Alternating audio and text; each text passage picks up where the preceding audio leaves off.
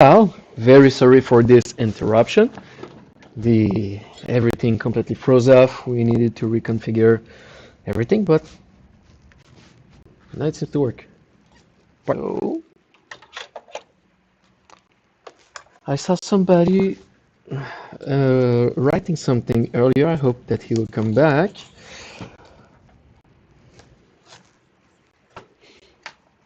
Let's see. Okay, so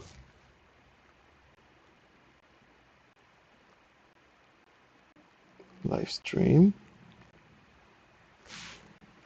No, I will. It's just very like poor quality. It's not really the best of the laptops to do that. Okay, I think that's working.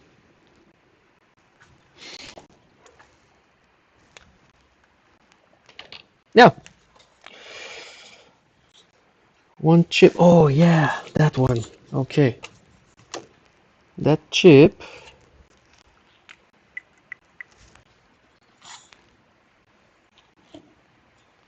here was causing some troubles. So let's change it.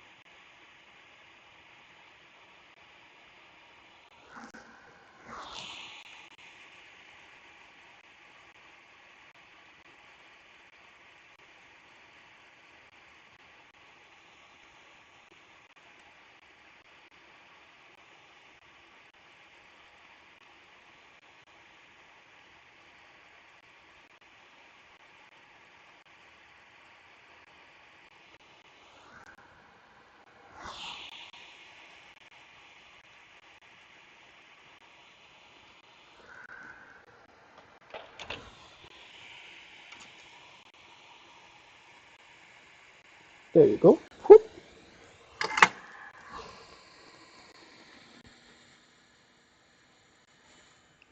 Oh, I think I might have to cuff one component. Woo! You need to be careful.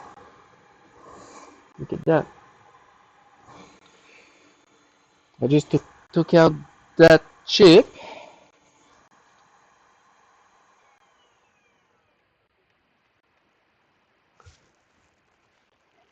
and while taking it off, it slid a little bit. Look, there's a small capacitor. And if you take a look here, I got 4 of them, and here I have one missing. So I will just put it back where it belongs.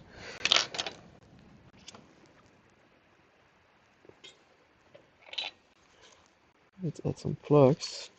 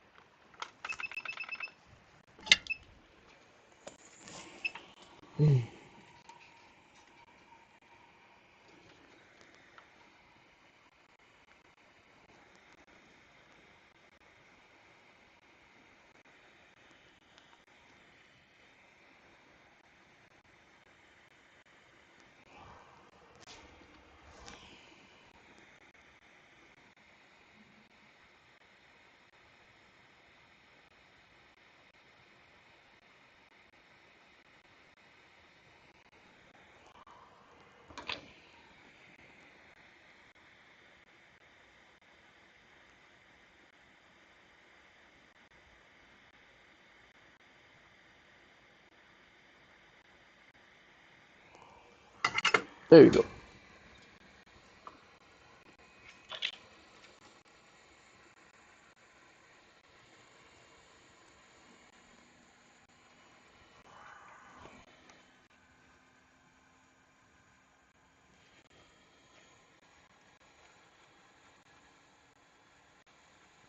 Let's put back another chip.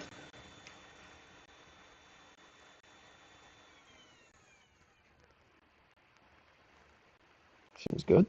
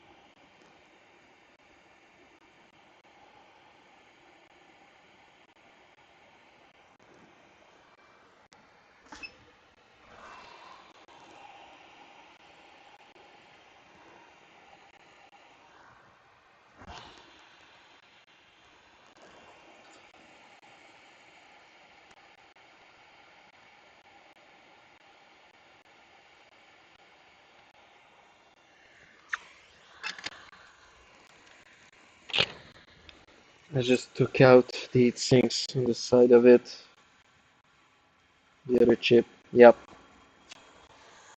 that's why you need to be very careful.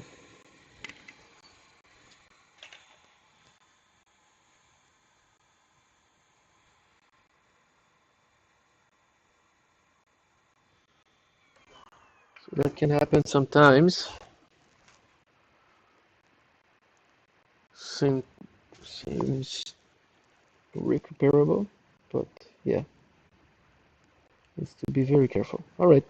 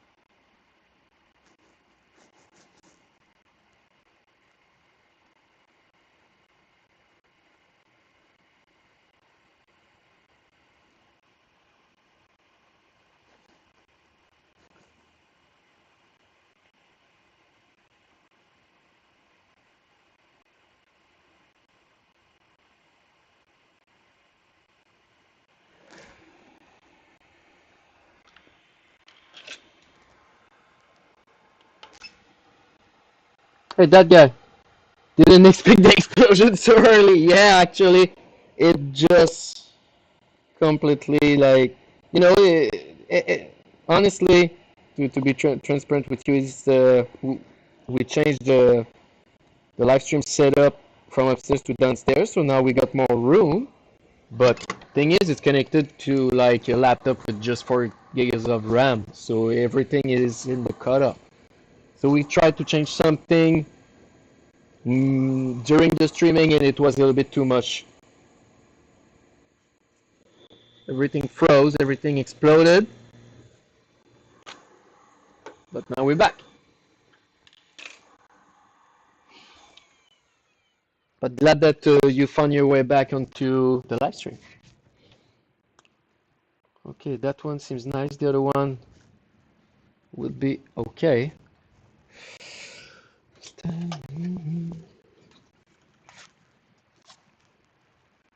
Cooling station. Let's see.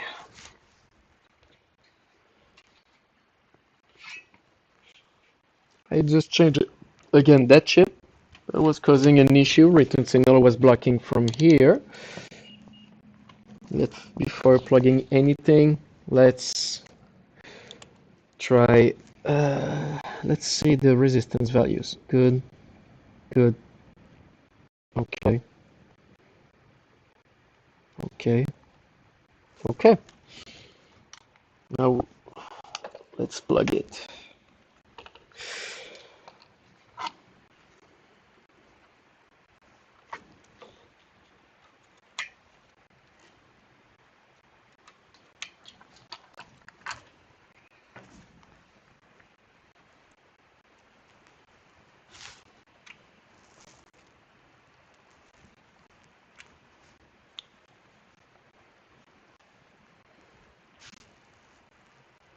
Zero. What's going on?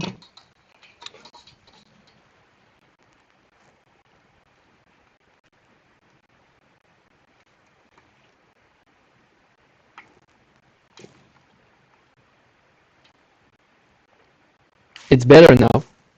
It's 1.4 instead of 0.5. Let's see all the others. Hi, Joe. My bad for busting the previous stream. Yeah, we tried to correct something, and it was too much to handle for the computer. That one now is weak.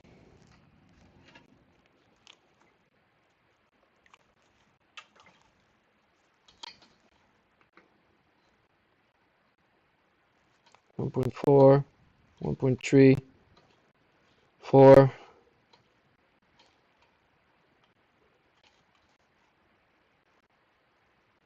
0.3. That one is even weaker.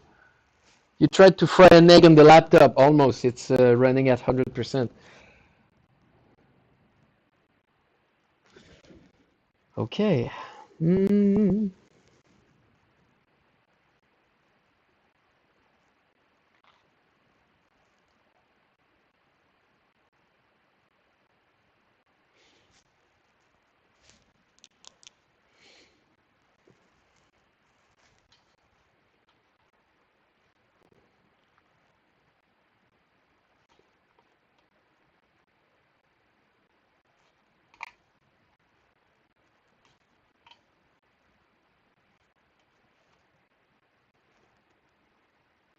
Even that one got a weakness somewhere. So let's see.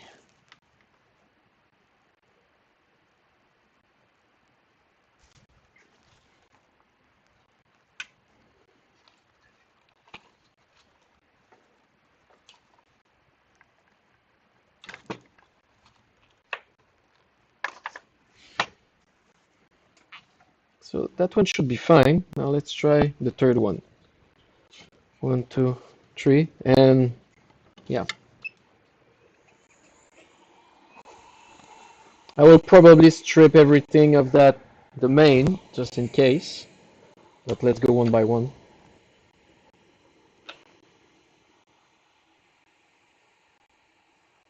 Also had a problem nearby here. I feel that I will need to rework that zone too. I cannot just change the chip here in the middle of everything. It will do like the other one. I have more risk of stripping everything and create more problems.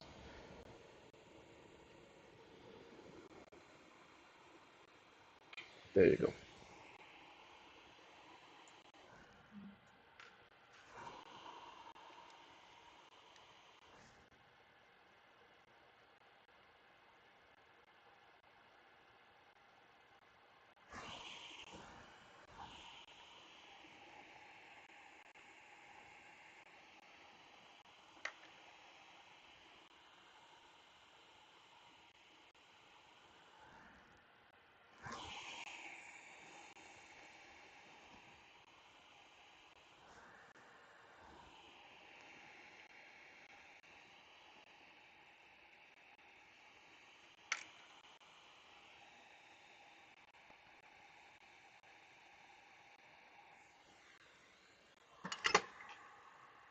There you go.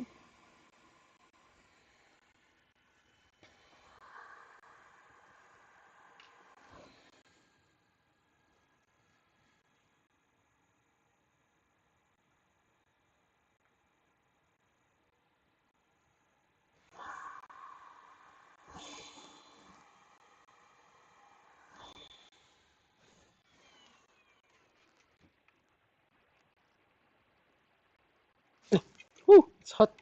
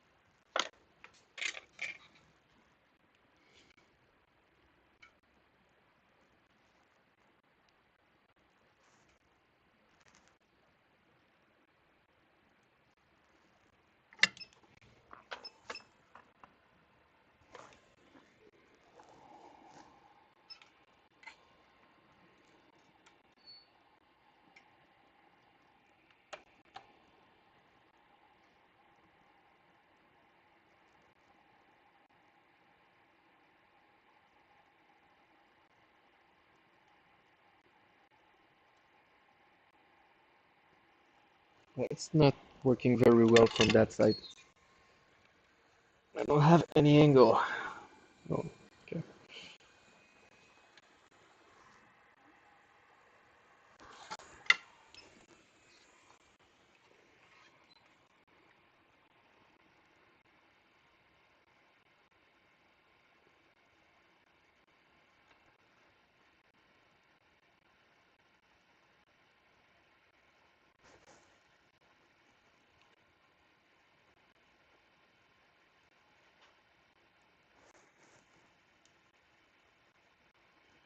Whew, hot.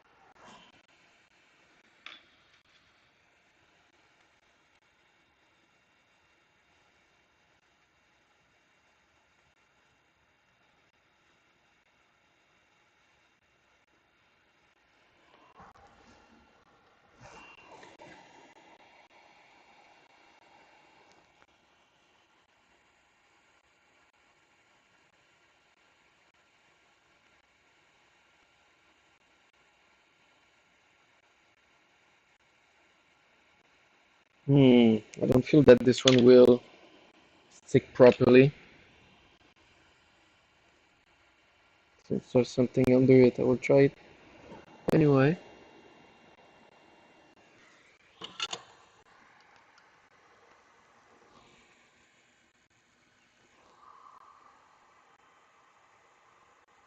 Hey Michelle, how's it going? What Ashbrook? I saw your message earlier, but it completely bugged out. The stream completely stopped. So now we're back, and glad that you find your way back too. Today, for now, it's L3 Plus Ashboard Repair Episode 6, the last L3 Plus, if you understand the reference. So yeah, for now it's L3 Plus still, but we will. There's a once I repair all of them, will maybe I will work on to other type of dashboard, or maybe even Jonathan can will take the lead and work on the live stream on some other dashboard.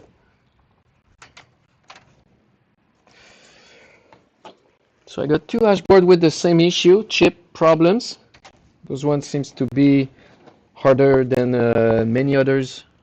I think they have been worked before. So yeah.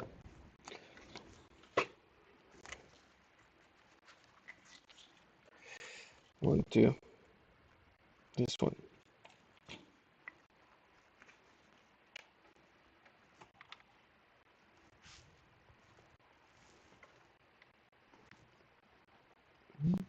There you go.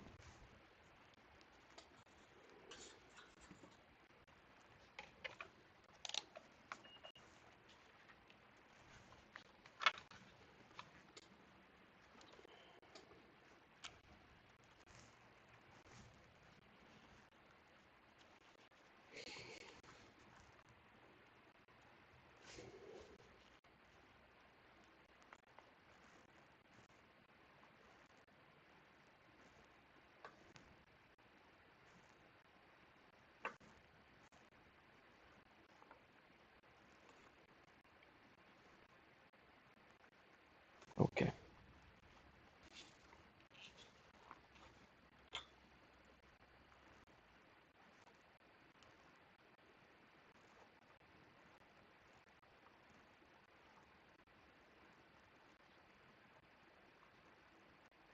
Okay, great.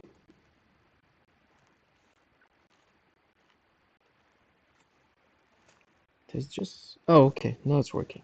Okay, okay, yeah, yeah, okay. Let's try it. Everest worked on L3, yes. Is the same structure as the other dashboard 17 and 11 series. I don't know 11 series, but it's different from 17 series. If you work on dashboard, you can see some resemblances. I mean, testing point, um, the chip themselves, the capacitors resistance. So you know it's the same tools, but the way that you're working them, the values are a little bit different. The resistance and diode values, I mean, are different, but return signal, clock, it's all the same. The chip, the type of dashboard, those one can take a heat. You really need to heat them up so you can take out the chips. So there's that too. Yeah, of course, same concept, different structures. They've been doing better and better and better. So technically 17 Gen is sometimes more efficient to work on. So by example, the tester as well as the testing point are more accurate. Those ones, by example, I got one issue into that domain, but there's no clear indication of which one. They're all interconnected.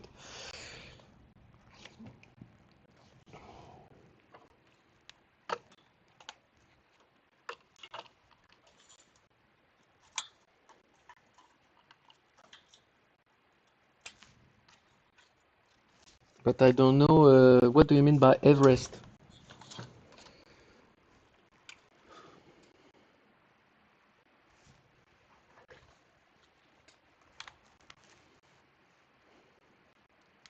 Still zero. What's going on?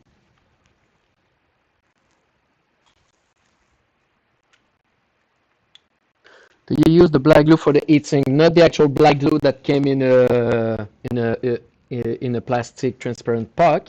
We're using most of the time I'm using thermal glue like this, or if I got a big batch to do, I like to use this one here, thermally conductive adhesive from MG Chemical. It's a thermal epoxy, and it's very sturdy. It's good to work with. Okay, return signal is good.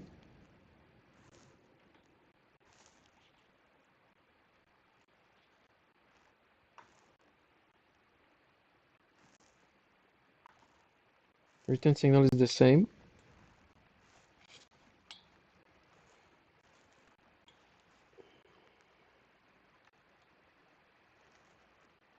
And it's the same here too.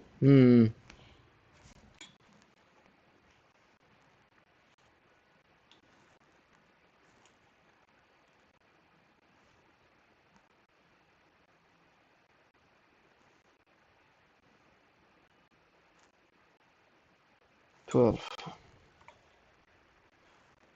12. I will change this one again, even if all values seems correct.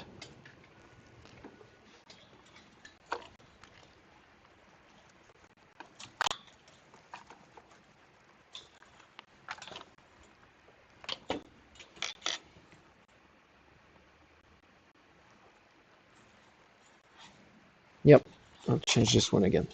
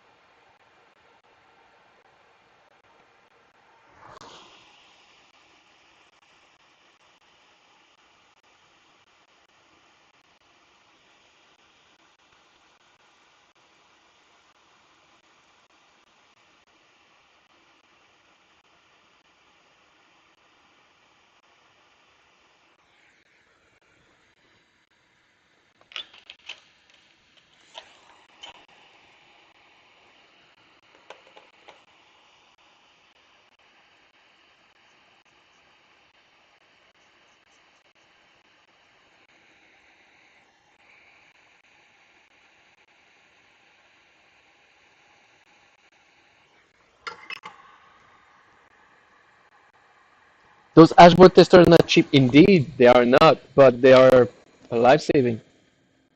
If you don't have those type of tester, your work will be way longer. So it's a must-have for any professional repair. Could be hobby repair, but yeah, it's not cheap. It's all around the same price. Okay, a little bit of alcohol, clean the zone.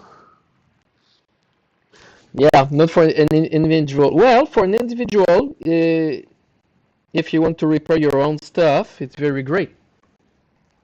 If you got many of those miners, yeah, it's a tool to have.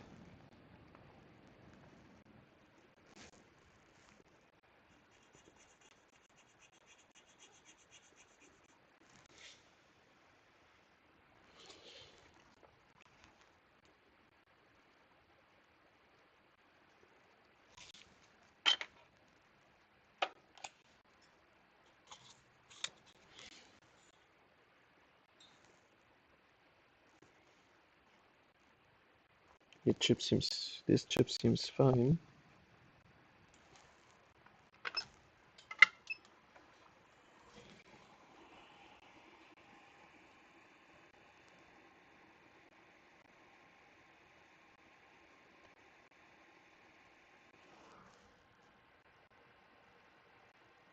Yeah, if you have a decent operation, indeed. But you know, it's like any tools. There's different ones. There's some cheaper than others. So you could still have a tester with like a cheaper tester, but it will really not be as user friendly as this one and as precise. PicoBit is more affordable, yes, indeed, but a tad less user friendly. Exactly, you don't have like that visual like the ARC tester. Out of stock at the moment, but more coming in. Yeah, these are a good alternative, so they are quite popular. As far as Pro Tools go, it's not excessive. Yeah. How do you connect the PSU? I can see the PSU plug, but how does it look like the other end? I will show you after.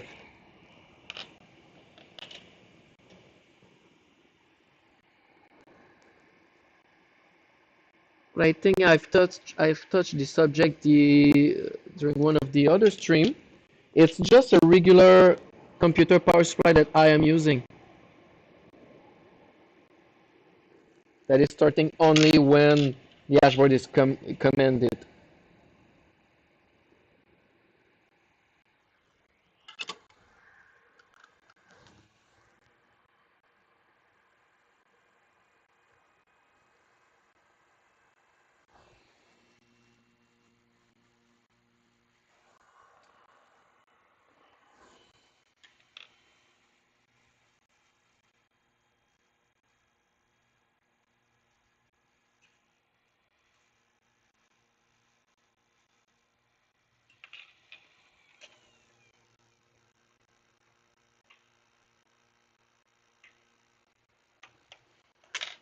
Okay, let's cool this one.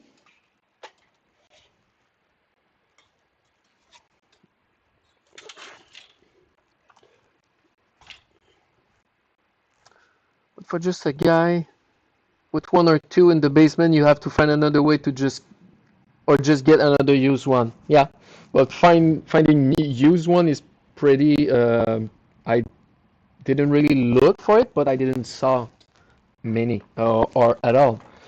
So let's see.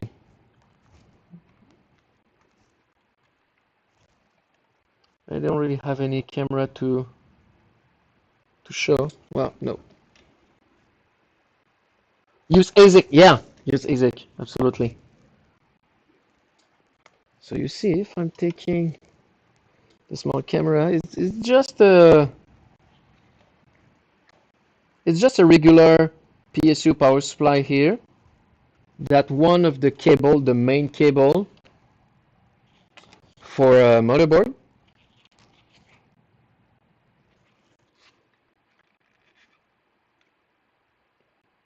got jump.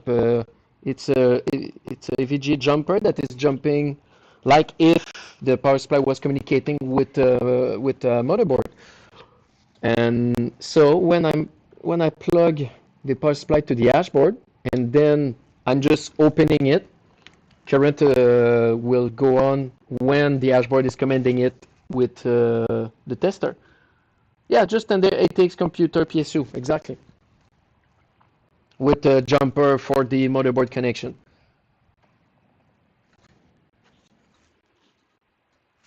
Let's see this one.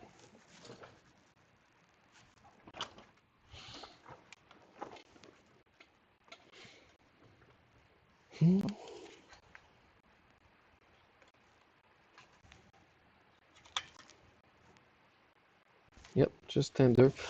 I don't think I still have a problem with the live stream. I only see your messages when I'm going to camera number 2. Bizarre.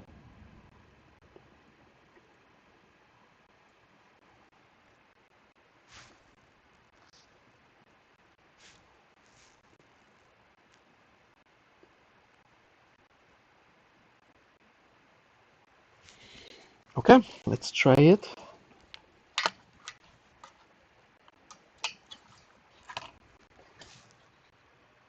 Oh, I think that's working again now.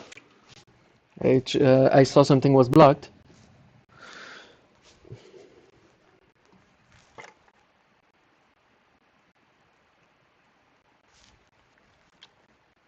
I didn't take a look into diode values, but I will just try to see directly what's going on.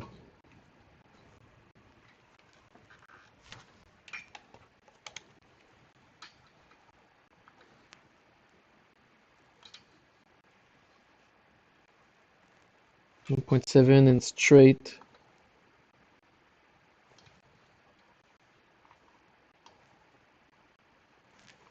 So here, you see how it's strange? 0.5 is the return signal, and now 0.5, and then goes back to 1.4. Here it's 0.5, 0.5, and that one is getting weaker, 0.12. I think this one will go on the side.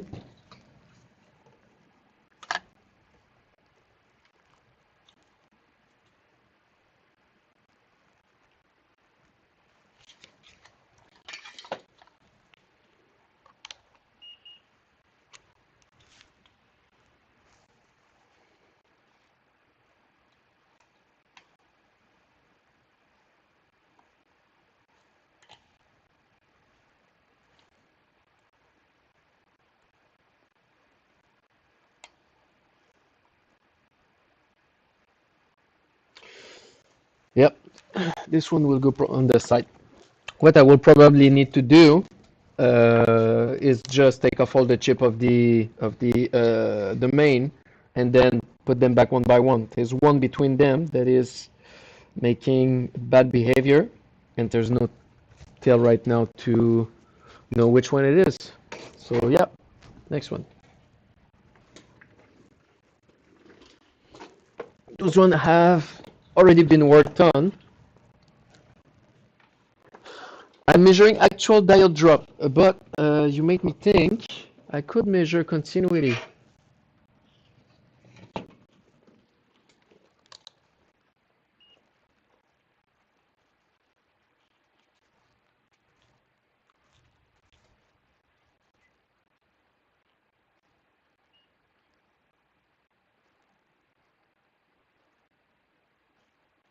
I want to see values of the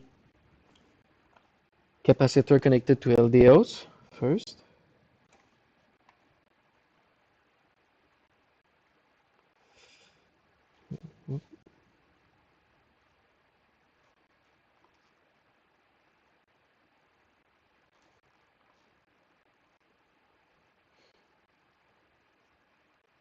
Okay.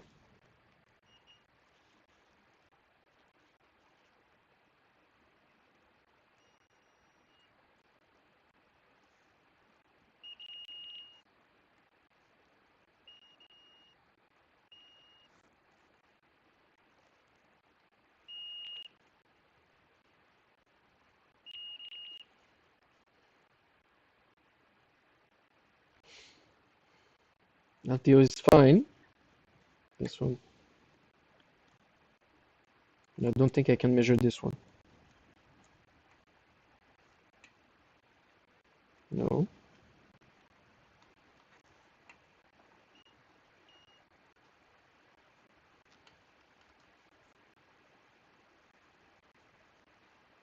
Yeah. I don't really have other ways to tell. Maybe resistance. No. I mean, they both work. I was just curious if it was actual diodes. No, not really. It's more resistance values that I am measuring with diode mode. So it's really the what resistance is between the testing point and the ASIC chip. And these are specific values that all ASIC have, and I'm measuring them. So, by example, that one is around 0, each values are around 0.425, something like this. So if I found out that one of the chip is 0.7, there's definitely an issue. So I will change it, or at least take a look. But in that case, all of them have good diode values, and they all have return signal problem. And I changed twice. The first one here, the first one linked to the return signal. Yeah, so far continuity seems to be everywhere, so it's really one chip that is causing problem. So I will need to just take them all off and start with the first one, installing it, checking it, and then the second one, and etc. So I don't want to lose too much time on that one.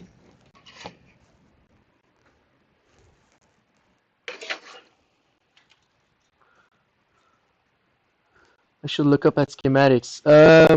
Schematics are not, there's not many schematics of those type of miners, sadly.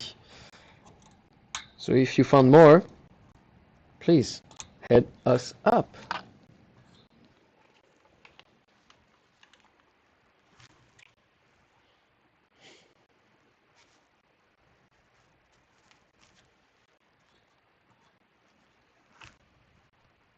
Zero, what's going on? Oh, no MOSFETs. Here.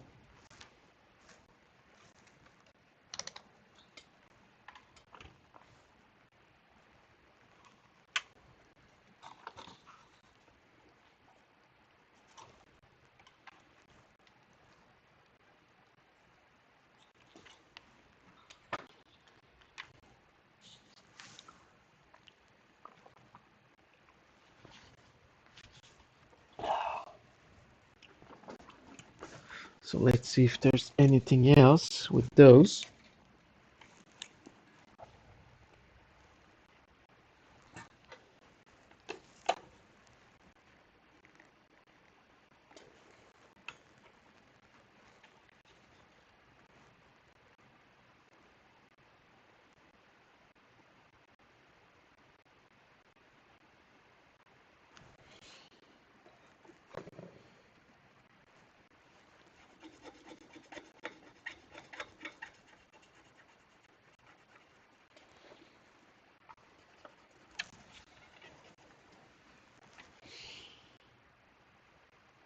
LDO, where did I put? No, MOSFETs, I need MOSFETs. Here.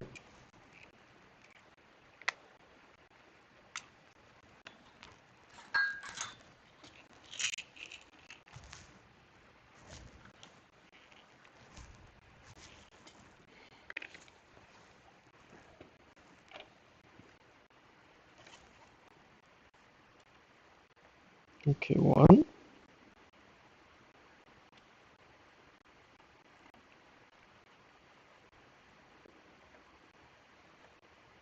two,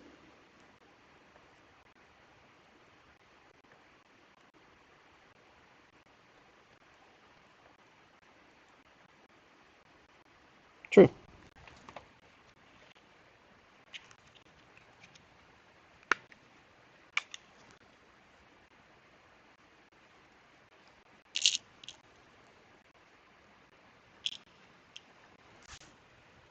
Hey Fatim, how's it going?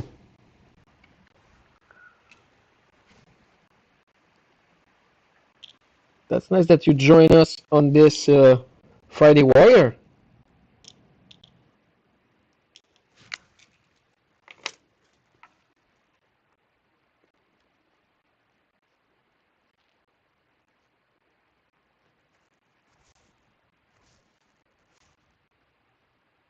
There you go.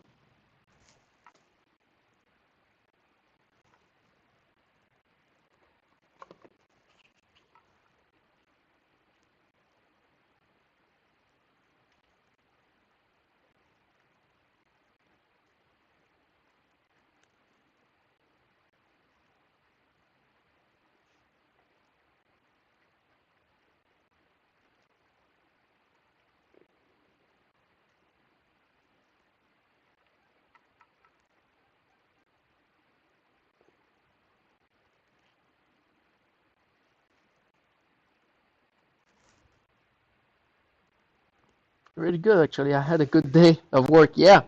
So I thought I rest a bit and watch the stream a bit. Nice that you join us on this one. So right now I am working with L3 Plus, so we could say that it's the episode 6 of the saga with L3 Plus, and it's technically the last batch. And I even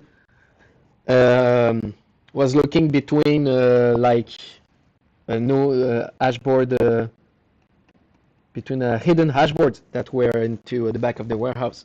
And when I found those L3 Plus, some of them I probably already put so much time and effort in them, but they were almost unfixable or very too long to repair. So I decided to take all of them and take a look at what I can do. So now I'm already starting to work on those. But yeah, it's going fine so far. Just one repair for now. That was a booster problem. But now I got this one that got a MOSFET issue. So first, let's see if those ones are shorted.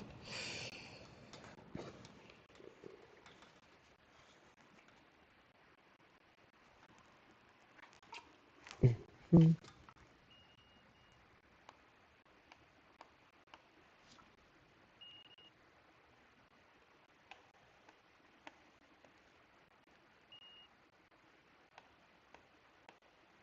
Everything seems nice.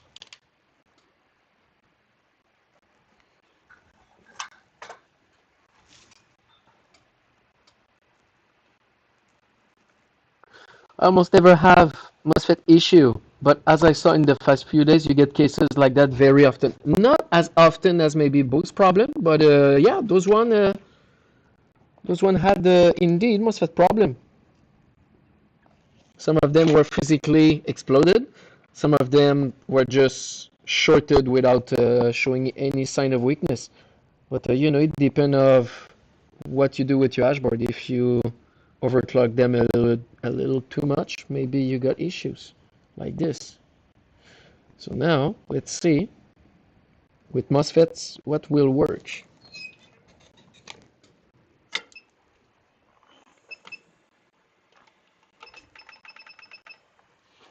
You found a repair guide. Now all I need is broken L3 Plus and lots of time. Do you mean the L3 Plus maintenance guide?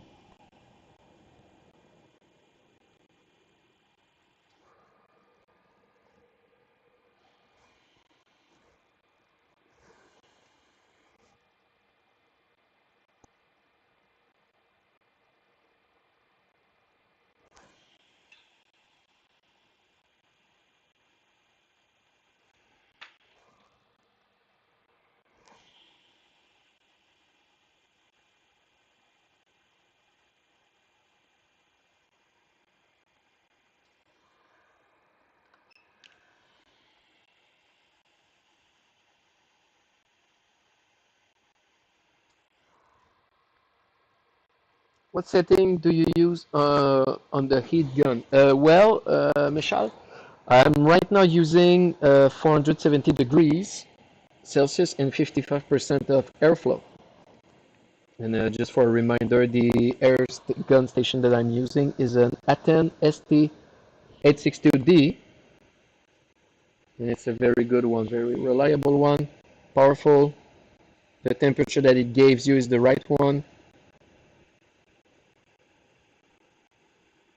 It's actually a knockoff copy of a quick air station. But honestly, for having tried those two, that one got a few upgrades that makes it even better. So I really love that one.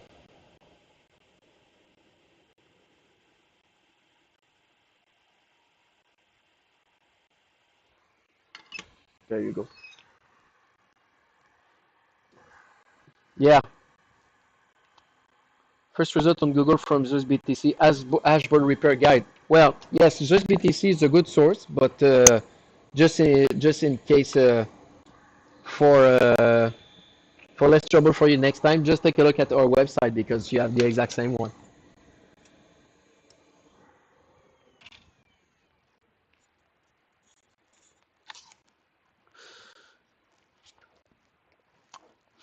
That all depends on the air station. My small one needs all the bins on larger chips. Yes, exactly. And also, small detail here, the air nozzle. So you see that one isn't straight, it's bent.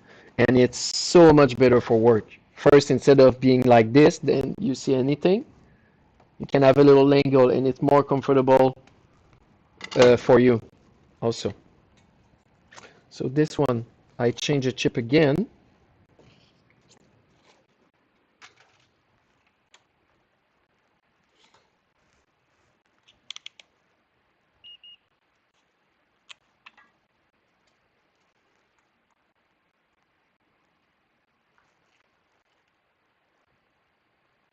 Four 450, 444, 427. Good. Let's see with the voltage now.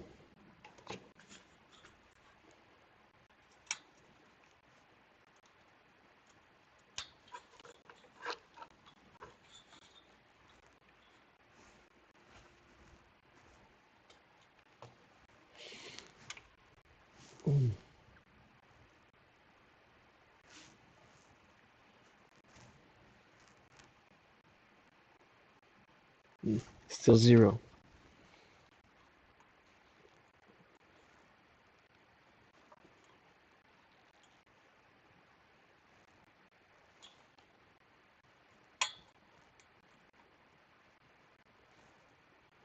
Five,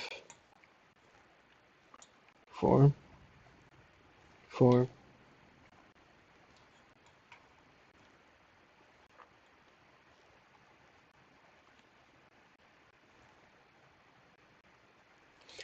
And same thing here, -2.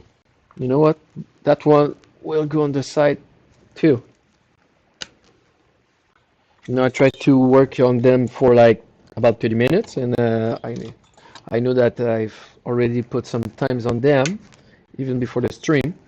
So for now, they will go on the side, and I will take a look at other dashboard that might be that might take less time to repair. And if I got all of them, I will come back and try to repair them a little bit more.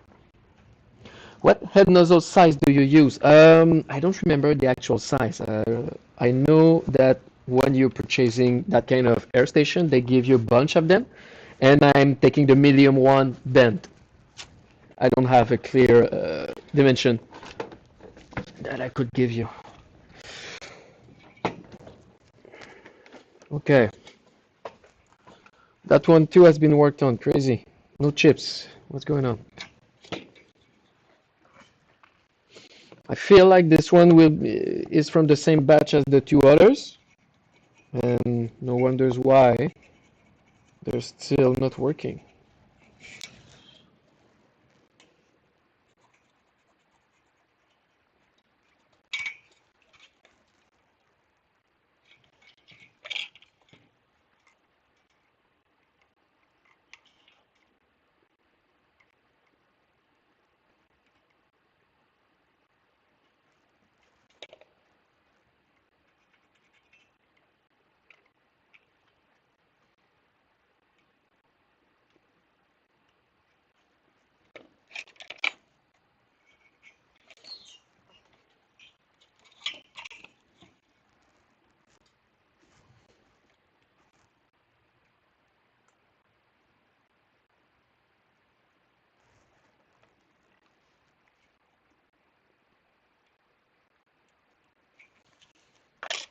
But you know the air nozzle for comparison, it's about the same size of a chip.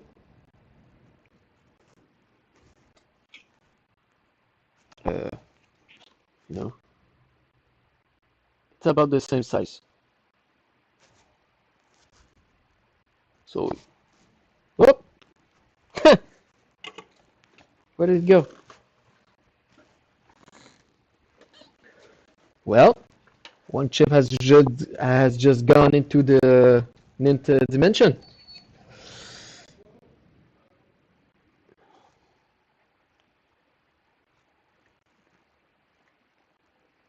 At least it's not. It was probably not working. I hope. We'll never know.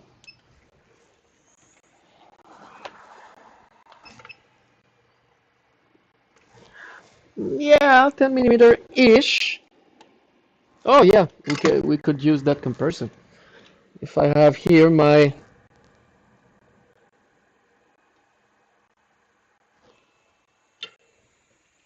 you know, a little bit more, like one, two, three, like 13 centimeter, 12 or 13 centimeter.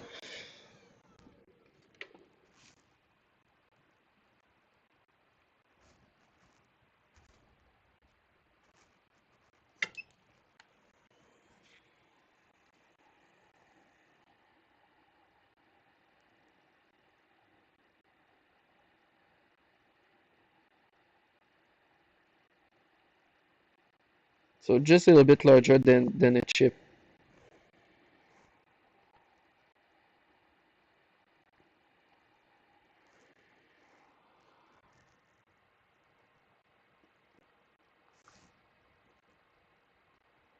Yeah, half an inch might be the one that you're looking for. Whew. But indeed, that is working very well.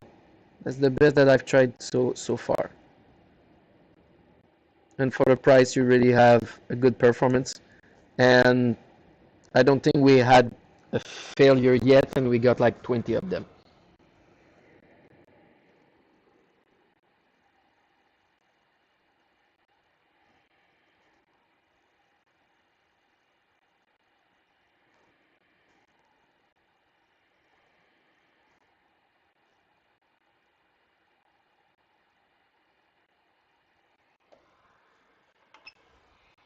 But it's like the tester, you know?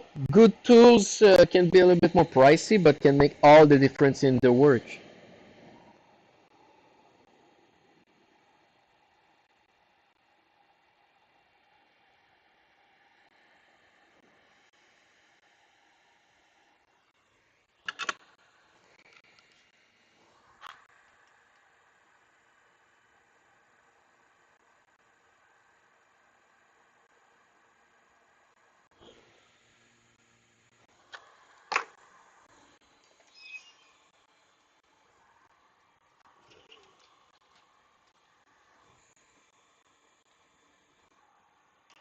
Mine smells as much as the flux at full power will likely last for work. Do you have like the small black one with the air station and the soldering station? Like the one at $50, something like this? You know, I got one right here. The one that we used to start with.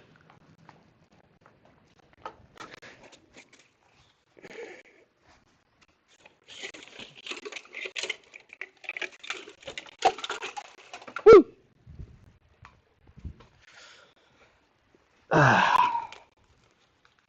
This one.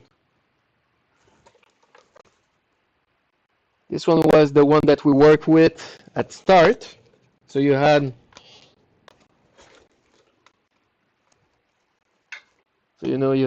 your soldering gun and your air station with the straight nozzle. So if we compare with the regular one, already you see a better difference. And also being bent is not something that you need, is very important. Also, it makes a great difference. But yeah, just the air. But yeah, so another thing, when you go into more professional air gun, by example, look, Here it's just a cable, so there's no air going through. That's probably only power coming from the. It's like a power supply, you know. So you get your power from here, connecting, and then giving electricity to this air gun. So the air is coming from here as well as the heat element. Uh, while this one, look at this.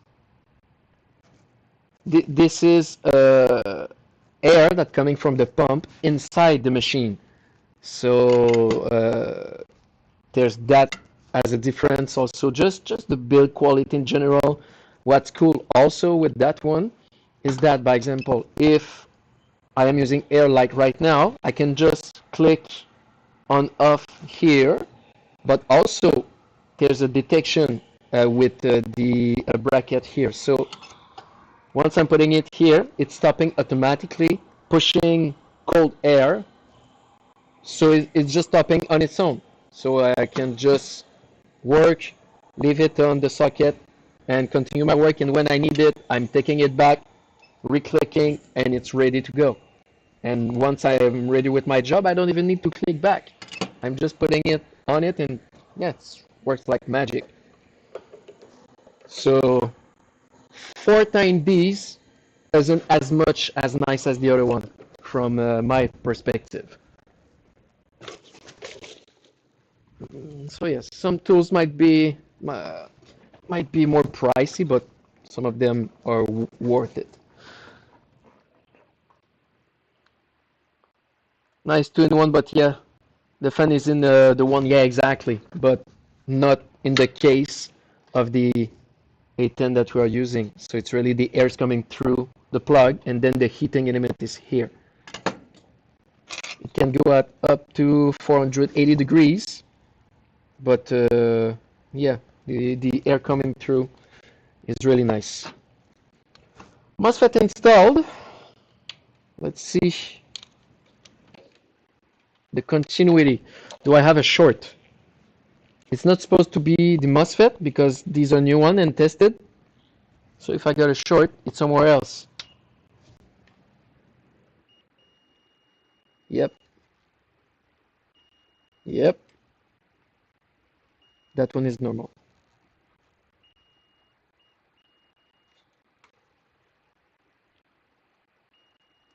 But here, there's no short.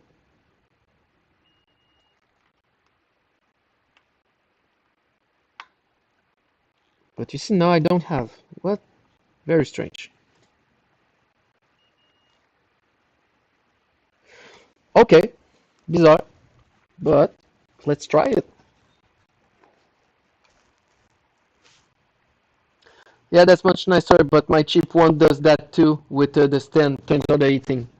That's a cool, that's actually a cool feature. It's not a must-have, but it's nice to have. Gate was charged maybe, yeah, I see that sometimes. But now, let's see if I will have any explosion about that one.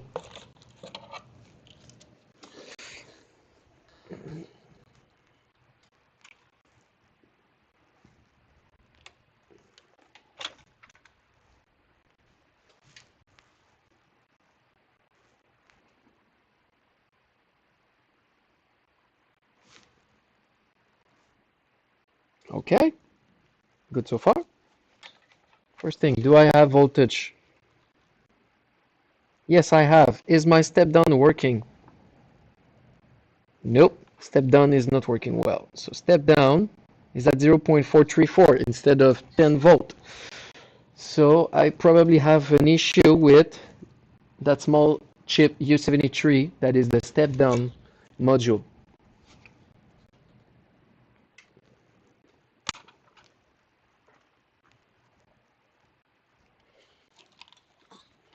So let's see.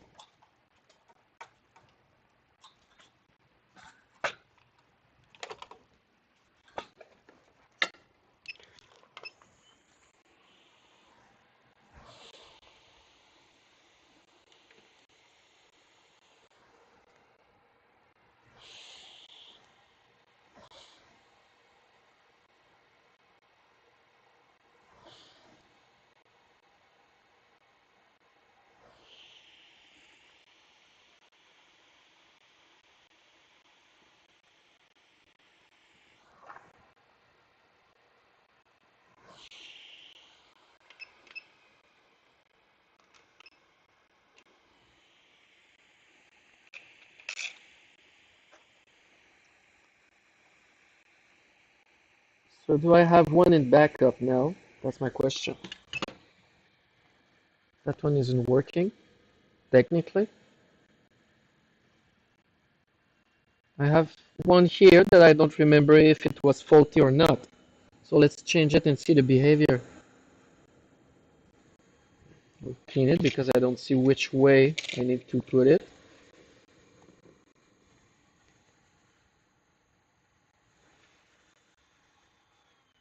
The other side. Yeah, this side.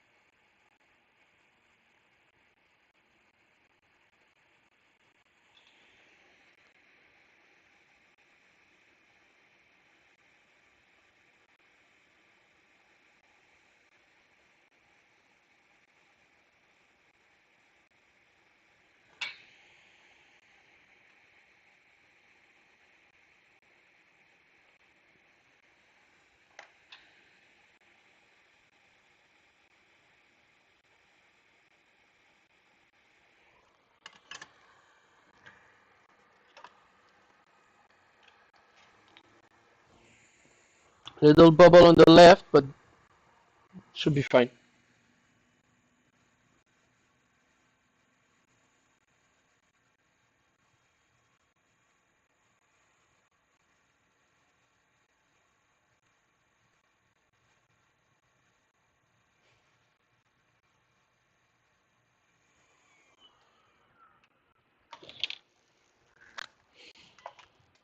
What kind of flux do you use? Good question, Michelle. I shall answer to that one. It's chip quick. I'm not sure of the part number because it's completely gone now, but it's not regular flux. It's what we call tack flux. So it's not the same color. I find that for high temperature work, that one isn't evaporating as quickly as the regular one. 291 seems to be here. It seems to be N619 something. Yeah, N6191, something like this.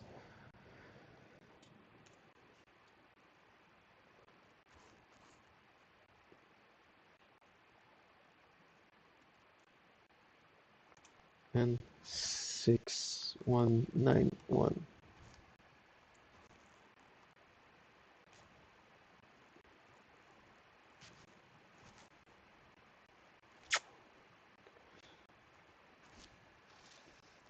Thirty 30C.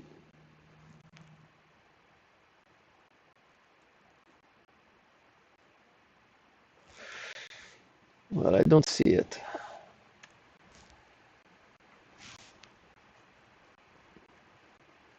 This one.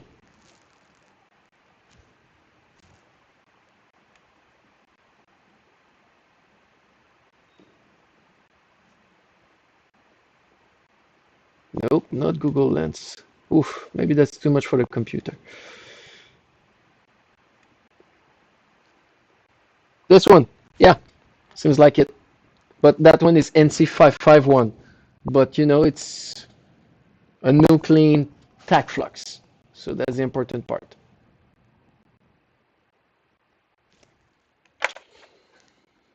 Okay, that one has just been changed. Let's put that on the cooling system.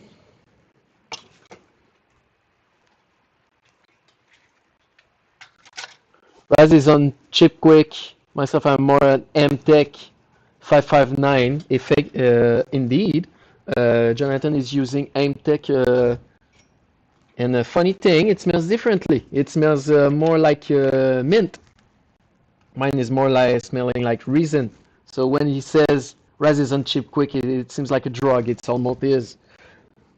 When we are working too much, we sometimes tell to ourselves, well, you seems to be so flux right now. Yeah, because I've worked too much. I've got too much flux.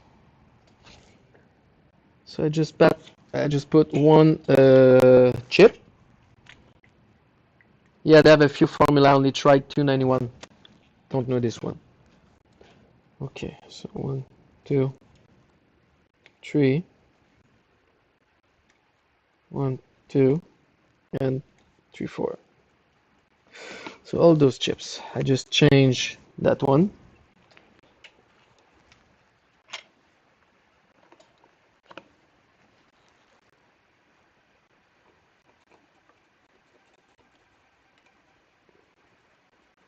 I think.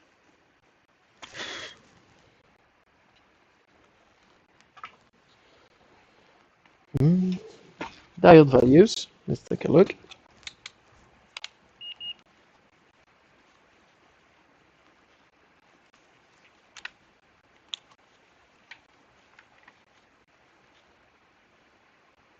Good, good.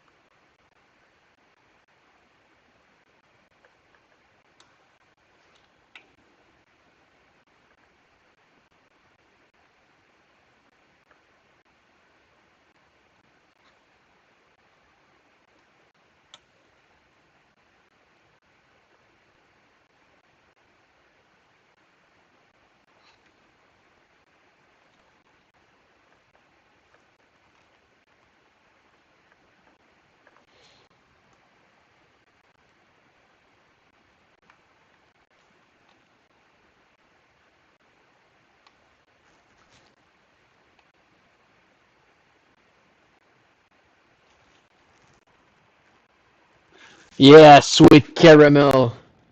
Yes. You're such a flex head. Yeah, exactly. Prefer the smell of the old brown rose, and yeah, makes quite the mess through. Exactly. But the tac flux is that's the real stuff.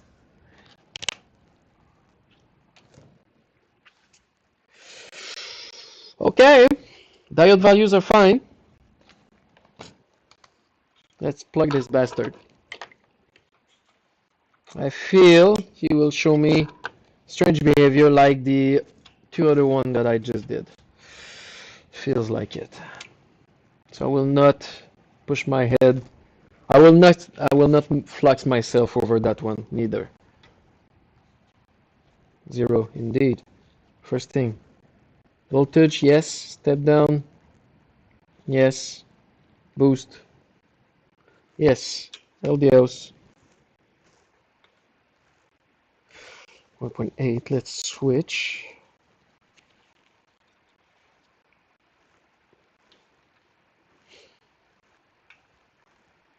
Okay. Now, let's see. Return signal.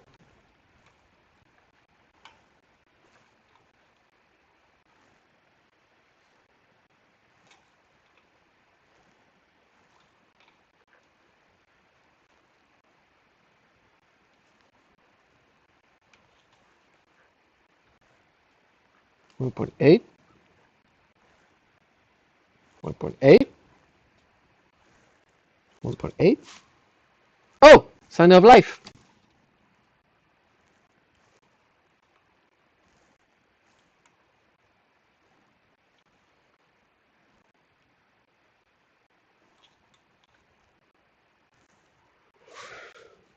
7. Okay. Let's bend this one. No. Clock signal.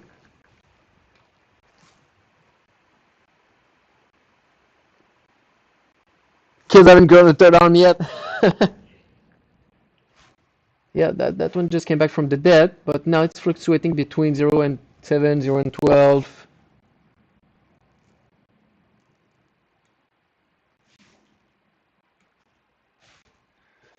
Ah, I hate those ones. So you see, I don't touch, 0. I push, 12, 7. I release, 0. I push, 12, 7.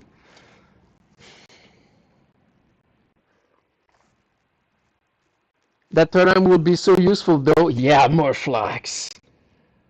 Yeah, one arm for the multimeter, the other for the dashboard.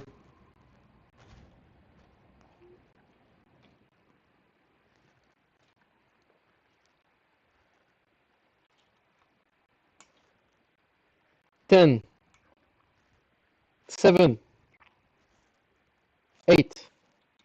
Here's going, it's starting to get strange. 1, 7, 1, 7. There's something with those boards sometimes.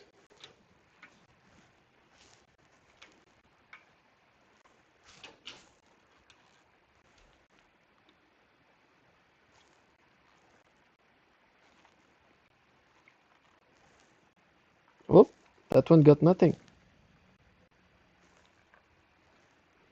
No BO, BI. Starting from here, everything goes fine. But if I'm going back, here there's something strange.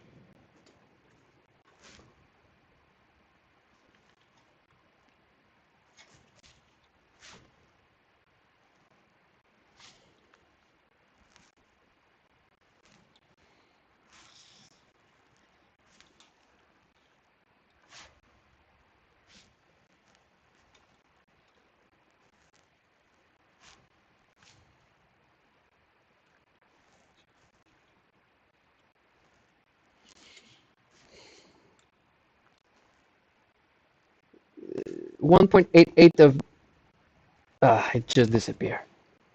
14, 7. Okay, I'll be very gentle with that one. 0. Really? I just need to push. Fine. You just need a little push. Okay, 1.7. 0. Is this a joke?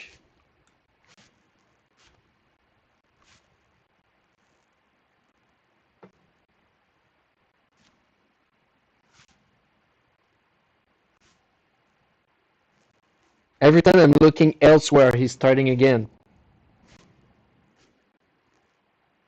I will change number 7.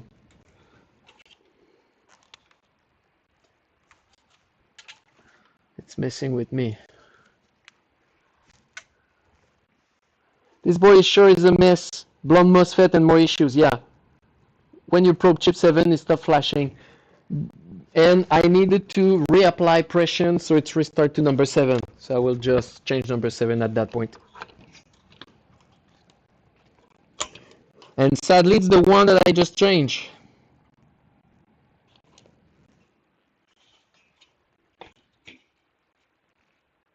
Or maybe not, there's just flux everywhere.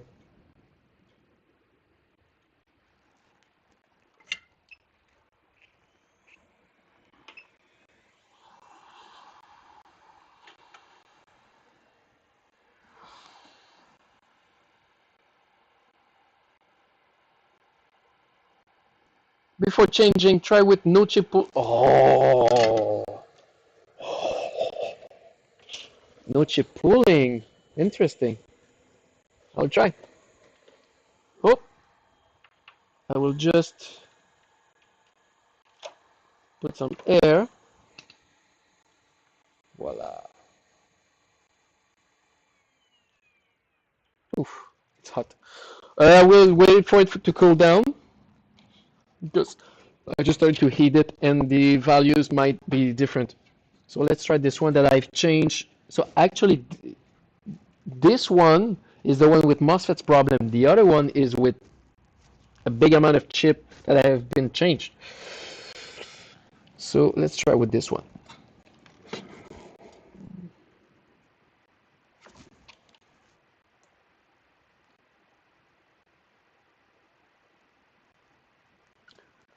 Last second save. Yep.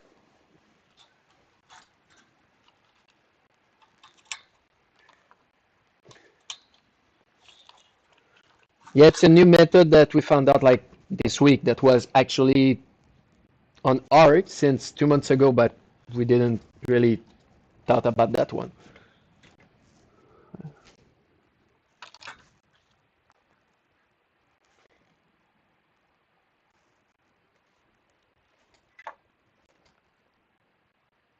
Okay, nothing's exploding. But do I have different values?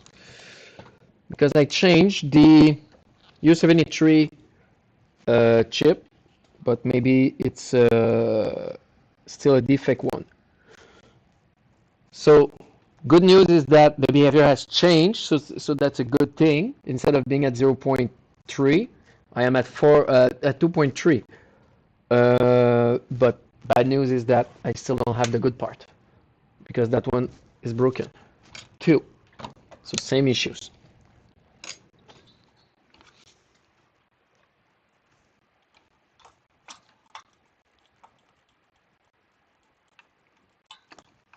So I will just put the other one into the graveyard and that one too.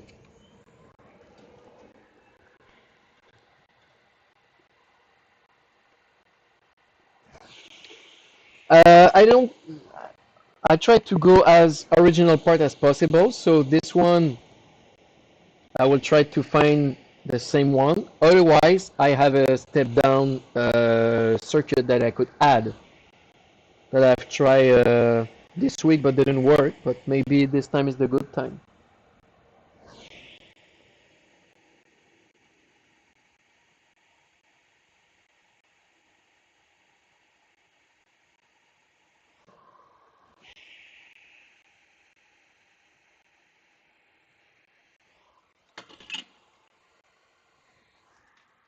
Let's see.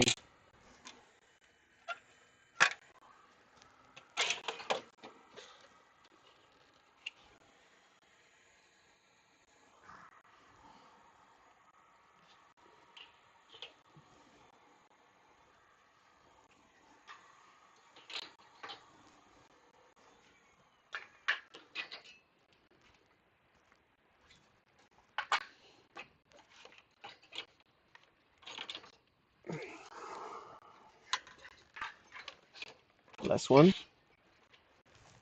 Woo! I have one.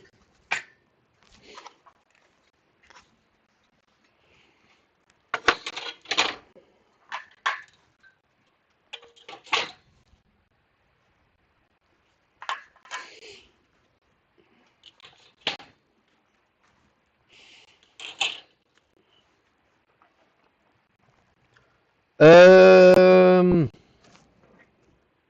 Maybe Joe could answer to this one. Not exactly, because there's like three different type of U73 step down, and those one even there, the number that that is available on it, by example, 744. If you got a 736, sometimes can mess up. So you really need to be specific. What is no chip pooling? We will show you right after that one. So we'll go get that chip.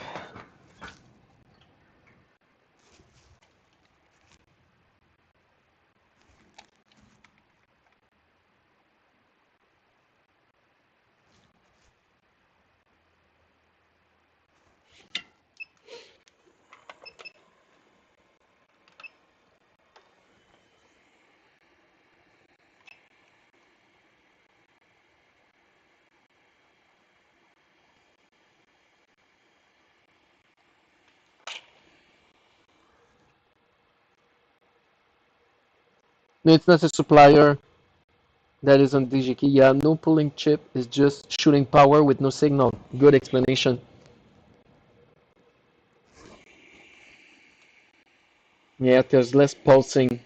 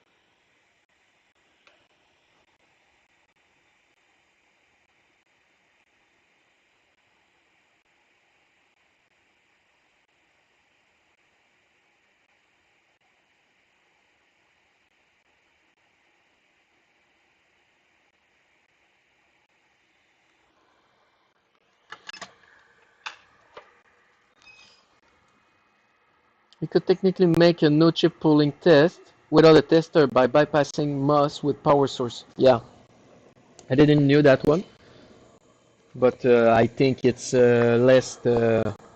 If you don't have the tester, I guess you could too, but it's so much easier with that tester.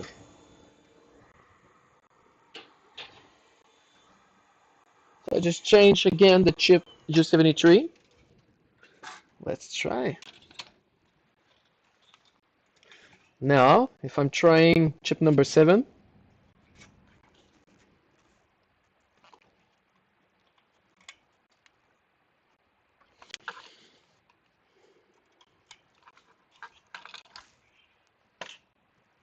can we do that on other models also? I think to one of the other tester that we have, don't know which one.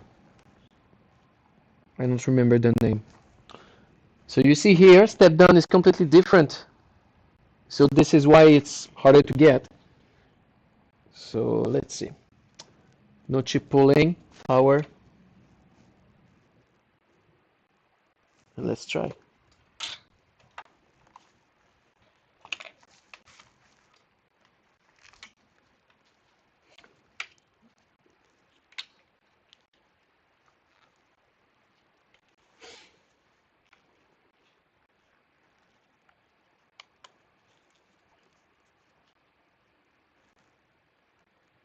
So you see my return signal isn't pulsing at all.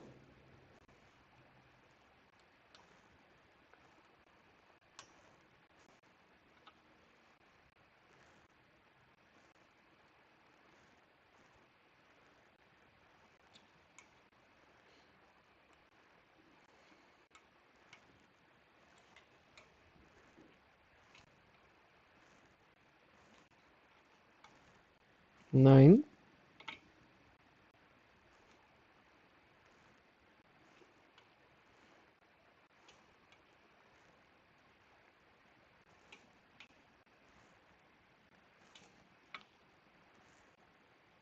That one is high, but that might because by number 7.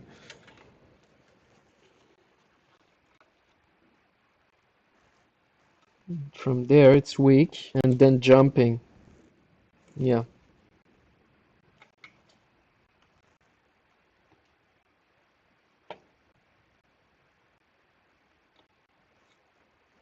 So you see now no pressure, but when I apply pressure, no pressure. Huh? 0, 0.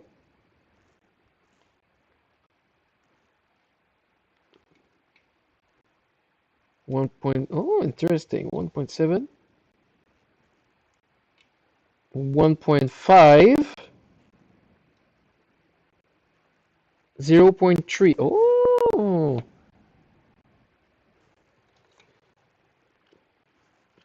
1.7, 1.7 now that there's some pressure. Oh, interesting. Interesting. I'll try with those one. Last minute save, Joe. I will try.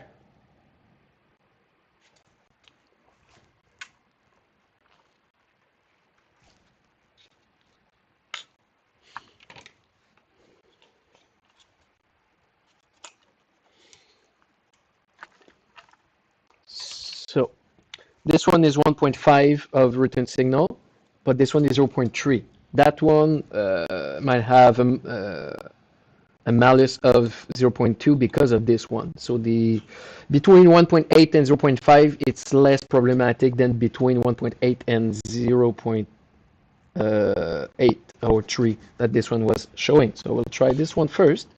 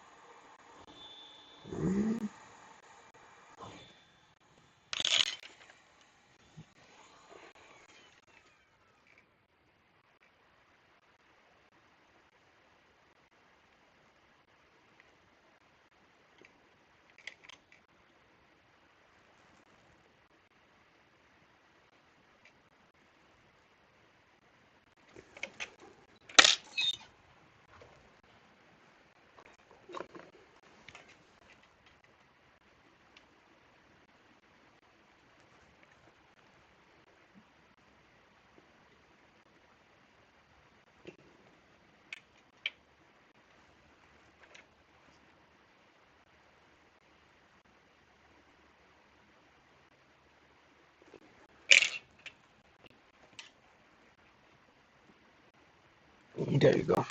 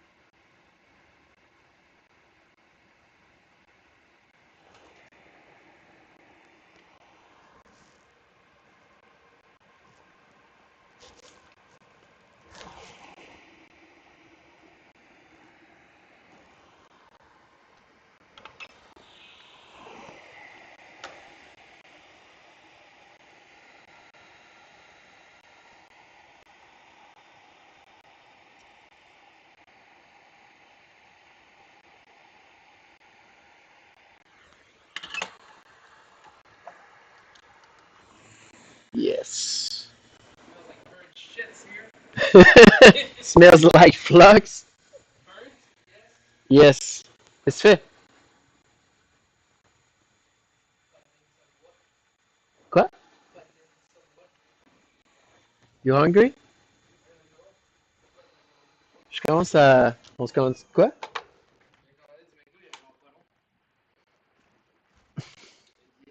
Treachery. You order something without me. Ah. Check avec les autres de bord. En plus du McDee's.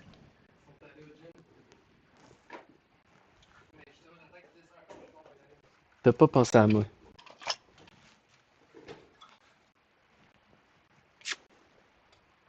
C'est beau.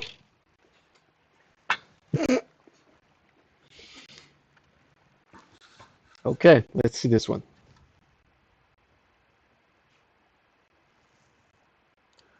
Capable du Mc. Yeah, my colleague. I asked him if he was starting to get hungry, but he already ordered some McDee's. It's always good. So easy to fall for these, but he didn't bring me McDee's. What a shame.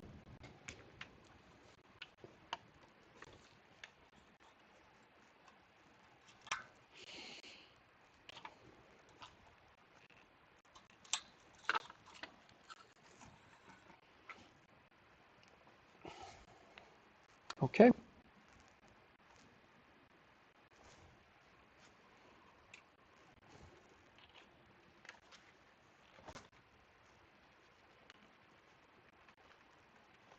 Les enfants veulent juste ça. C'est vrai. Ouais, j'avoue que là, tu te tannes. Non, pas. Voltage.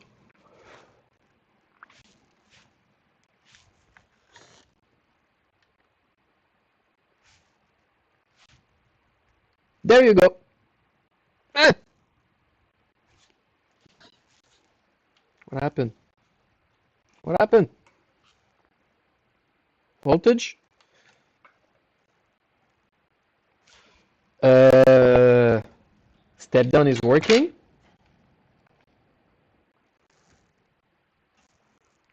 Okay. What's going on? LDO.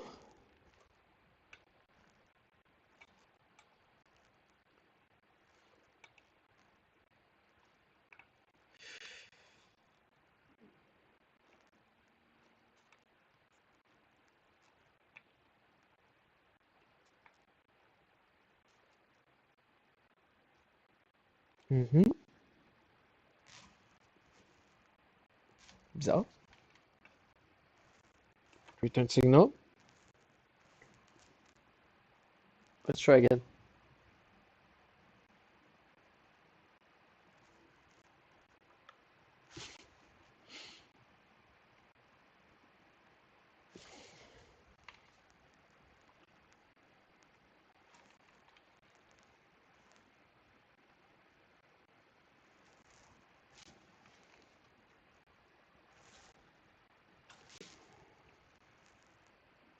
Yeah, what's going on? I'm sure this one is still the issue. But what could be it? Clock, let's see the clock.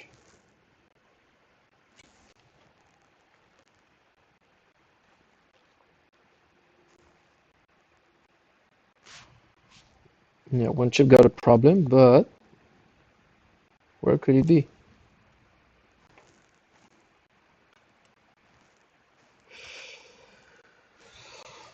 Let's see the no chip pooling test.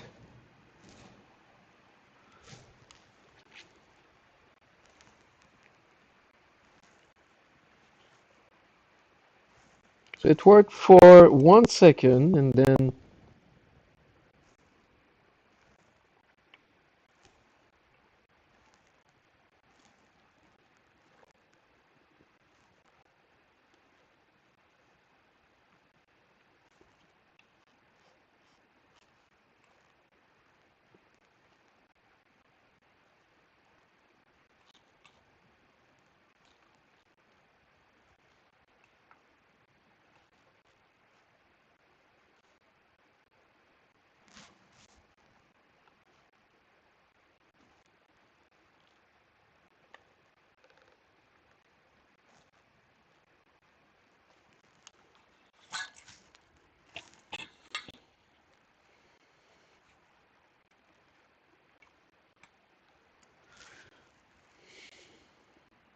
very bizarre.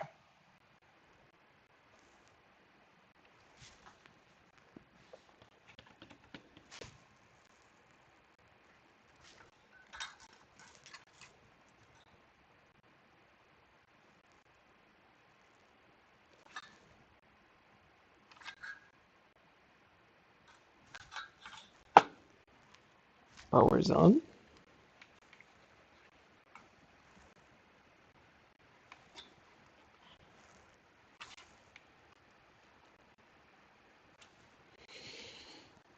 Hmm.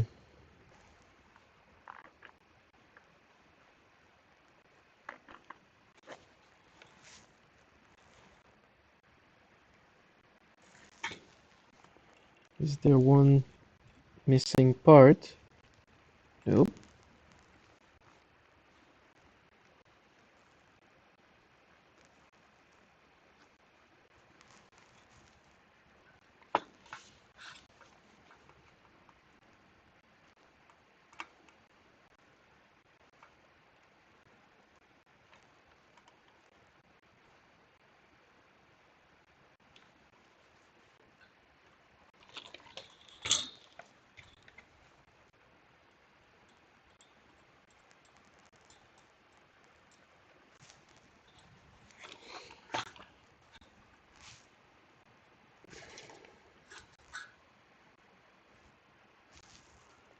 Now I have to repair the tester. Yeah, maybe I will try maybe with another dashboard, but yeah, I don't know. It worked for 1 second, but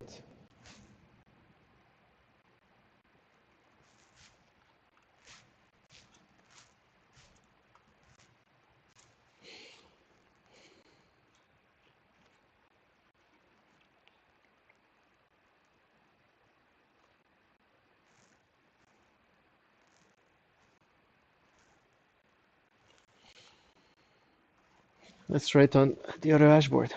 Very strange. It worked for 1 second and then denied. Dirty connector? Nah, pretty great.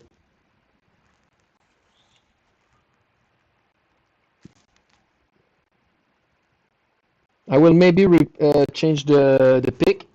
Maybe.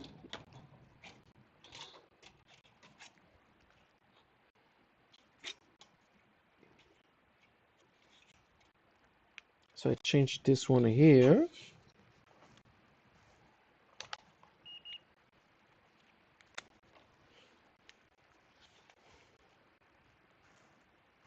Good, good, good. Good.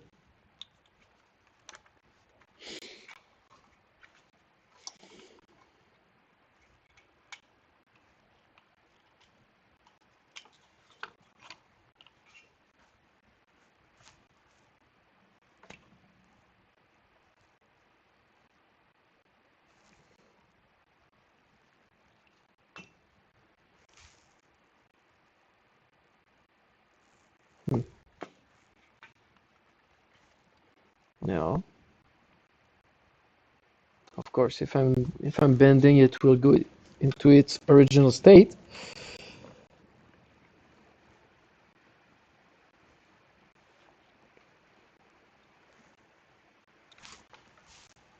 Let's see.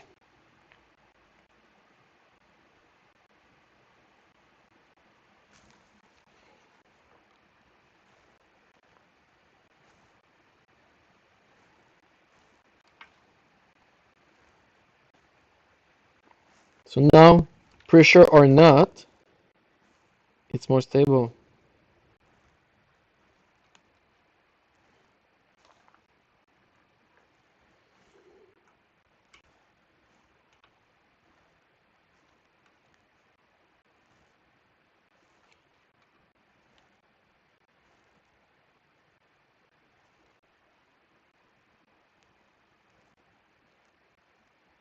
No, same thing. Okay.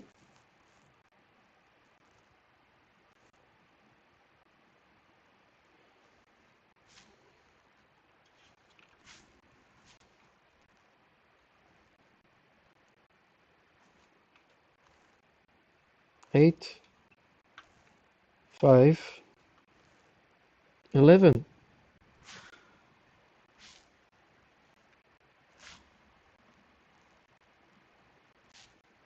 8, 11 without pressure, pressure elsewhere, 11. So it's between 6 and 7. What's going on? That one is so weak.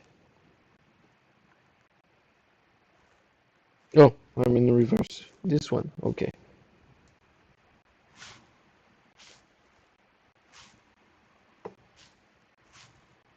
Okay,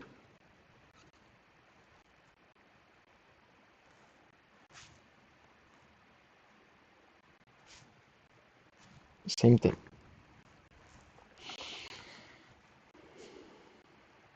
Ultra number 6.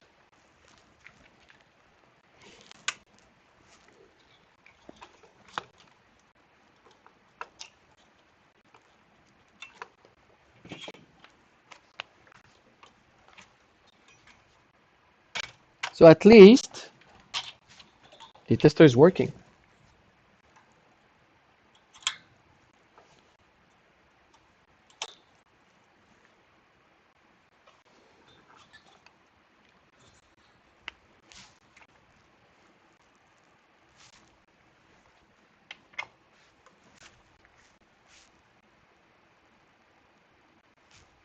Zero.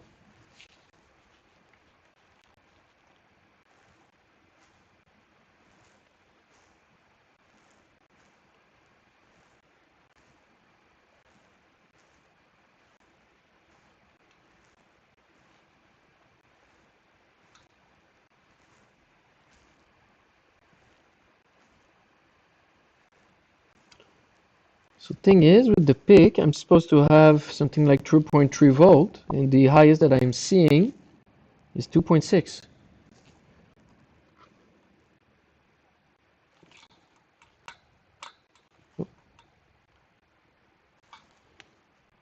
And if I go back to the other one and compare values,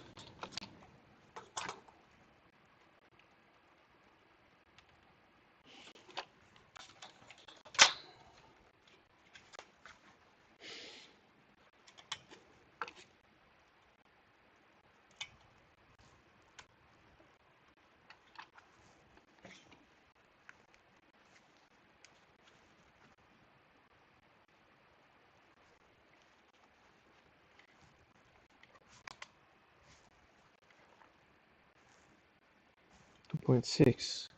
No, same thing.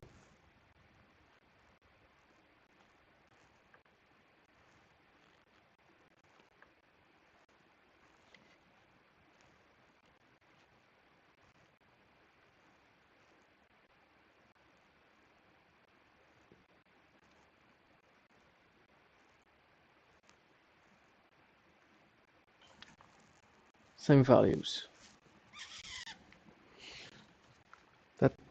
That might be U73 still. It's very strange behavior. Thing is, do I have another one? Not really.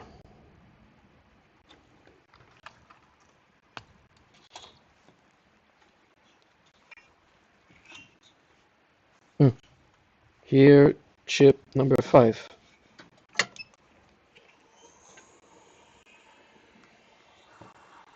Chip number 6, I mean.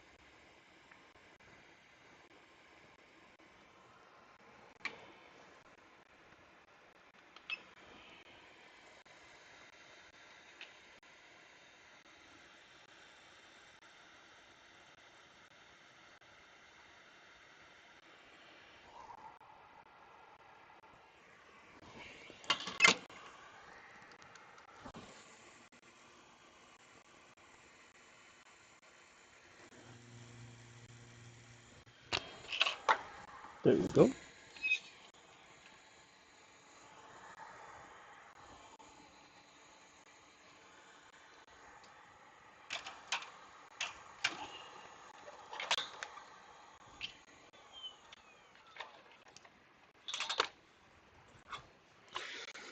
What's going on with this one?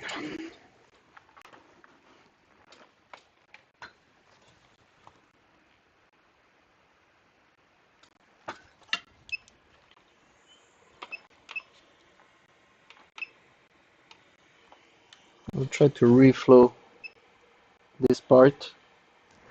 There's a little blob, solder ball also. I'll clean that out.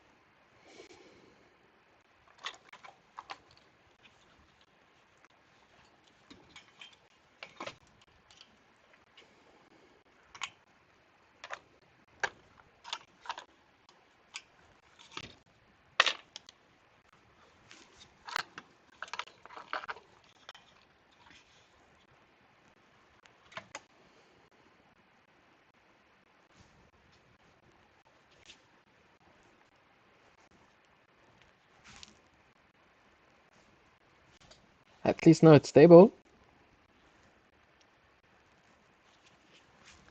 Or maybe not.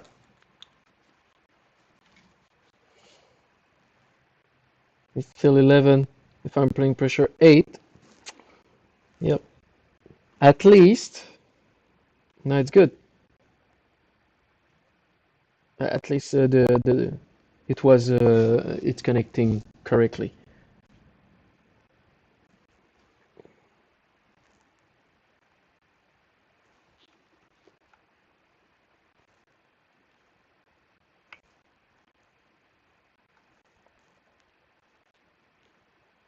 Well, I will still change number 7.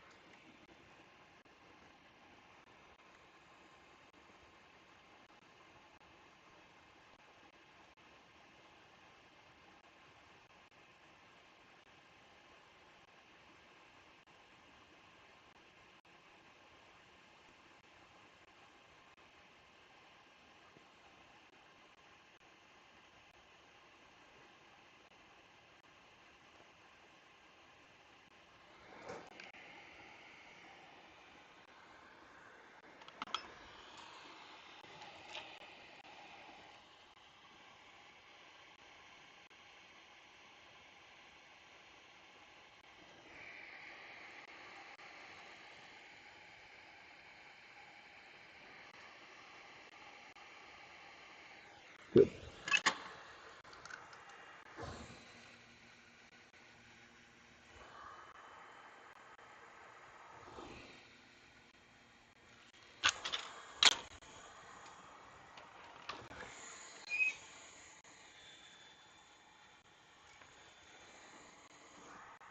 Cooling station.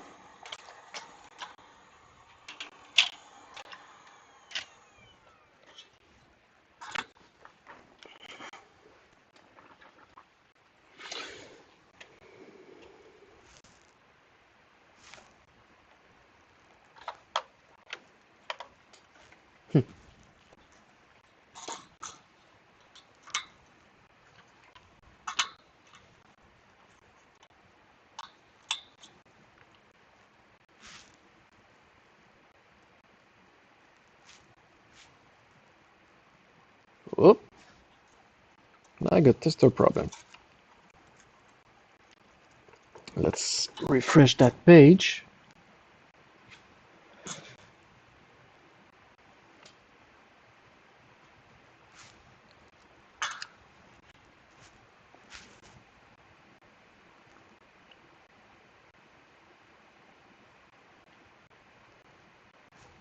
Mm-hmm.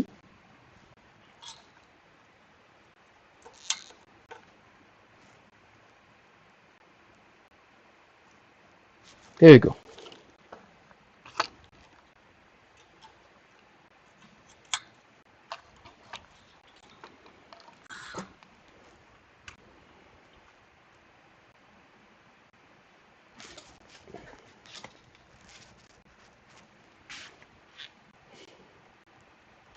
So 0.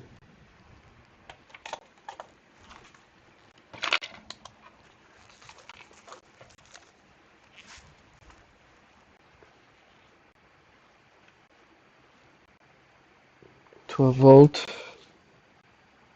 10, and that one is connecting properly.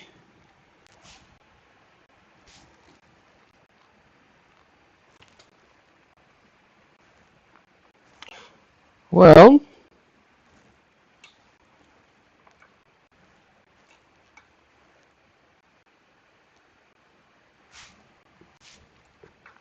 I sadly don't have any clear indication of the issue.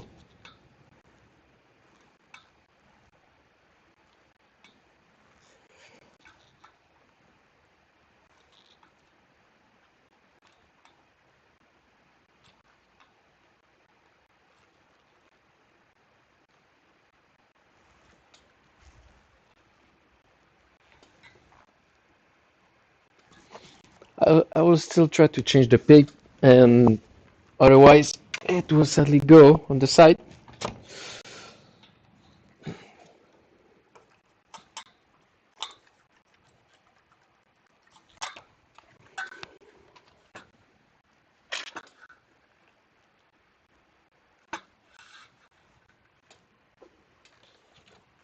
Let's see, do I have a pick? No. Oh, I have here.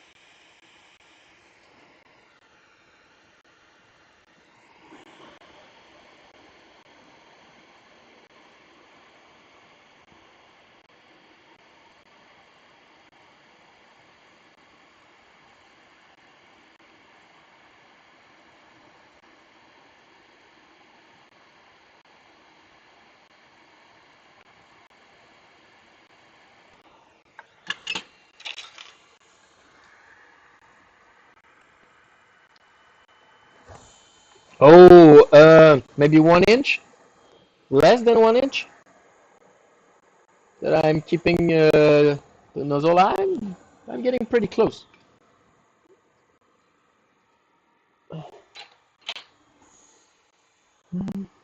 Let's see here, the chip.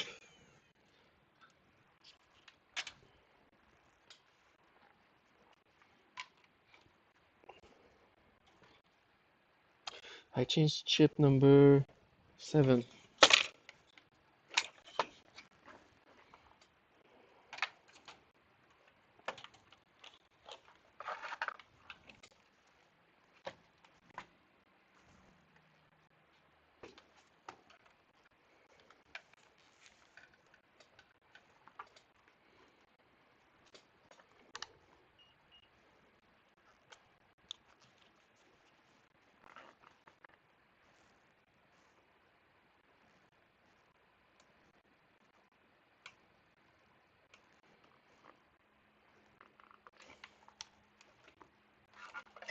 Diode value seems good. Now let's see how it reacts on the tester.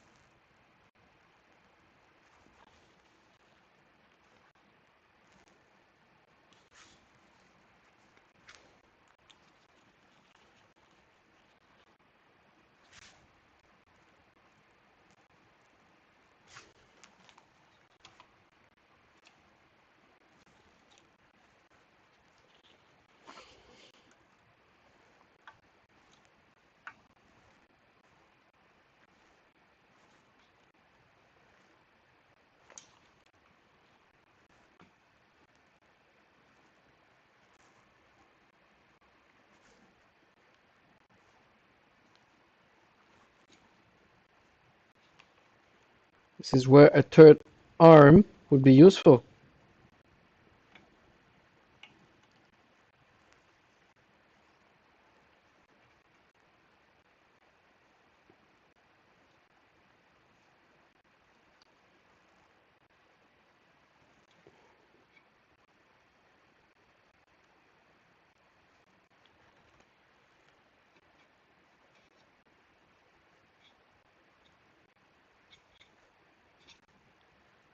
Mm.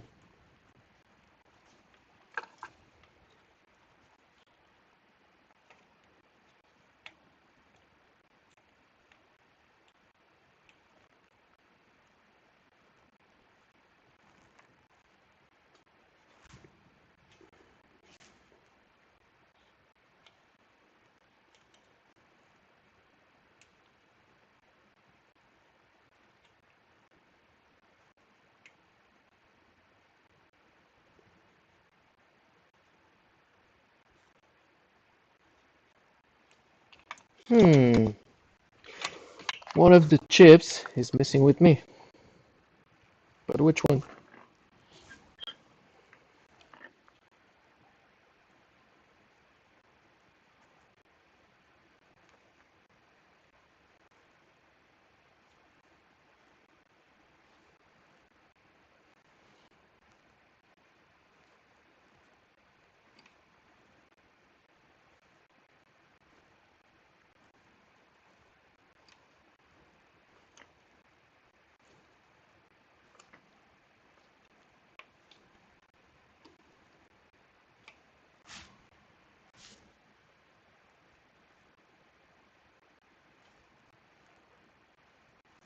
It's staying.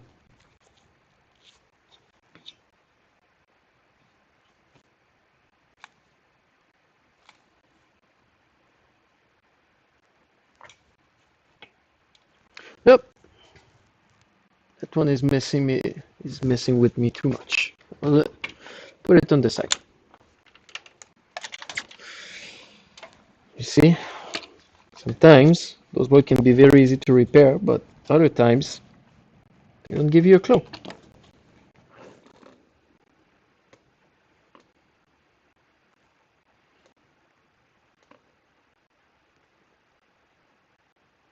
No missing parts. I don't know. Now let's see this one that I just changed the pick.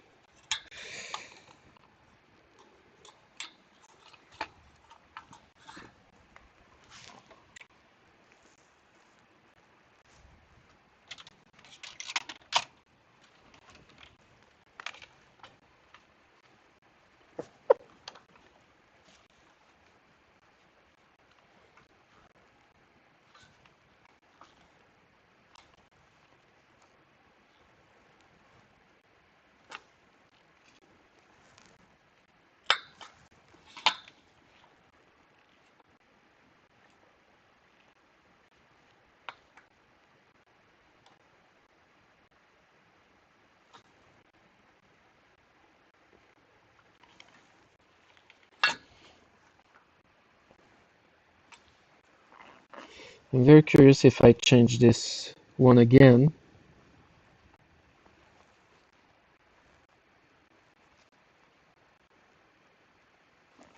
Hmm.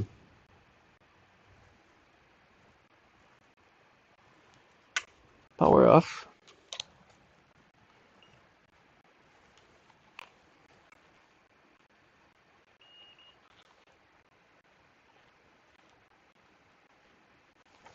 Short. Very strange.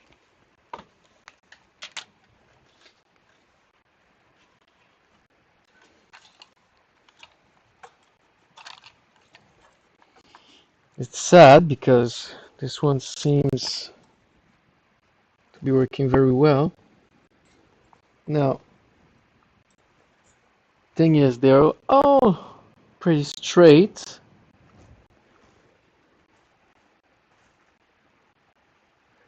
Except the first and the last one. It's not a big thing.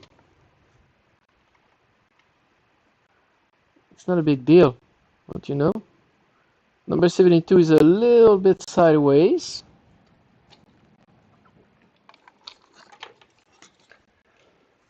As well as number 1.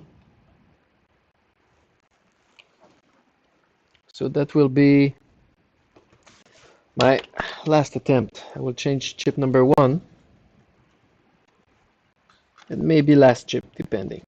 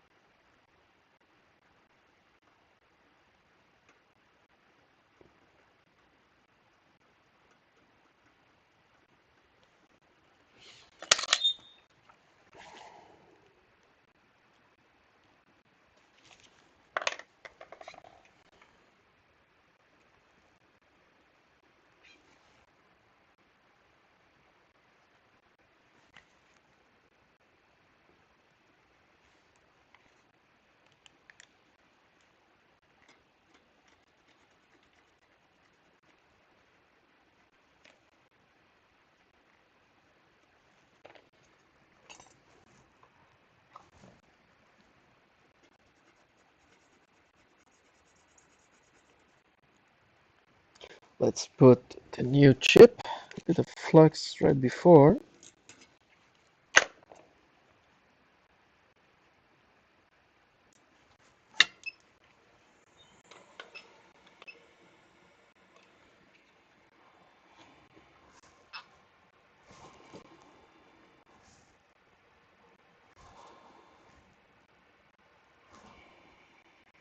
So I'm like at 1 centimeter between the airgun and the chip.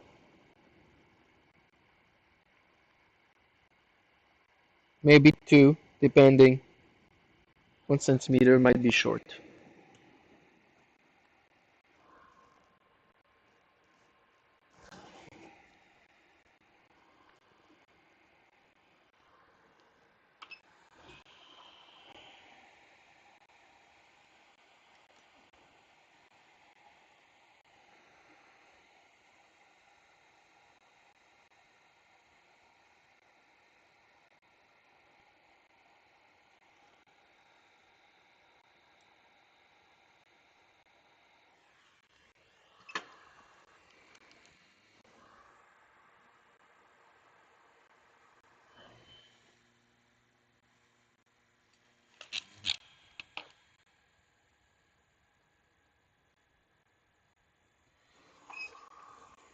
Let's see.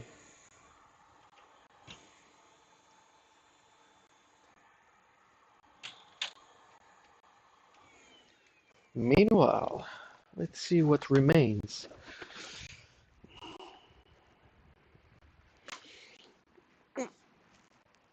Hmm.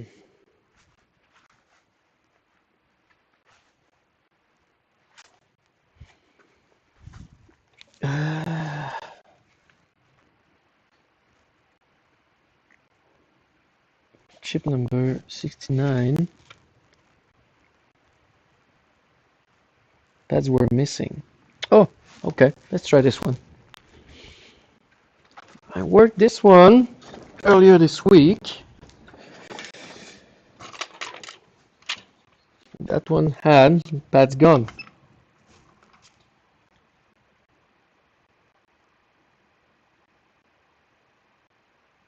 Two pads completely gone.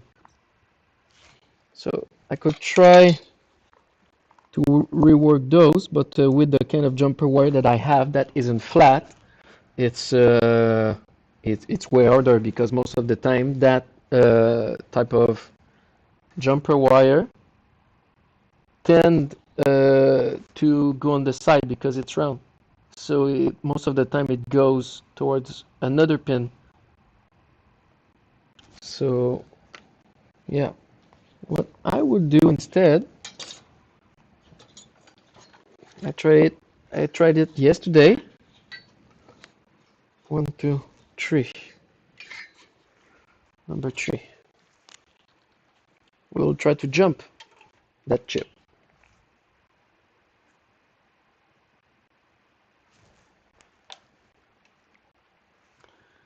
It will actually take less time.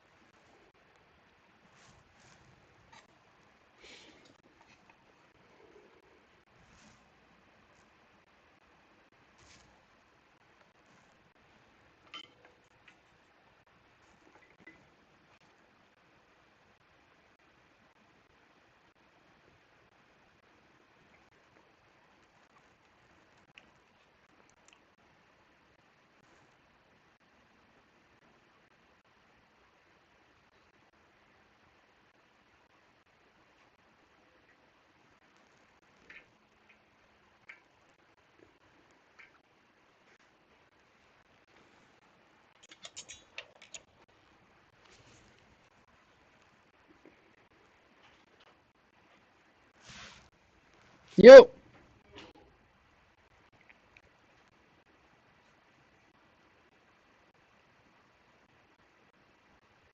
Andy!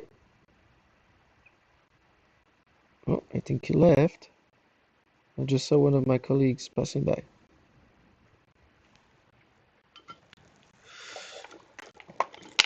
one.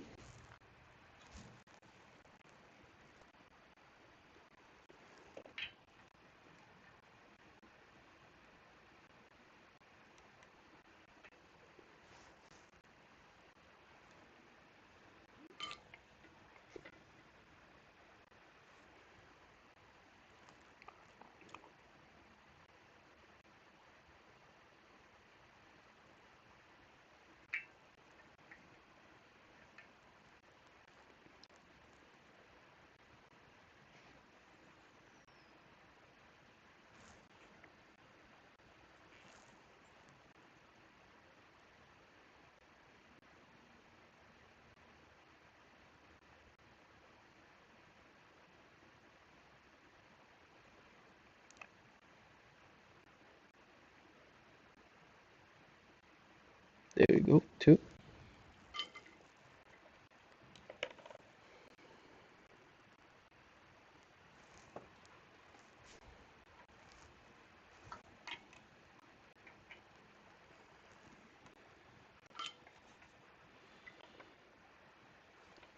So Joe, we could take the other one, or we could take this one to try afterwards, if it's working.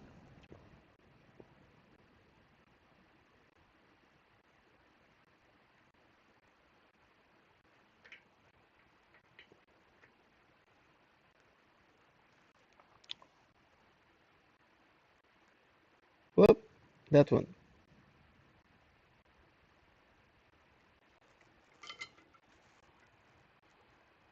Those wires are isolated. Actually, yeah, that type of jumper wire that I have in hand got a small coating that is isolating the signal. So that small coating is getting off when you're heating the wire. But other than that, it's isolating.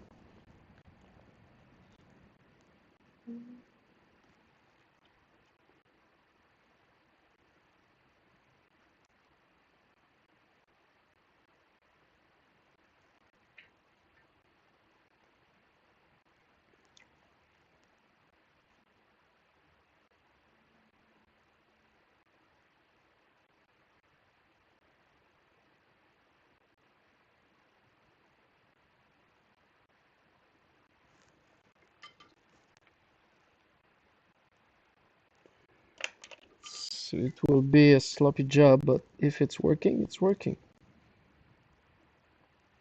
Otherwise, I will not take more time to try to fix it.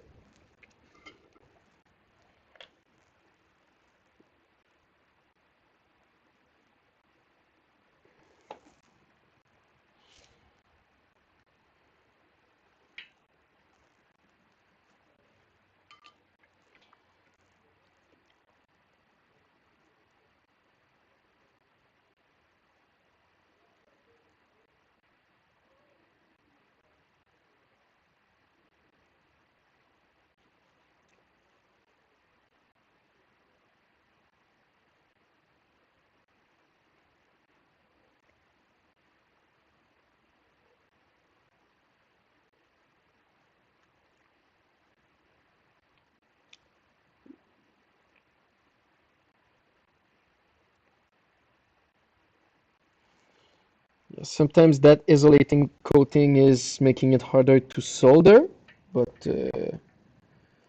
it's not that bad. It's also why I don't want to use that kind of jumper wire for reapplying pads um, on one chip.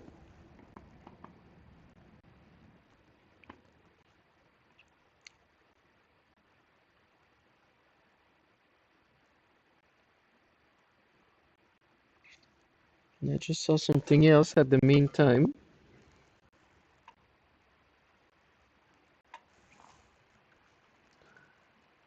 Wow, what's going on here? Skipping a chip?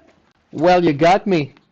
That dashboard actually have uh, missing pads right here. And instead of trying, as I was explaining, instead of trying to put a jumper wire under the chip, the jumper wire is round and it's always rolling and not making a good connection or shorting with the other paths. So instead, because taking all that time for trying to make the chip work, that jump will be another kind of experiment. I just saw that small capacitor here is sideways.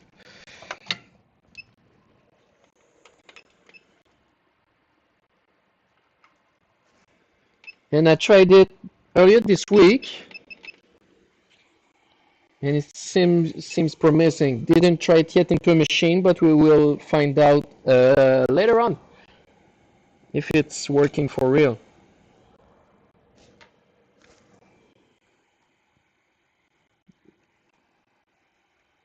Yeah, I might get something to eat soon. I'm thinking about it.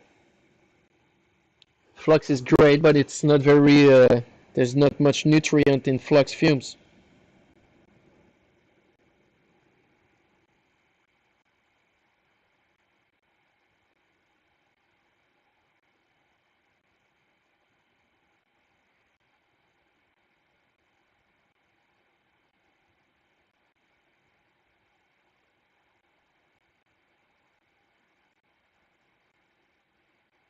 There you go.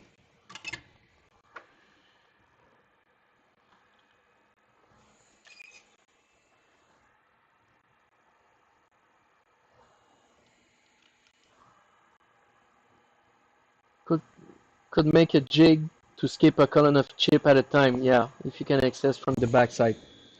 Could be, but you know that situation is like last resort. What I'm doing right now. I never did it until this week, but you know it's funny. Okay. Meanwhile, let's try the other dashboard. You just replace the capacitor, right? Yes, I just did. Did I misplace it? Yeah, that one here. I just replaced. I just replaced it. It was sideways. Now, if you remember the dashboard that I changed U73 chip, it's still not working. So I decided to change chip number 1, just in case it's making a false connection. And if not, I will put it on the side.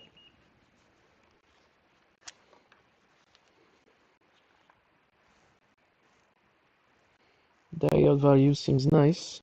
Oh, that one is low, but could still work.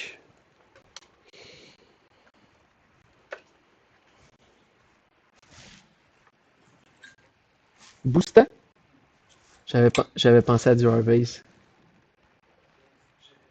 Ouais, exact. Ah. Ouais, ok. Sage.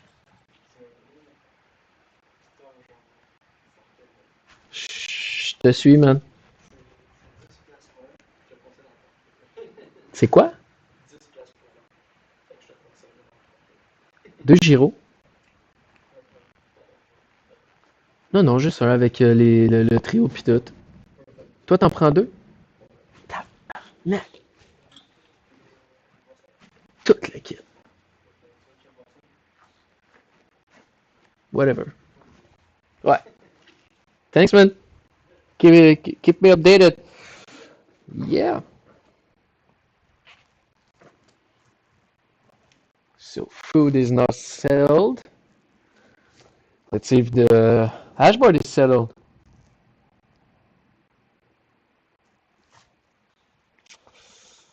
Well, oh, but look at this. My chip is faulty. Maybe there's hope. Maybe there's hope. I will redo what I've just done. I will change again chip number 1. Yeah, you just saw it. Yeah, for this live stream, it's a way to say thank you for being here. It's not the same if we're just alone talking and we want to show you guys a small appreciation. So on the website, 15% off of anything, anything. It's written. If it's written,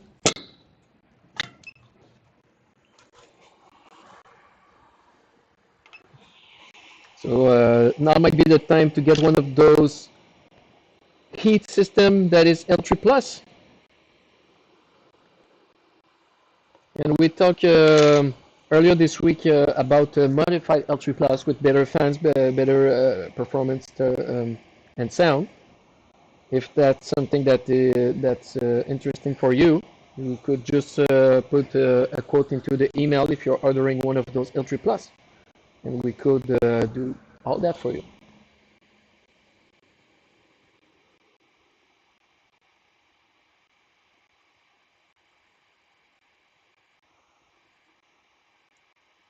There you go.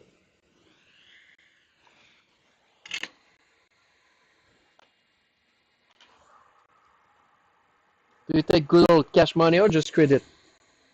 Cash, credit, crypto.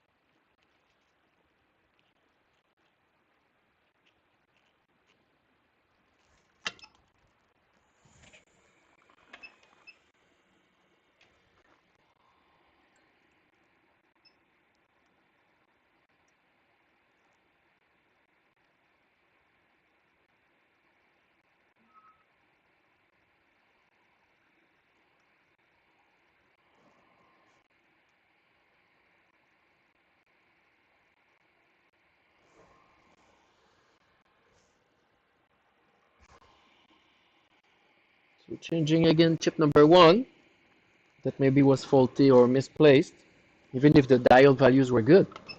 That's happening too.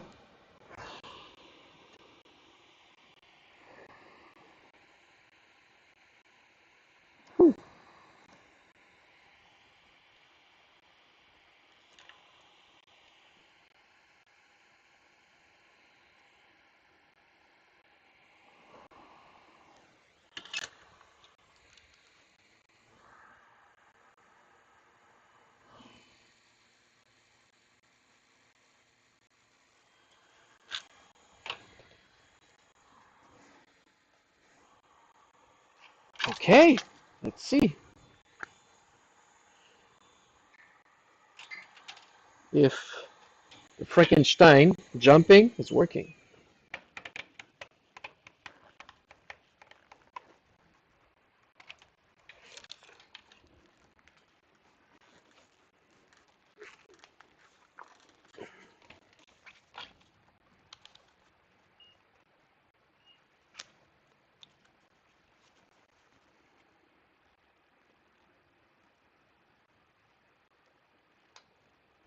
I cannot really measure it, but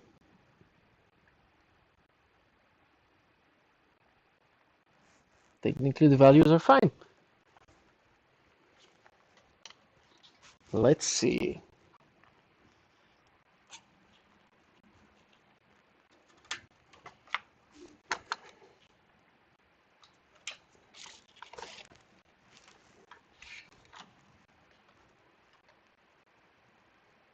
Look how beautiful it is. Okay, power supply on.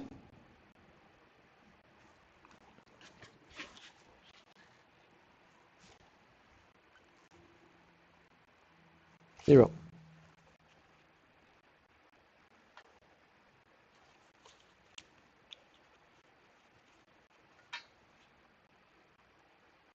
Blue circuit is working. LDO is working. 14, 14, 13, 13.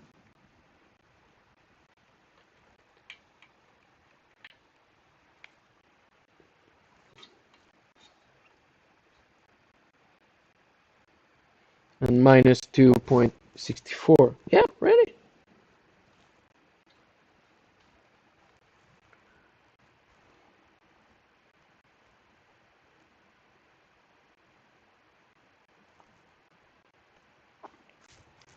I'm pretty sure we are accepting it. I will need to confirm with Joe.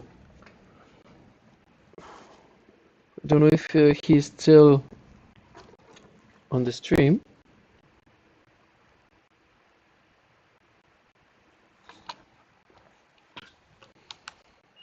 So it's still not working.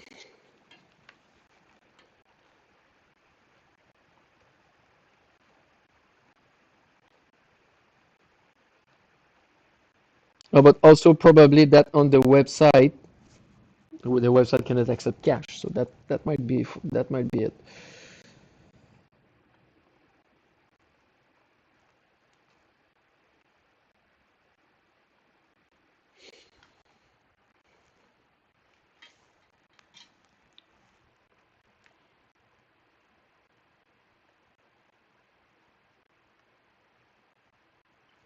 You have a storefront? Yeah, actually we have a reception that you can come in. We even have that small Pac-Man machine that we talked earlier this week, that you can play games with Lightning payment.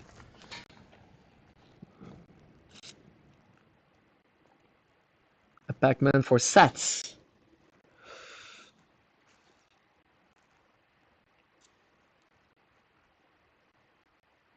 Well, I tried it.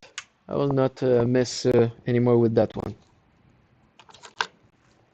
Because actually I was already taking more time than allowed for those dashboards. Hey Joe, welcome back. Yo, we can take a wire if you contact by email. We do have a storefront in Laval, yeah. But Joe, correct me if I'm wrong, but if people are coming in the storefront, we are accepting cash payment too.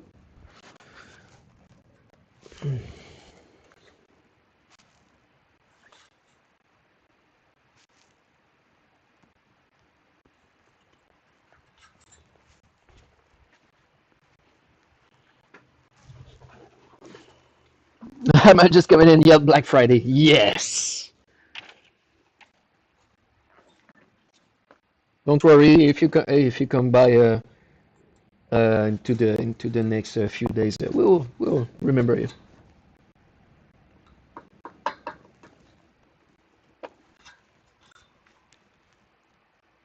But thing is, anyone could be the guy, so we will need a secret code.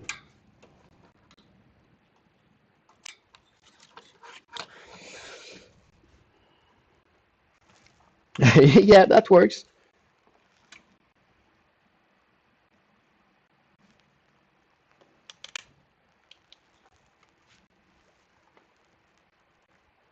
One, two.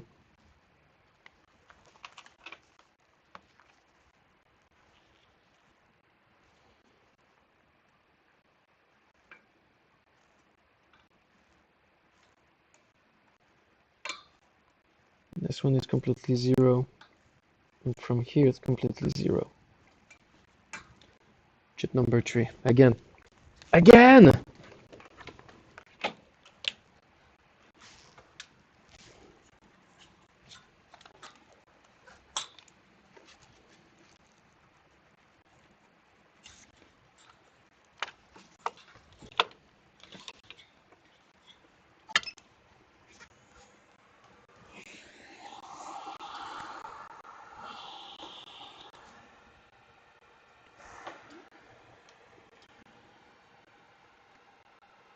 That board is the Black Friday special. You get 2 working ASICs. I hope for not just have one. Let's hope that I have another one.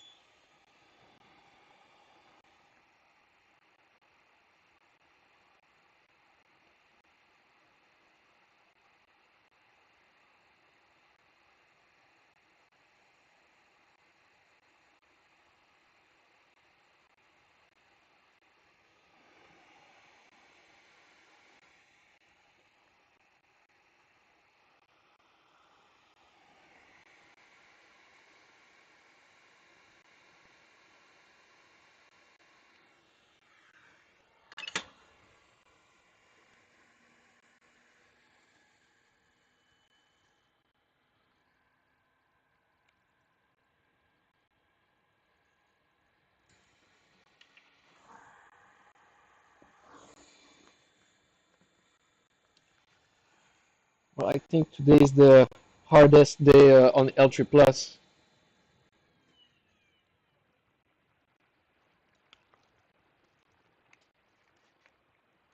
I'm getting all the hard one.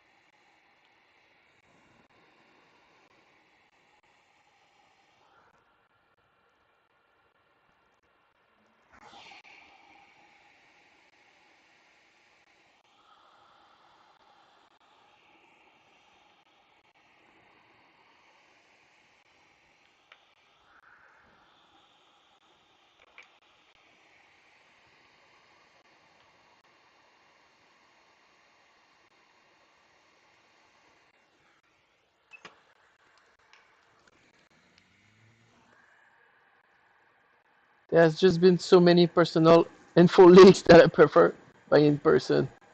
I don't want to be visited by someone with a $5 rent. Yeah, of course. The $5 wrench from Canadian Tire.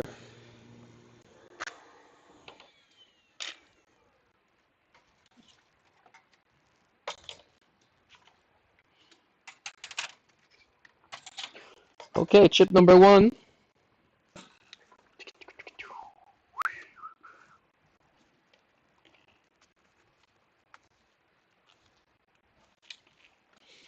Diode values.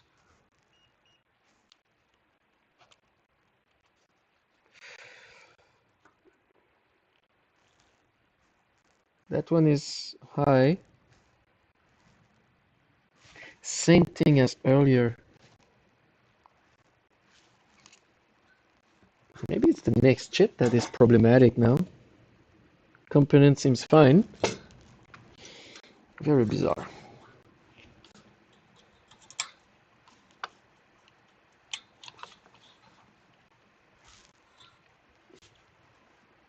Not at all, honestly.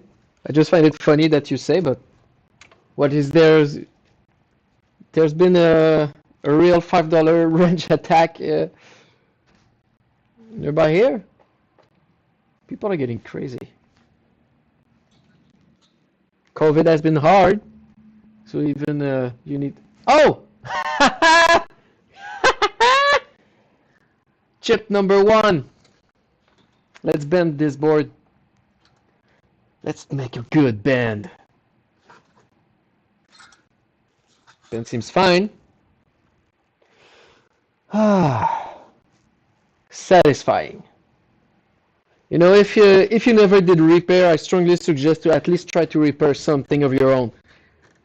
And thing is, the more you're putting energy and the more you're restless on it, when it's working, it's so worth it. It brings all your energy back.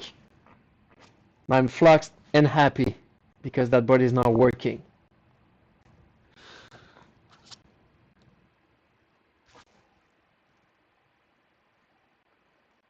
I will just keep it in mind. $5. $5 seems so fun. The $5 wrench attack in your Bitcoin stack. Seems like a story that somebody was making a transaction and somebody attacked him with the $5 wrench. I'm guessing. I will read it later.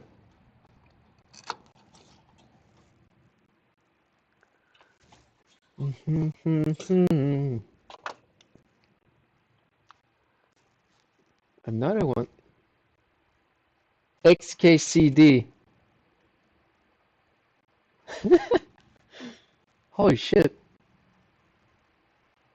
Okay, let's see that one. Let's take 5 minutes.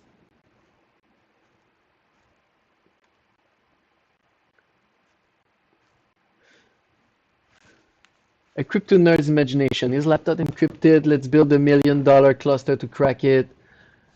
No good, it's a 4096-bit RSA.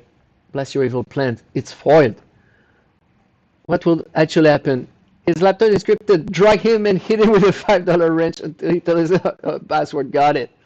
Well, something like this. People.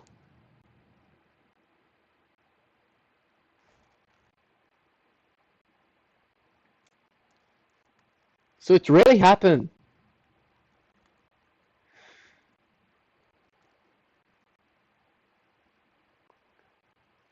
Bitcoin Magazine and your Bitcoin stack. Proposed set of solution of 10,000 physical security Bitcoin storage.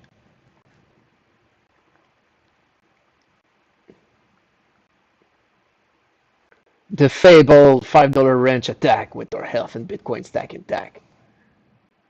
Might be too long to read. I will read it later. But yeah, it's funny.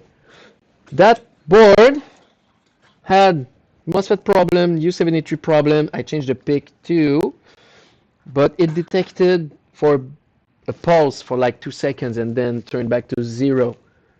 I tried many other things, and for last attempt, I tried to change chip number 1 because his first chip isn't working. The complete dashboard would not work. Turns out it was chip number 1. Contre toute attente, nice.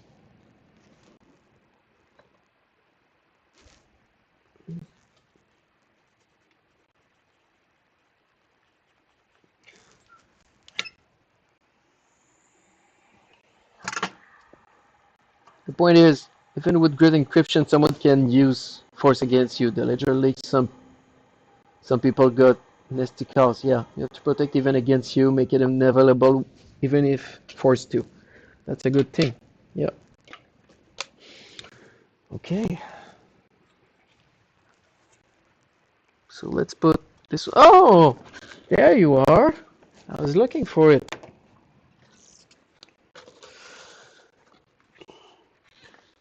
So that one I will put it on the side because only thermal glue is needed afterwards. Guess what the wrench won't believe. You, that's it. That it's unavailable. Yeah. Okay.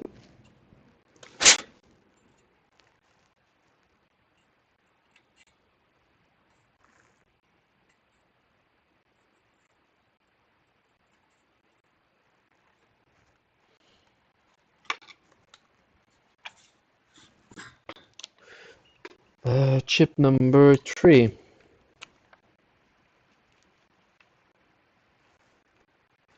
472 is high, but should be workable. Might also be caused by this one. But you need the same thing, so it should be fine.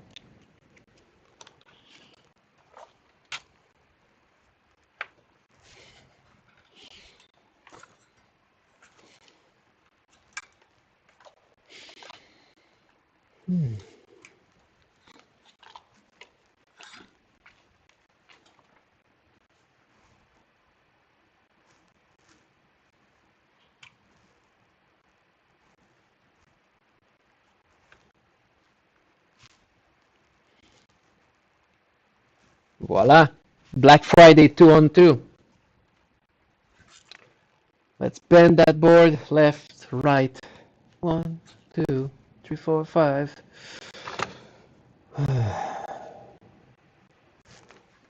Advanced mode.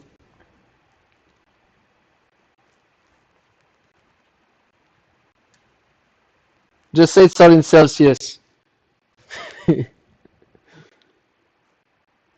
What a call.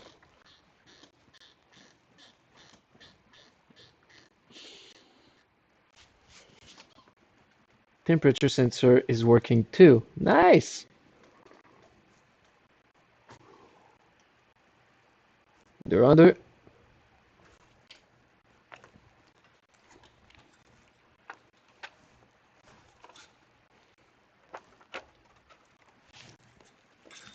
It's clean. And put new heatsinks later on. Hi Joe, still waiting for that Frankenstein dashboard to be tested. But I will go eat pretty soon when the food arrives. So if you want to take the lead, or we can just pause this live stream and come back with part number 3 later on.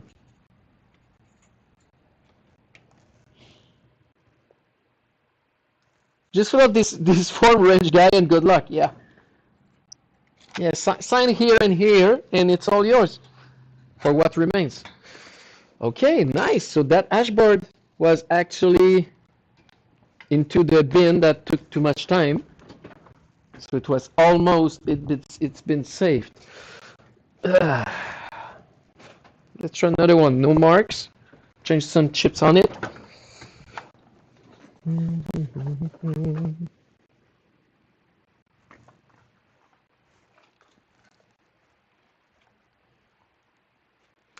Let's see those 3 chips that has been changed.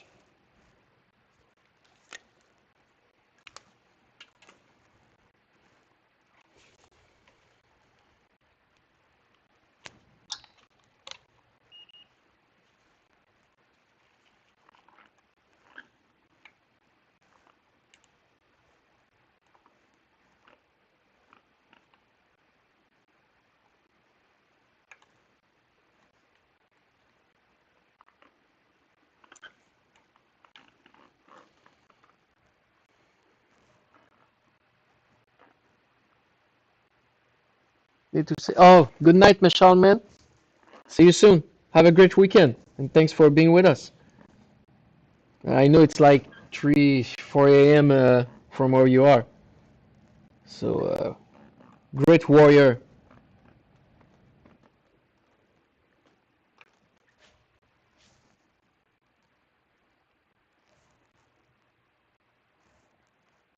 Okay, diode is good.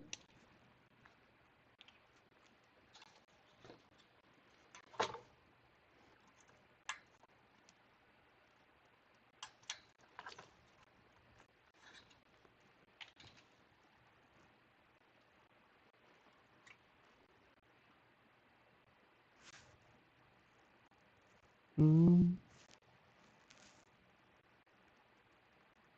nope. I will try that again. There you go.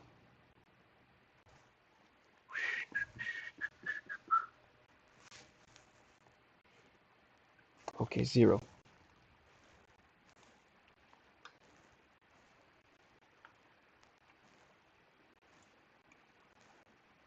Oh, so reset signal is supposed to be 1.7. Here it's completely 0. Here it's 10. And here it's 10. I'll try to change this one. Yep. Yep, let's try this one.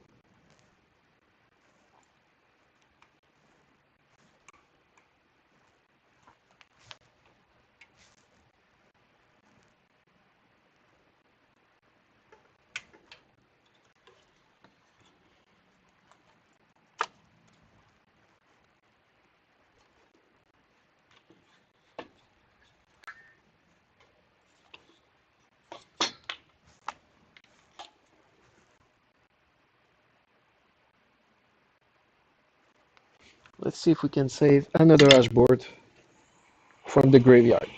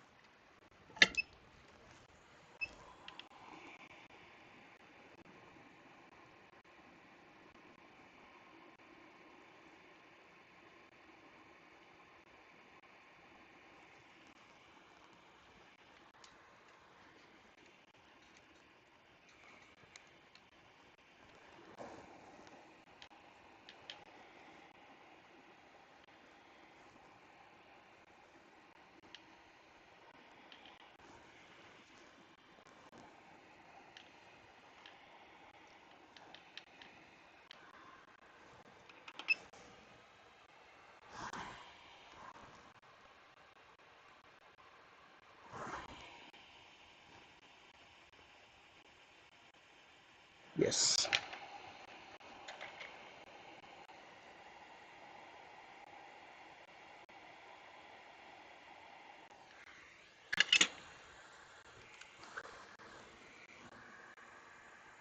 Hi, Tim. I took a couple of board to fix at home, really hard ones. The PCB is foam due to overheat. Yeah, probably your brain will overheat too if you're working too much on those ones. What type of dashboard are these? Because the PCB is foam from overheat. I will need a picture to see.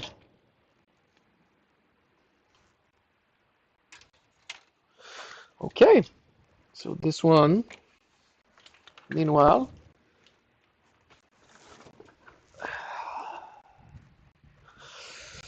um,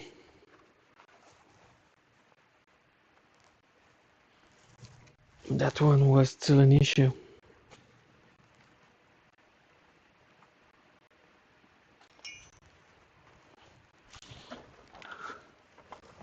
We're about to give up S17 Plus.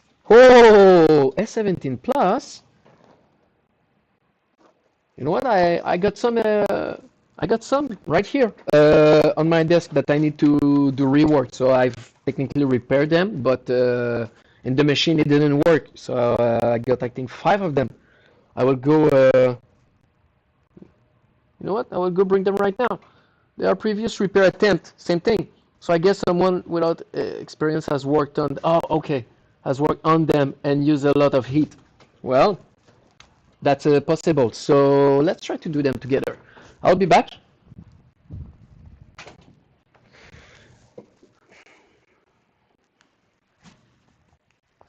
Just.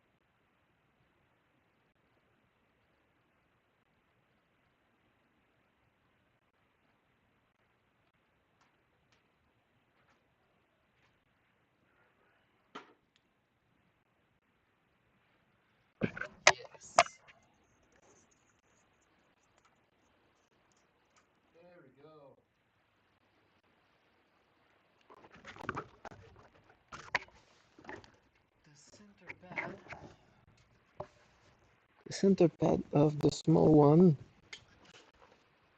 is lift a bit. Yeah, the small one is lift a bit, and it's almost impossible to put a chip there because the pads won't touch. I will have to cut the pad completely and add a new one. You mean, so, I think I know what you mean. So you mean those,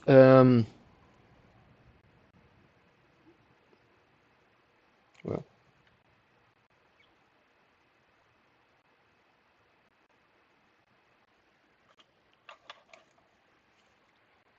you mean the small part, right? Uh, yeah, the small part on the chip. Yeah. Honestly, if that's gone, don't don't break your head too much on that. It's not worth it. Even if you think it will stick, it might. Those ones are heating so much and creating so much more issues. So you risk of them damaging the other hashboard. So yeah, that could be a real issue. It's not worth. Yeah, it's not worth it right now because it's taking a lot of time. So I will leave them when I have more free time. Yeah, exactly. Put that on the side. Don't break your head too much on that. And even for us, it's a real hard repair. You will need to have a real sentimental value with that S17. When the body is lifted, the one on top, yeah, don't touch that. So let's see, with a little bit of energy.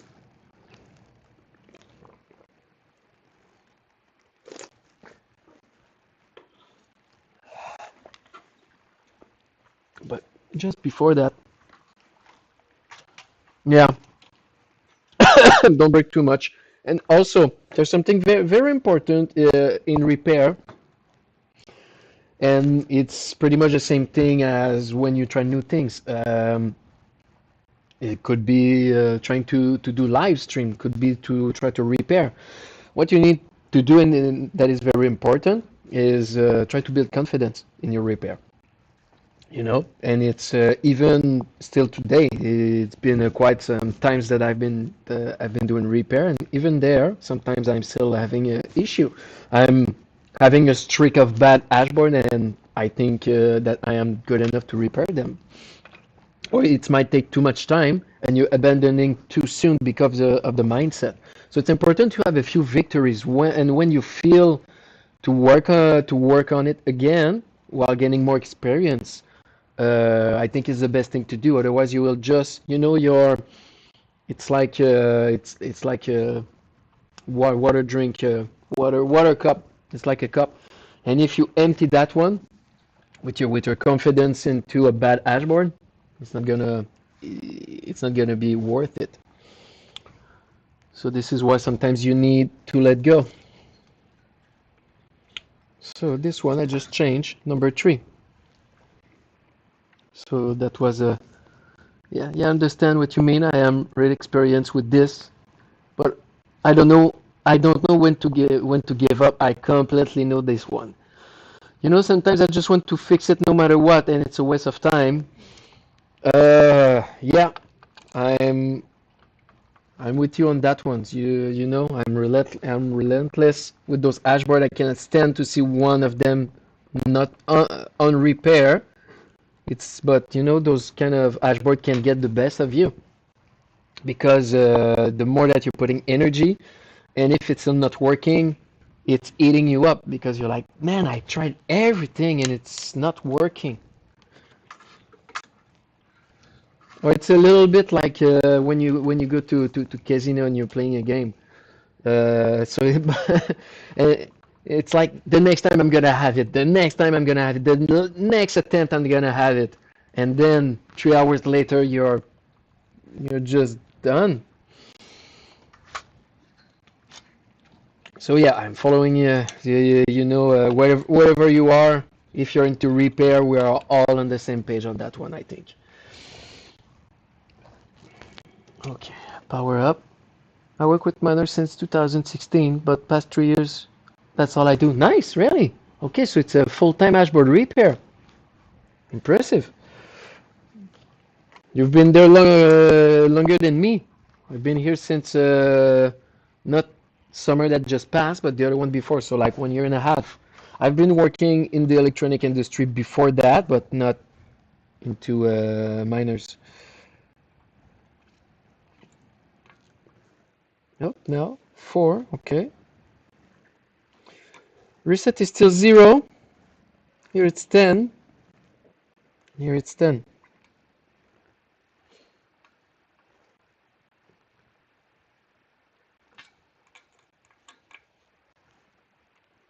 Now it's 1. I might try that one again. You see? That one maybe it will eat too much of my time. Plus, we want victory for our customer. Yeah, we have to say it's a no fix exactly. So as I said, it might have a personal value for you sometimes because it's your machine, your dashboard, and you can take the time. But sometimes it's not worth it, sadly. For me, I see it like an operation. I cannot stand to see one on repair. If I think there's hope, if it's not physically broken, and even when it's physically broken, for example, the one that you just mentioned with the broken pads, I still try. I still try. I'm putting a new pacemaker. I'm putting, new parts in it, and until it's completely giving up, the dashboard is like, kill me. You're not done until I am not done. But yeah, you need to. It's part of the learning curve of how to repair. You sometimes need to know how to let go. I've seen a video a long time ago on Discord. Somewhere someone had this issue with that big pad damage and used to cut it from the board and add it with new copper trace. Yeah, glued with some strong temperature adhesive and place the chip perfectly. I try hard to fix all of them because I don't want to say it's not repairable. It's not repairable, so it's not really a no fix. It's not repairable, but it's too long to repair.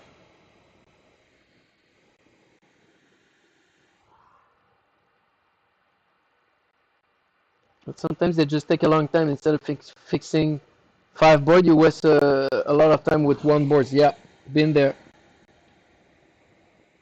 Even more so with S17 Plus. S17 Plus that needed so much love. Some of them that I will show you were actually in that category, and I tried to save them. I did a live stream the other time. I took, I think, 3 hours just for like 1 or 2, and I put 3 more hours afterwards. And at the end, I did 1, but the other one I couldn't save it. I stripped everything on it. I would be actually curious to see one day if we could do a challenge with one S17 dashboard without chip or without capacitors and resistance on it. And the challenge would be to build it from scratch, so taking new chips, capacitors and resistance from another board and putting them.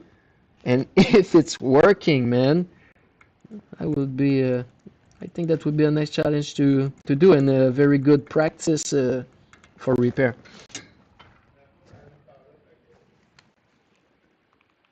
Yes. Hmm. We. Okay, beautiful.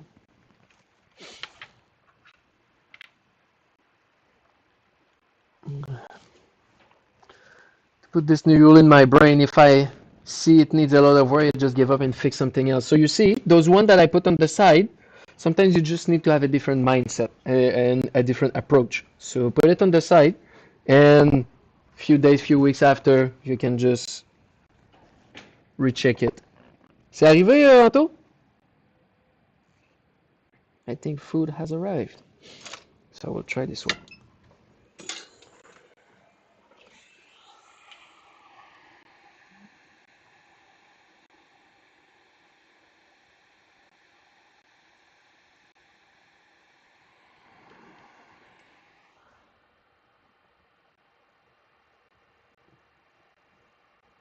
It's best for the customer to learn the limits of a repair. Yeah, you can give a honest expectation and expect your deadlines. That would be hard but doable.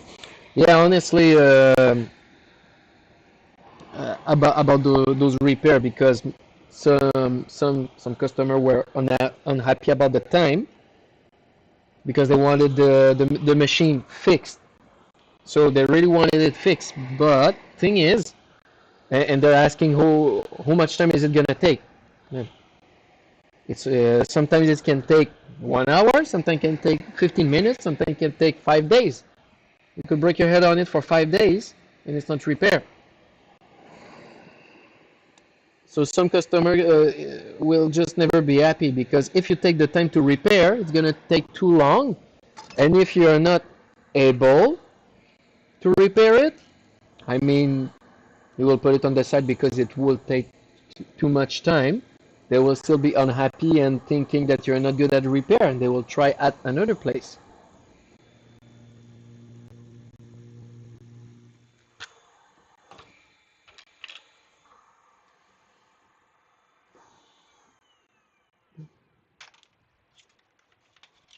But you just, those type of customer that can never be happy. You just listen, we're sorry. He's dead. Okay, so let's see this one.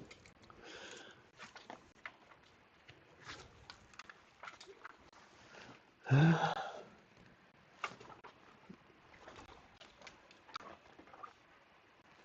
is no other place, exactly. So he will look for it, and even some that are really hard-headed, like flux-headed, will just do listen. It's been the repair. It's been too long, and I've seen one or two video online. It seems so easy to repair. Why does you guys are taking so much time? You don't even need to answer that. I've seen two videos on YouTube, and now I know how to change a motor.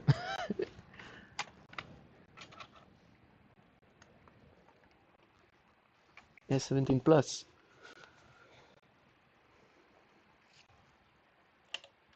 Okay, cable are on the good side.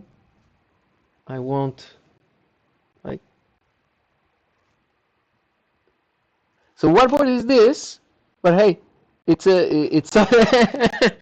I've seen two video online of people and they seem very good at their job and they're repairing. So it might be doable. Well, it's us. That ashboard is S17 Plus that I had upstairs. So we'll maybe take a look on those ones. Meanwhile, my last L3 Plus is still making its own stuff in his head. So when I was talking about mindset, I'm starting those L3 Plus because technically I'm done.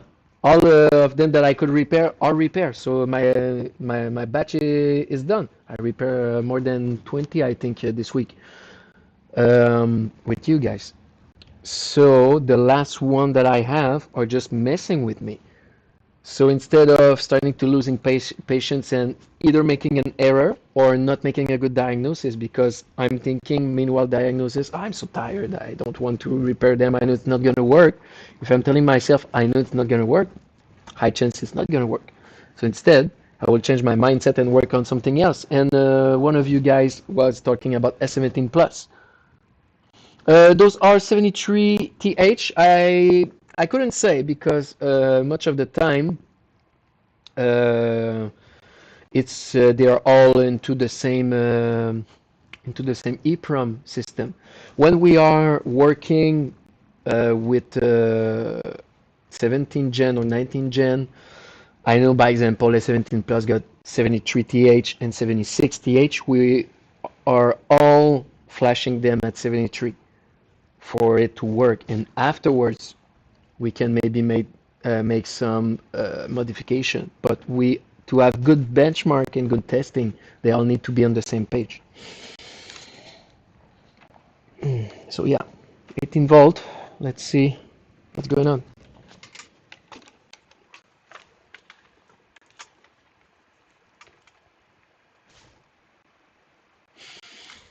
So you see that one, temp sensor 0. I got 5 amp. Advanced test is working. Let's see temperature sensor. Temperature sensor 0 in machine. 38 ASIC, sometimes Vinish. 38 chips, sometimes with Vinish. Okay. 38. 38.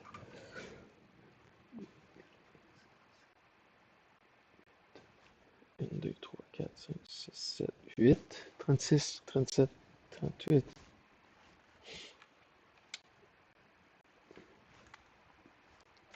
Temperature sensor is working, so that's messed up a bit because that one is not working.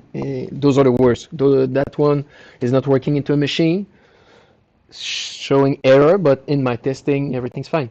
Let's try the new Jonathan trick, no pooling chip.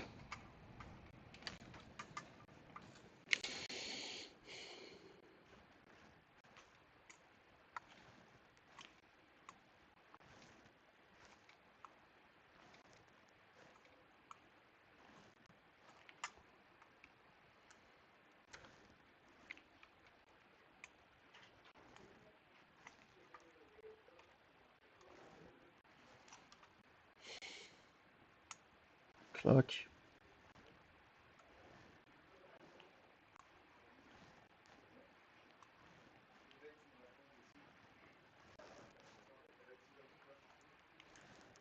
No.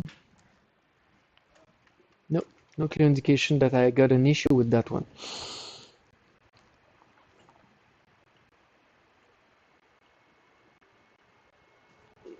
Oh, nice. Nice. I mean, oh, I got an issue. Now let's do some jumping.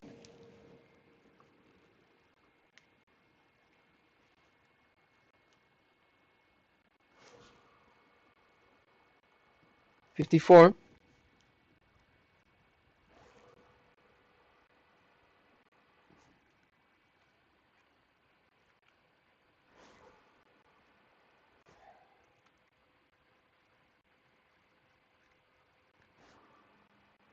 Oh, I just did it. I need to be quick because those ones are getting hot very fast.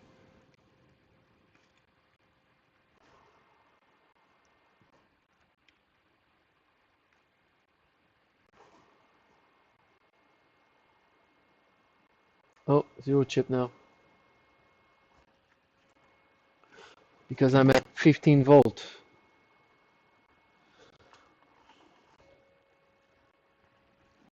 Yes, 73 is the more stable.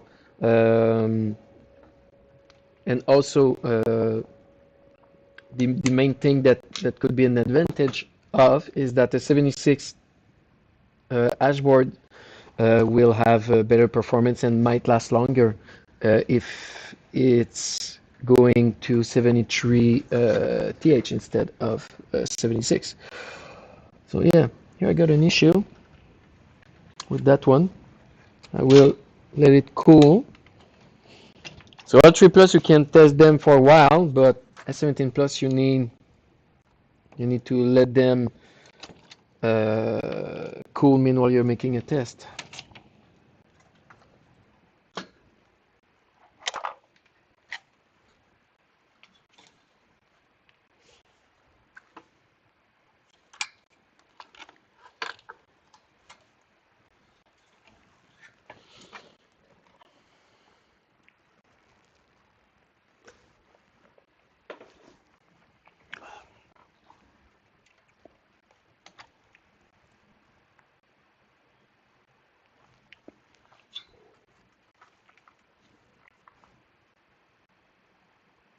Still 0.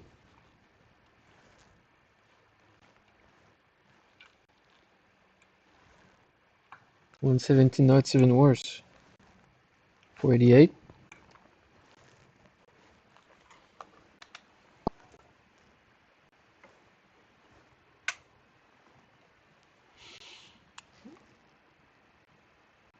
The intermittent issue, yeah, 17 series are the worst.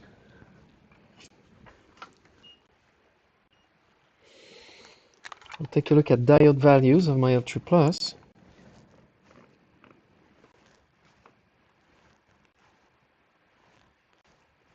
7.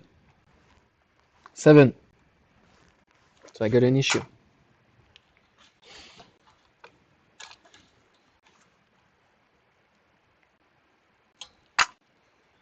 We'll change it again.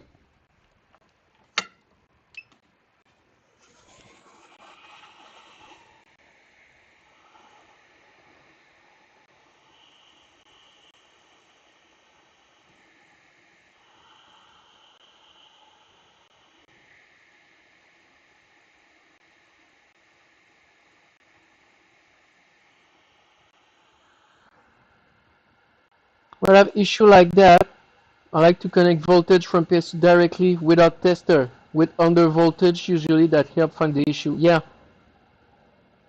when you are under volting, that can show some things. So I might try it.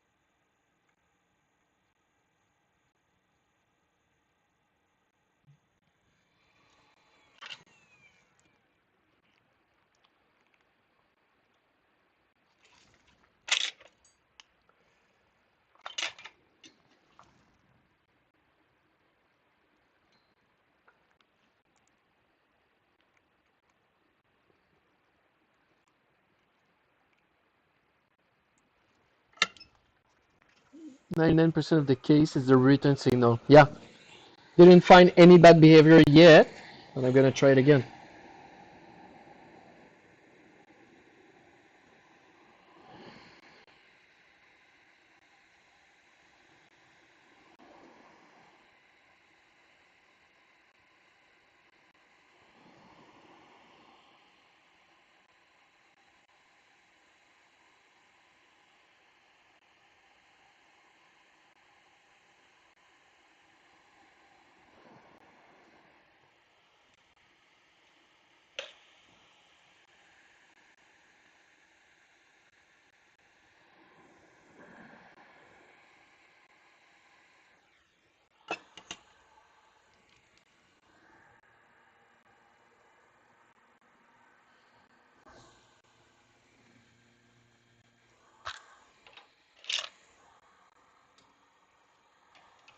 Let's try back that one. But now, what if I'm doing this? Might last a little bit longer.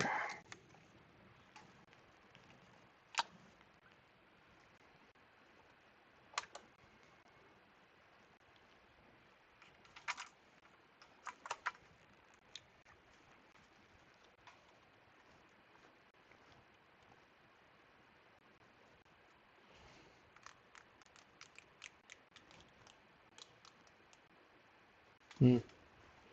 So now,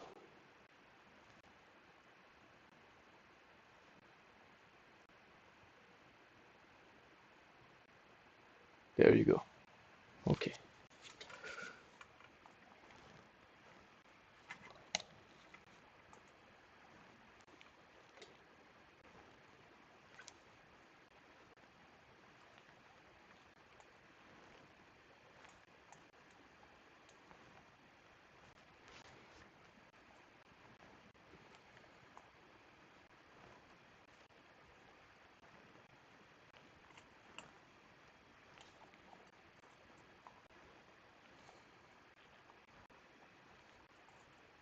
So at 17 volt and a half, it's not the advanced test fail. So that might show a weakness somewhere. But all those chips are almost all delaminated, so the diagnosis is harder. Okay. There you go. 1.7. 1.7, 7.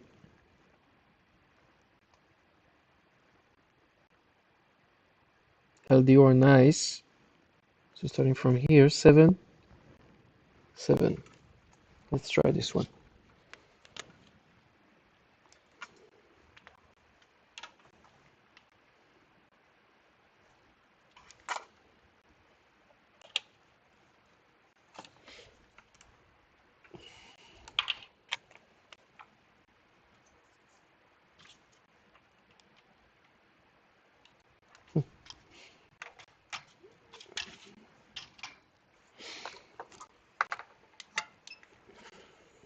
Un, deux, quatre, un, deux. Un, deux, trois, quatre, un, deux.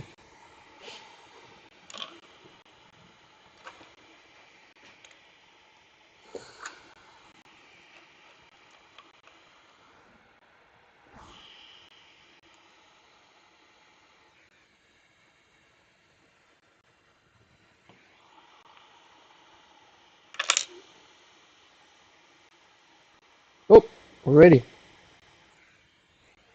So it was weak.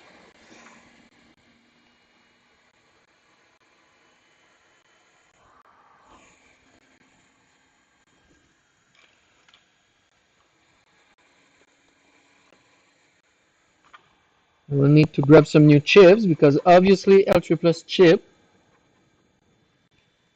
will not work.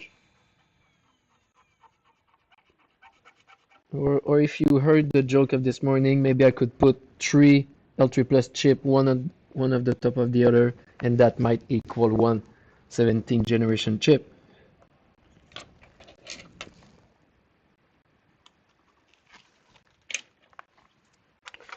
So I need to put that on the side.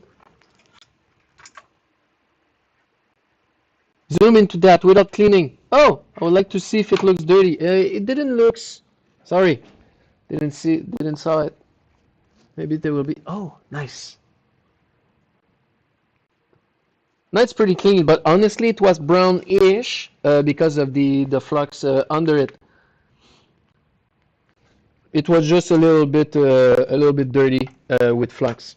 Not much more than that. So I just took isopropyl alcohol and I cleaned it. But yeah, I completely forgot my clothes can.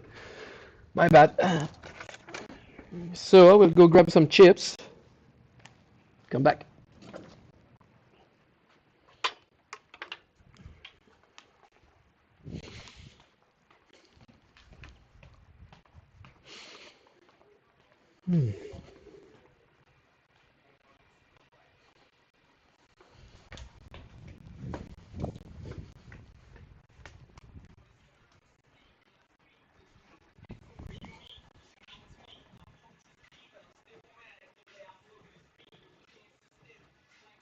Chips.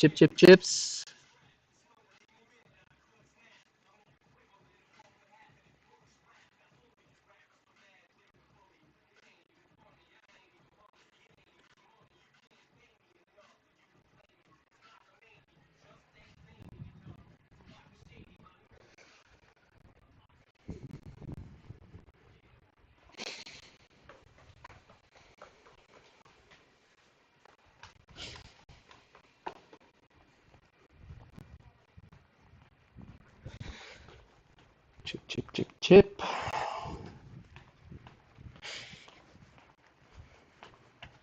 There you go.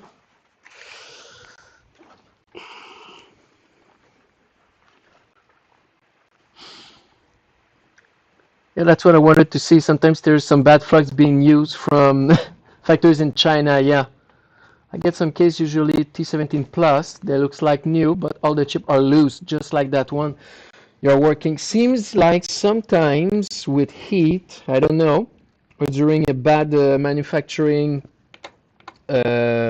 soldering, there's an air gap between the big pad and the chip. And that's when they are applying flux to solder everything. There's creating issue in the long run.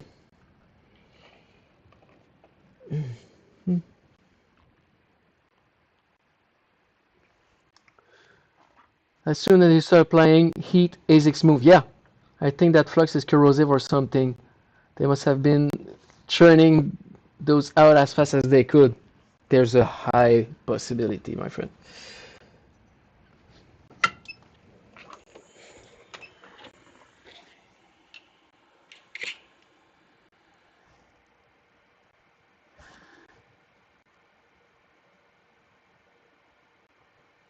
That's why I wanted to see how dirty.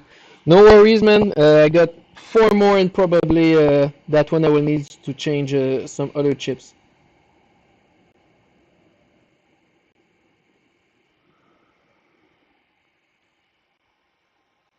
Or we got other live stream about S17 Plus that we did too. So yeah, it's not a missed opportunity. It's a small missed opportunity, but there will be more.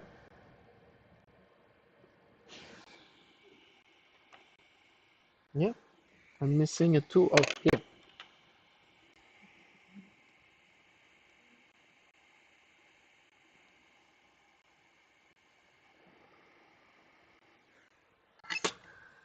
My trusty fork. Usually when I get bored like that, I take off all ASICs on the big heatsink side when they are factory heatsink. Yeah. And routine clean the pads and replace. That's how I avoid people coming back with the same board. Yeah.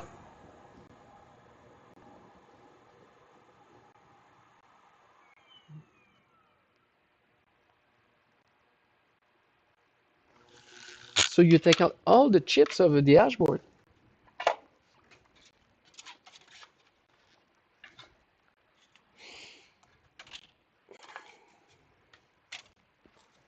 Let's see that one meanwhile.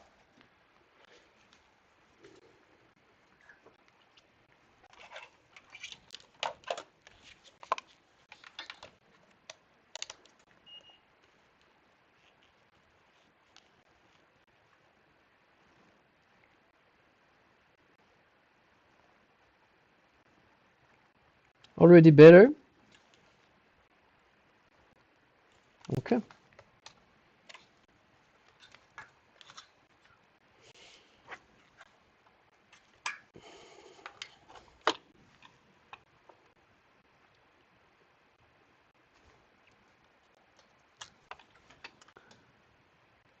No, not all, just the chips that are on the big heatsink side. But actually S17 Plus have many heatsinks, so maybe you're talking about S19? But I never come back with the same board when I do that. The top row, yeah?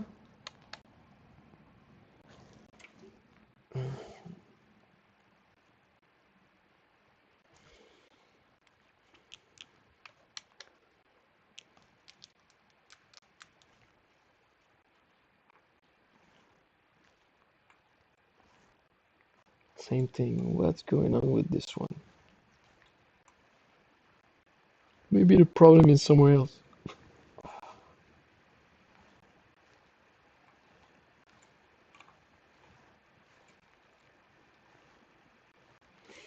You see, I've been changing it.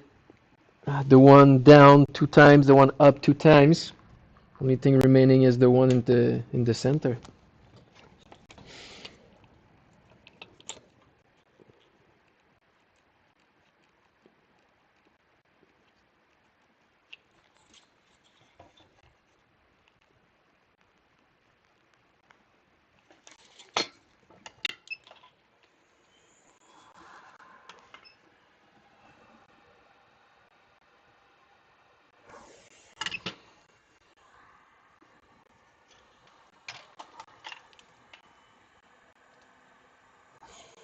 Those ones?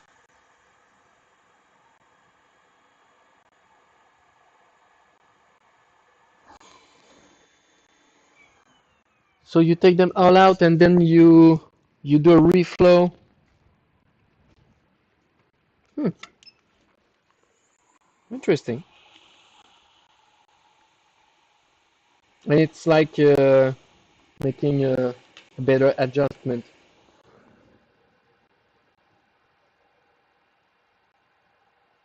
Or you mean on the top of the board or on the back of the board like I just shown? Usually I do that with the T17 Plus when they have really dirty pads.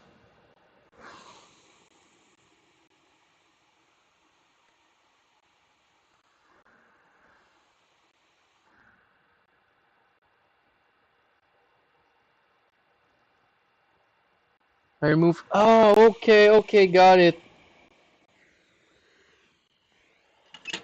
So you remove all the ASIC chips on the upper side of the dashboard with the biggest heat sinks, and you reflow them.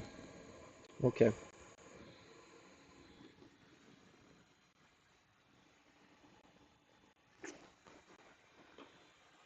But yeah, that's indeed a longer process.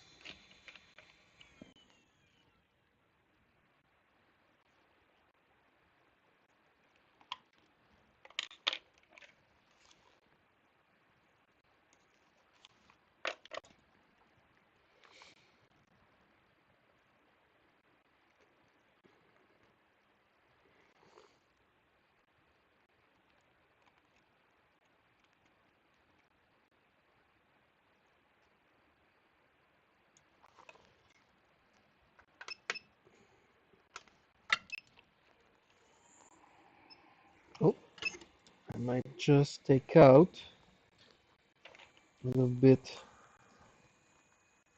of thermal glue. There you go.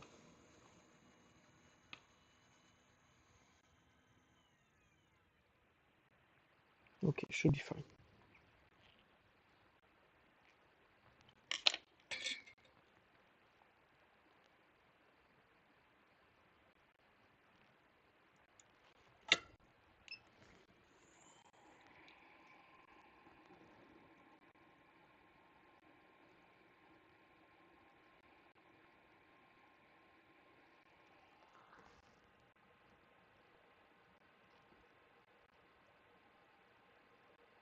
You use custom firmware with chip map or Bitmain test jig to quality test after you repair. Hey Diggs, what's up? How's it going?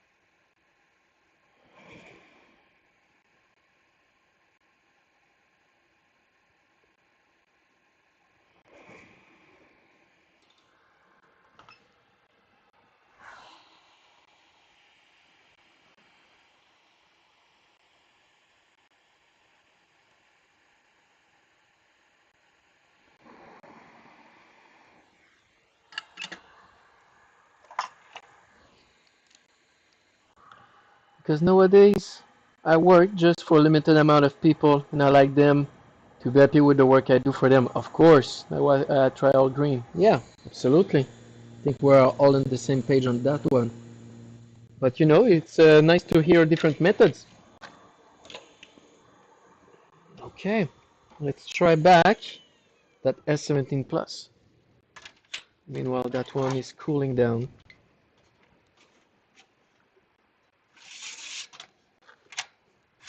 There we go. This one here.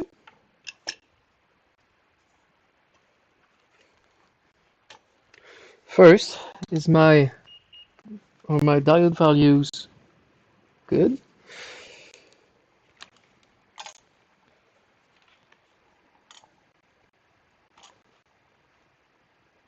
11, 11. That's good. That's okay. That's good. Let's see.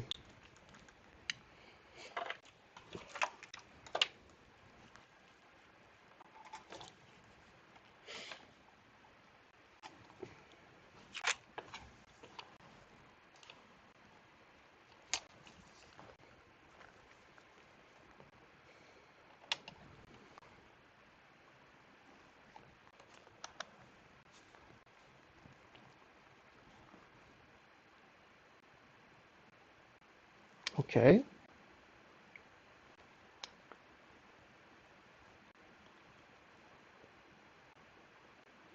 Still no. Let's see what's going on.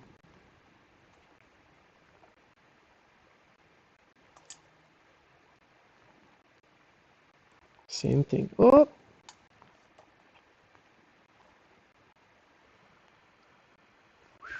That one is messing with me.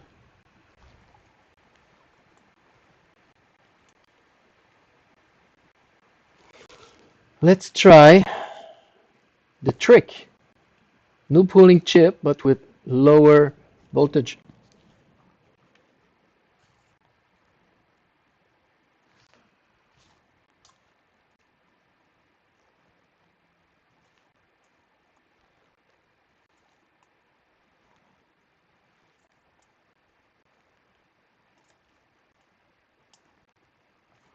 Let's go lower. There you go. Okay.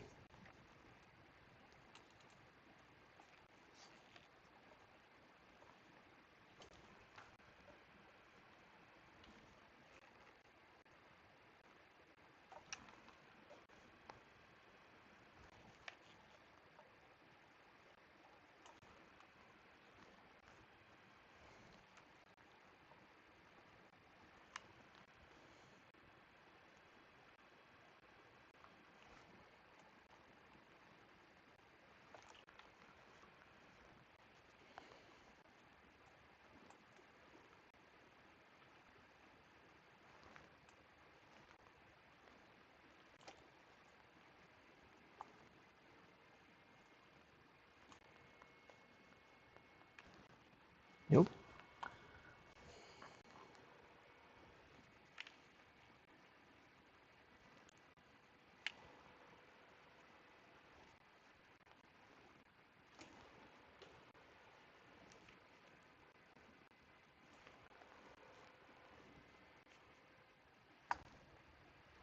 It's crazy. Even at 13 volt. Oh,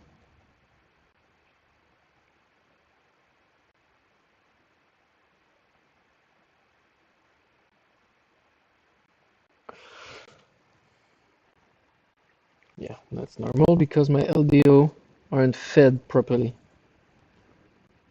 Yeah.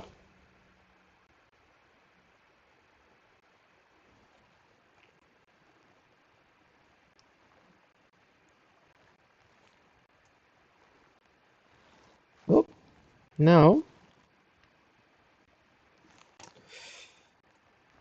that one is good. That one is weak. And that one is weak.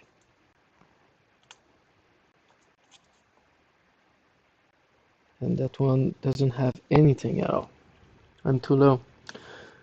Tim from YouTube, where I am from, there is no other tech really that offer repair services for miners. So there are a lot of people requesting to bring in Ashboard, but I try to keep a small circle of people. Yeah, understandable. Even more if you're alone. Work just for them, and I work a lot, like around 9 to 9. Yeah, you're doing Warrior every day, man. Sometimes I take stuff at home also to try to finish here. Yeah, I feel you. I do the same from time to time. This with a podcast, and I am set for the night. Okay, so here, that one is giving me a headache. Because here, my LDOs are fine, but starting from here, it's not working well. And then neither here or here. How about this one? Or here? What if I'm going under? Take a look at the LDOs. 1,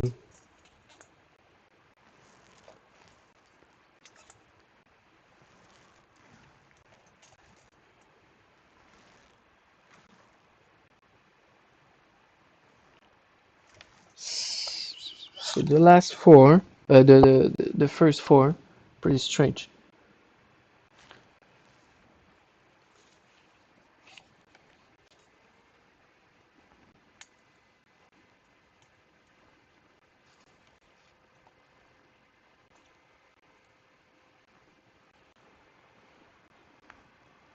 Last week I turned on the stream here. Headphones on Raz working there and me working at home. Seems like we're working in the same place and keep me motivated and work more. Honestly, I'm glad to hear that, man. We feel the same way.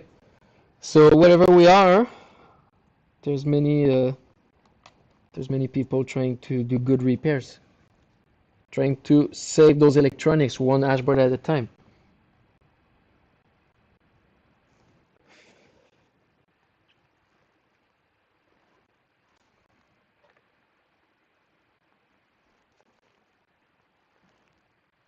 Oh, okay, getting better.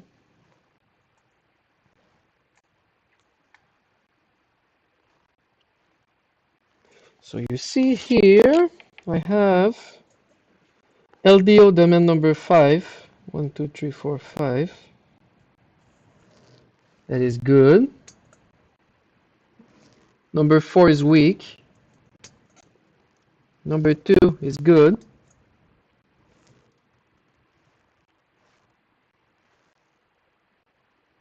No, number 3 is good. Number 2 is weak.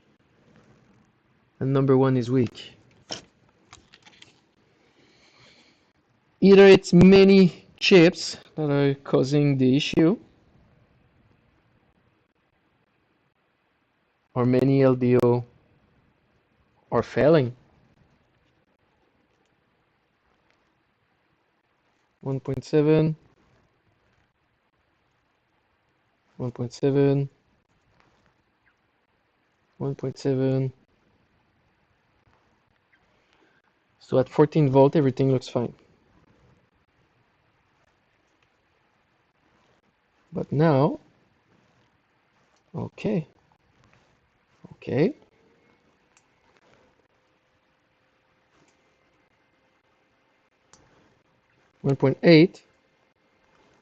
0.3. Maybe I got something. 1.8, 1.8, 0.3. Yep. And here LDO is feeding correctly. 1.8, 0.8, and return signal is 0.3.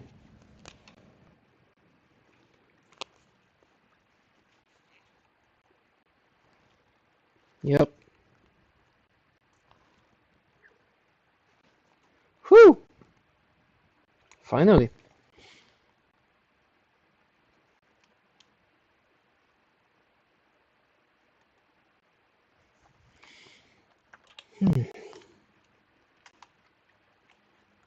Even us having feedback circuit as yours is highly motivating indeed. Yeah, we are not the only ones struggling with those bastards.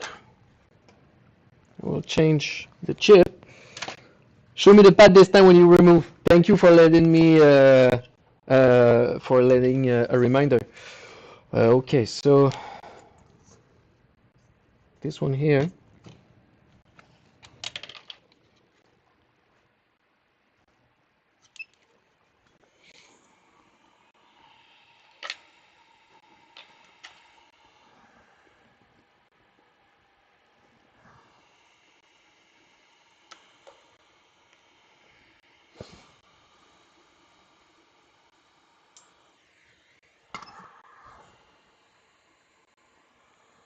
So this is the underside. You know, it's normal. And here,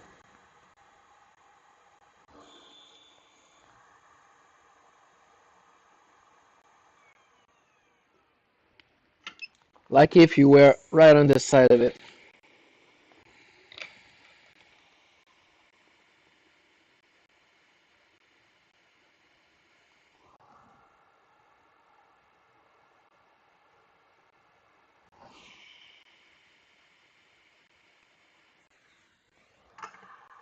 Looks great. That one is really great. Probably has been changed already.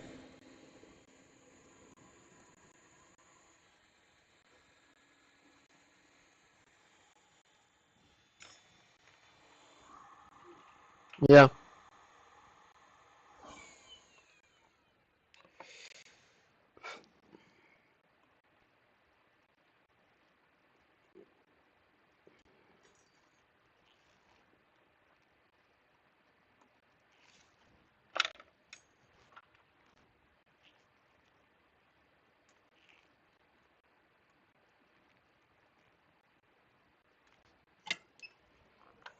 I'm heating at 30. I was tripping out at 55% of air and 470 degrees.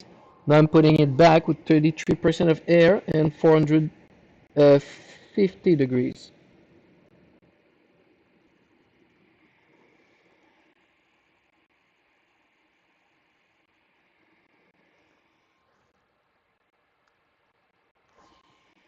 Like L3 Plus, I like to just put more pressure with putting back 55% of air, just to make sure that everything is melted correctly.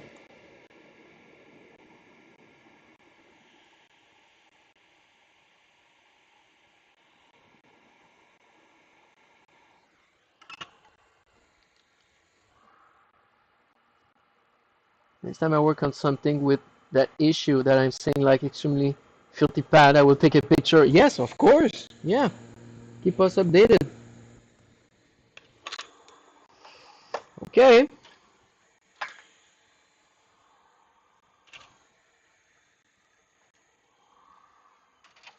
That one will go back onto the cooling station. This one, I changed the last remaining in the middle.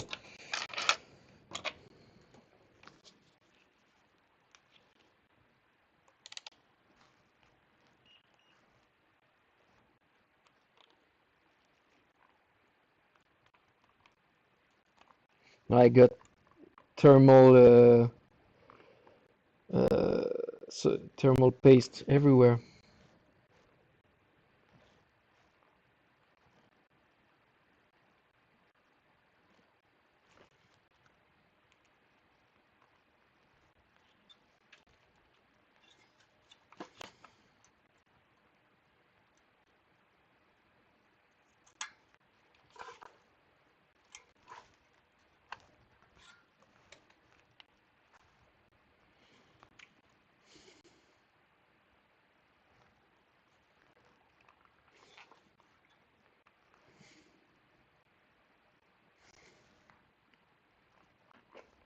Relentlessness.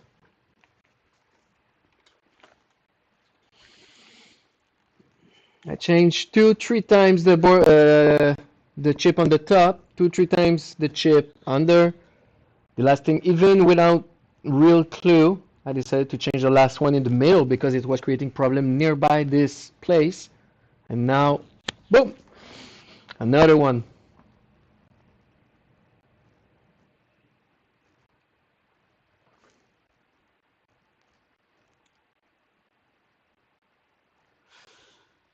Yeah, man. Yes. Satisfying. There you go.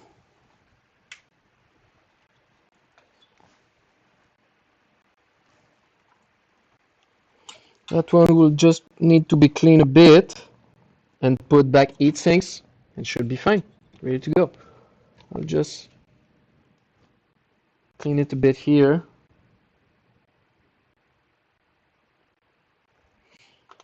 25% of air and about 250 of temperature.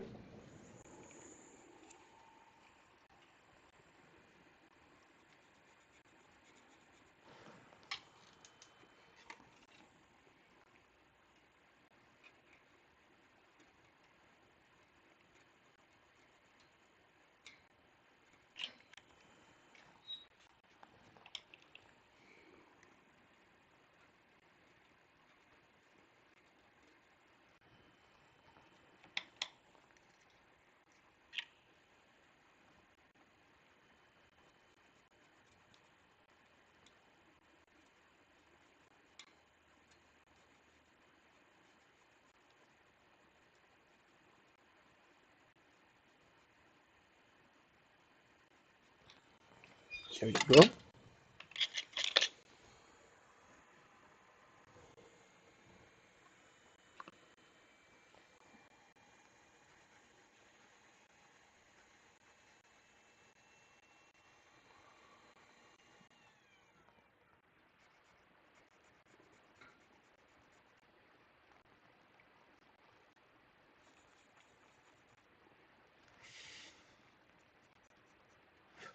There we go. So this one will need heat sinks later on. All right. Let's see that S17 Plus.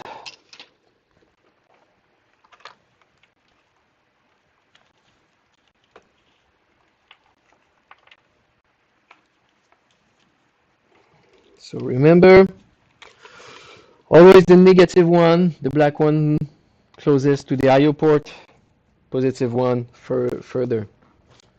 Because if you reverse those ones, a small explosion might occur.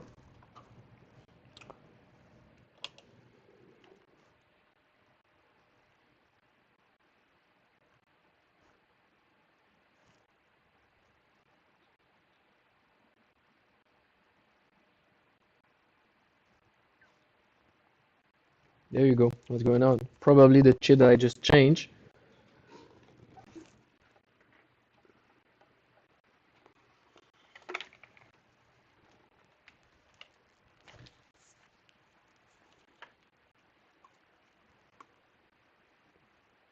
Let's see the jumping.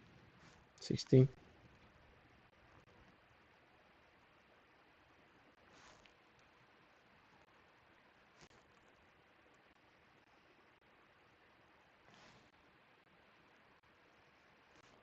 Eight.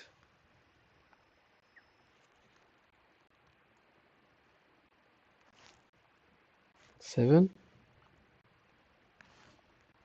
6. Oh, interesting.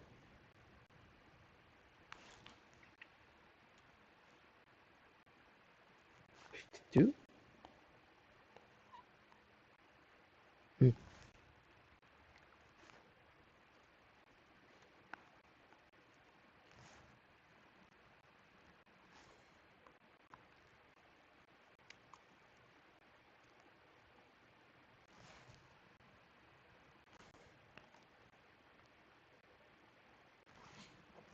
There you go. Okay. So now,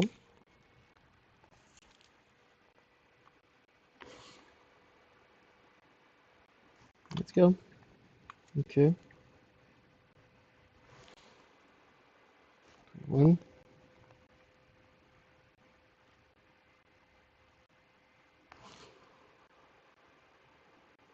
19. 18.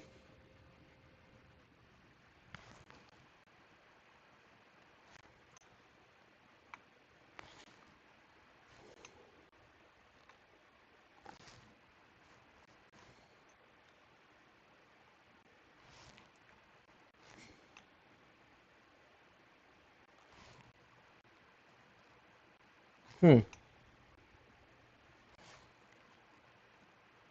Maybe before that?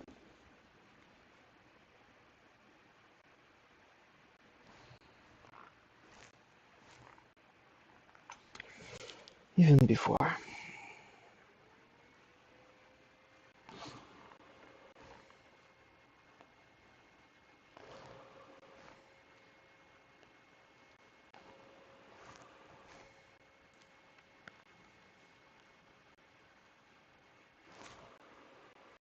Oop. 39.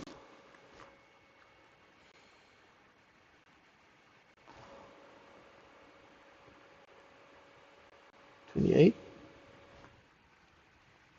Starting to get hot. 37.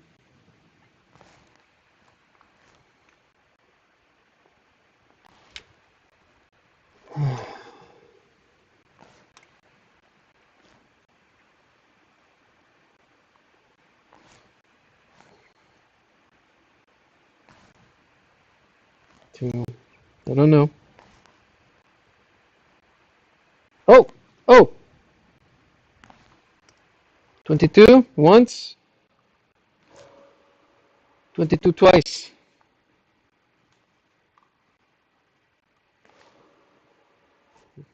This one. Between those two.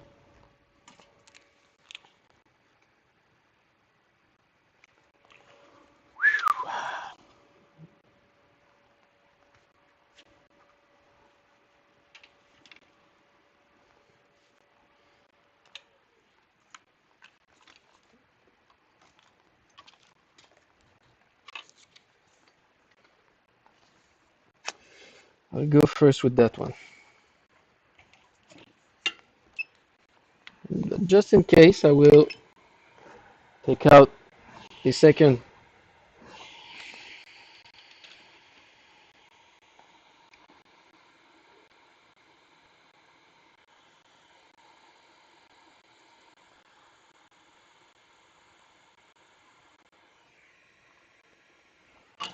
So you're changing a chip somewhere and then the other one is badly reacting.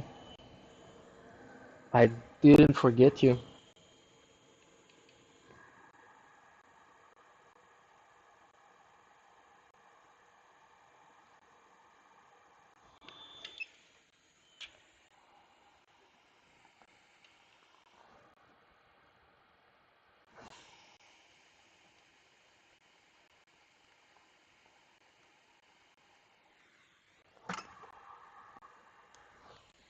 That's more like it.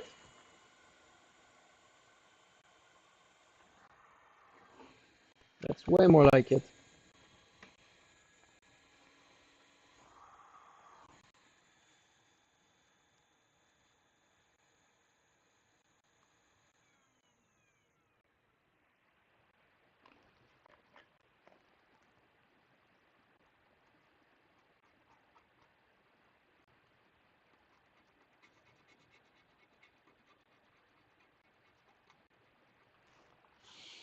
Yep.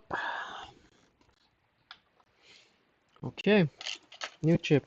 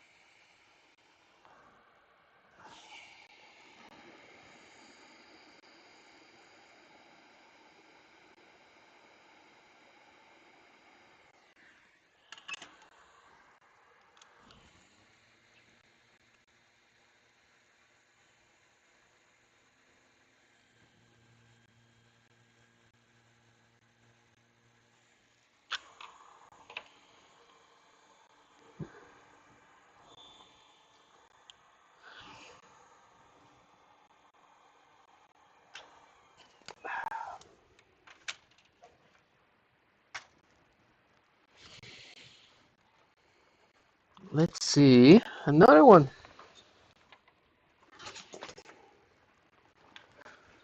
74 chips tester.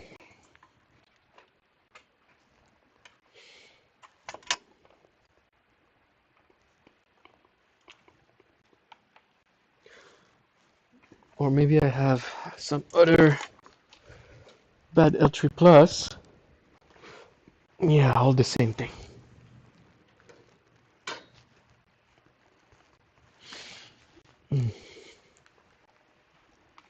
Yeah, I think that's enough L3 plus for now. Looks like my old friend Bernd Rosen. Yeah, all here. It's actually acrylic that has burned out. It's insane. Power.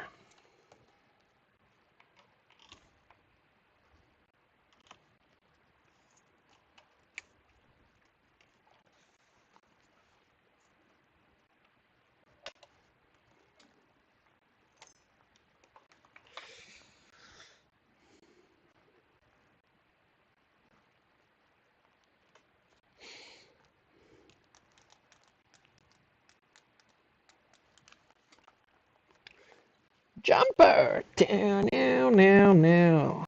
Jumper struck! 57.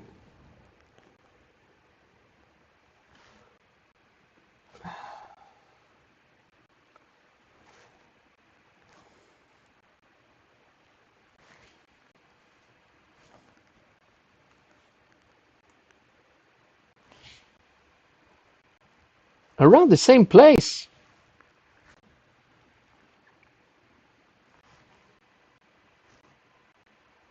19,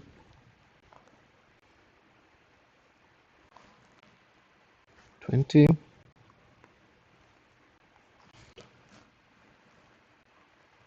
20. Oh, 21 and 22. If we go back, 21, 20, 20.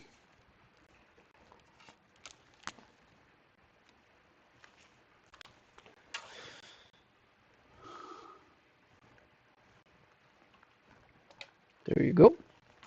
It's already the diagnosis. These are very pain to repair, but the diagnosis at least showing me good values. Like I'm not insane. I am a bit to work on dashboards like these. 1, 2, 3, 4, 5. 1, 2, 3, 4, 5. But you know what they say? Once you try these, you don't go back. You're all the way fluxed.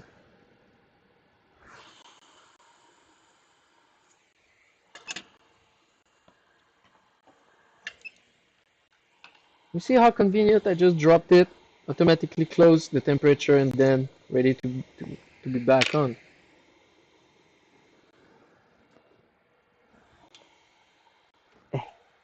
Yes, yes, yes, yes.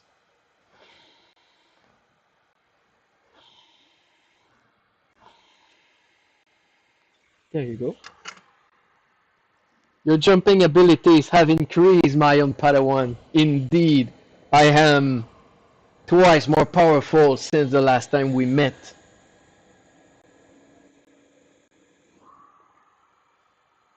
So in this case, you are not really missing the last chip. It is just skipping one at some point, so you locate it this way. Yes, and the way I didn't really show what I've done, but look here. You got your testing point right here.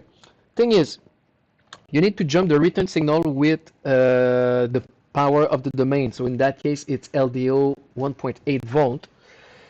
And LDO 1.8 volt is linked to that capacitor here, the inside part, the outside part being returning to ground, and that inside part being 0.8 volt. So you're jumping with 1.8 volt and then the return signal. So it's making a pulse. That's what I was showing with 57, 47, 37. And I was just jumping until I saw number 18 and it was supposed to be number 17. So in that case, I just went back until it doubles. And turns out it's around the chip. I think it's the first chip. I never remember if it's the first chip that is jumping or the second one.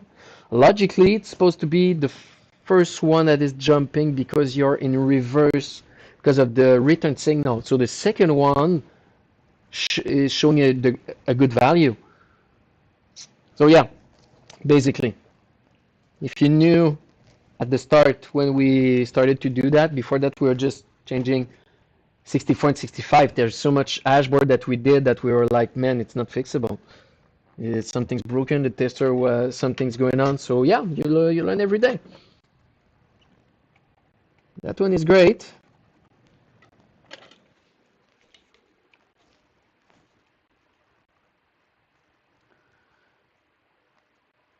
So one chip is shorted inside and just passes the signal on.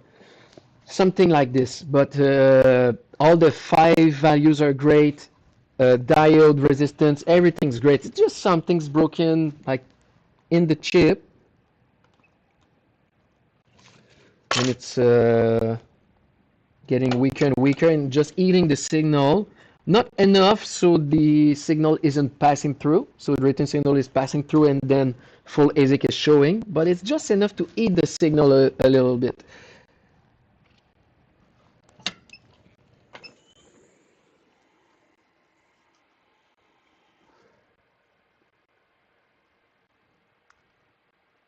Use the 1.8.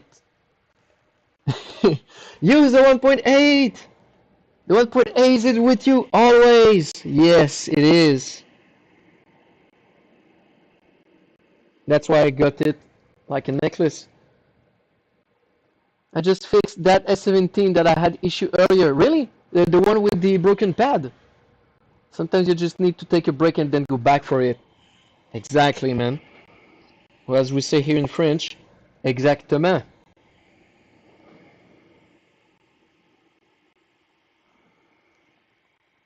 Sometimes you just need to take a break, take a flux puff, and go back.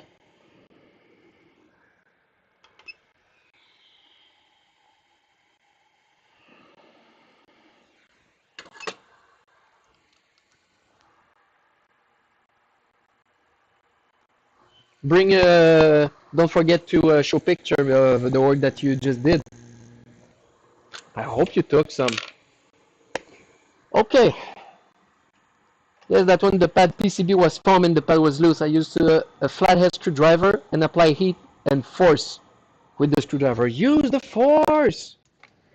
You used it wisely.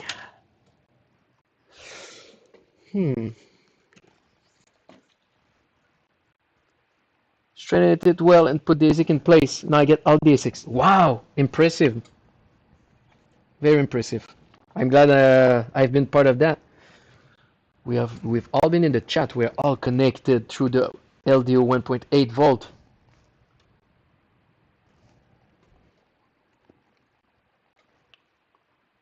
As we say, may the flux be with you.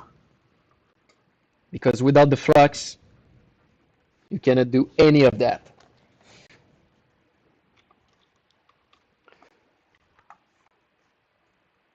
I did not take a picture. Wow. Now, okay, the ASIC is in place. I can't. But I will take a different board and take picture and explain the problem. Very nice. Awesome. So now, let's see that one. Here. Power. Let's see if when I change number 59,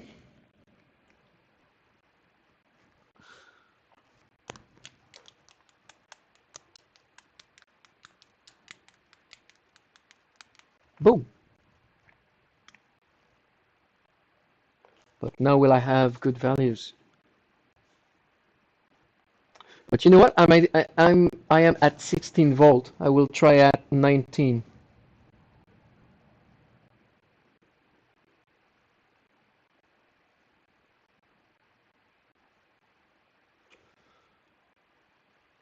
Let's do it again.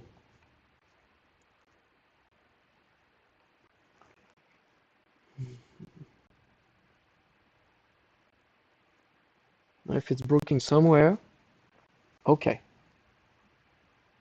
I just had too low voltage. You know, if it's working within voltage values, it's gonna be fine. What I mean by that, because S17 plus it's starting at around 21 volt and stepping down to in that case 19 volt. So if it's working at 19 volt, I don't see why temperature sensor found. There you go. So that one, I will not put any more time in this one. It took already some of my energy. Voltage living together for mutual advantage without the MIDI fluxion. Life could not exist and we will have no knowledge of the hash. Wow, such wisdom tonight.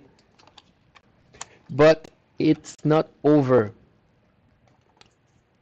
Because if you're doing repair on those ones, you know that when you apply again heatsink, something is going on in their chip and just make everything not working again. So I got 1, 2, whoop, no, 1 like that, 2 like this, and 1 like this. We'll start with a bigger one. Yep. The MIDI fluxions, yes.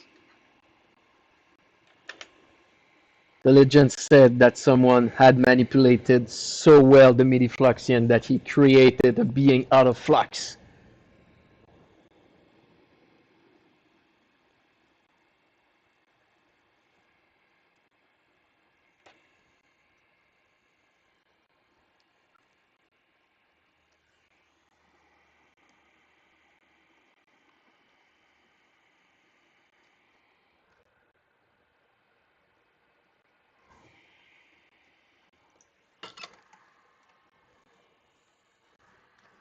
I need to watch that last Andor episode on Disney, but Priscilla Freelance said we need to fight inflation by unsubscribing. Yeah, yep.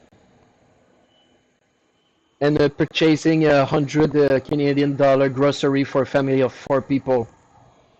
They said the same thing 4 years ago with $75 you can feed a family for 1 week, but now it's $100. Well, inflation, and also feeding a family with just $100. Man, we're not living in the same world. The people that told us that has brand new car, big ass home, and say everything will be all right. We just need to increase the taxes. And we just need you to unsubscribe those things that we said to you to subscribe because we put you in your home meanwhile COVID. So there's nothing to do. Well, subscribe to Disney Plus. Well, now there's nothing to do because of inflation. Well, unsubscribe to Disney Plus. Solution is simple. $1,000 a month in food here. That's that's $10 would make all the difference. Yeah, my good friend. Humble Landberg. I posted a picture of the Prime Discord in general section. Nice. I will take a look. After I put all those damn eat things, or maybe during a lunch break. I think I will go to eat something. It's been almost 5 hours. I think more if we count part one. So Joe, do we want to step down, or we stop the live stream, or we continue it? What do we do? Because of course it's not over, but I don't know during the mid period, the entr'acte, what will happen.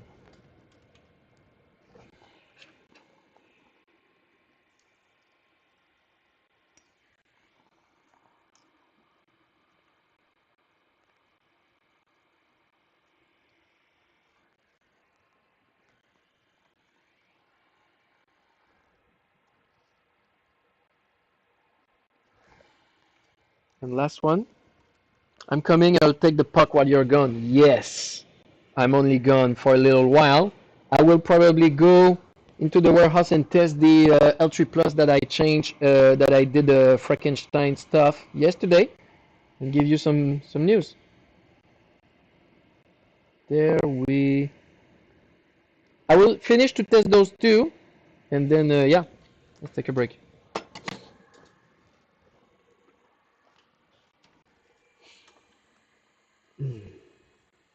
Okay.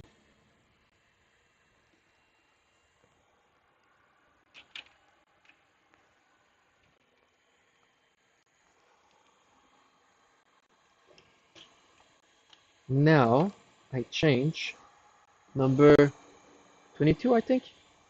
Let's see what's going on.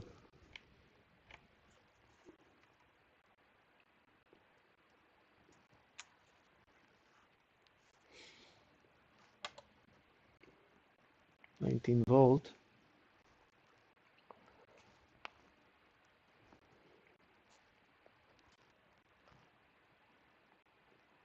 Same thing.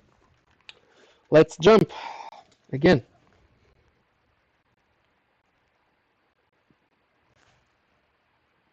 21.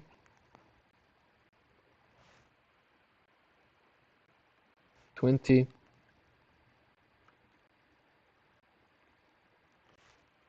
20. The second one. I will change this one, and yeah, it's not over.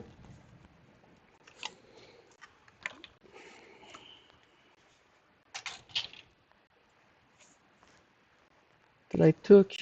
No, I didn't took the heatsink. I should have.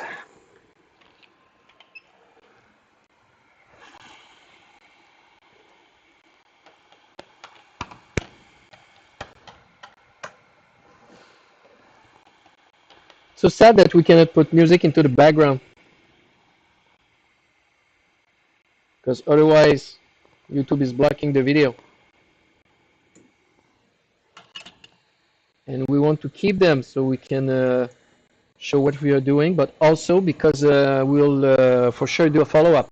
By example, this week I was talking about modified L3 Plus, and I still intend to show you what they looks like.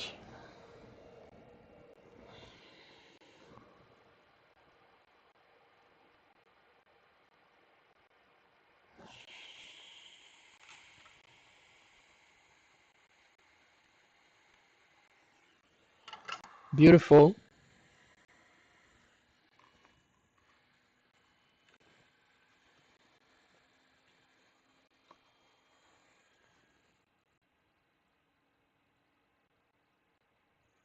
Nice and clean.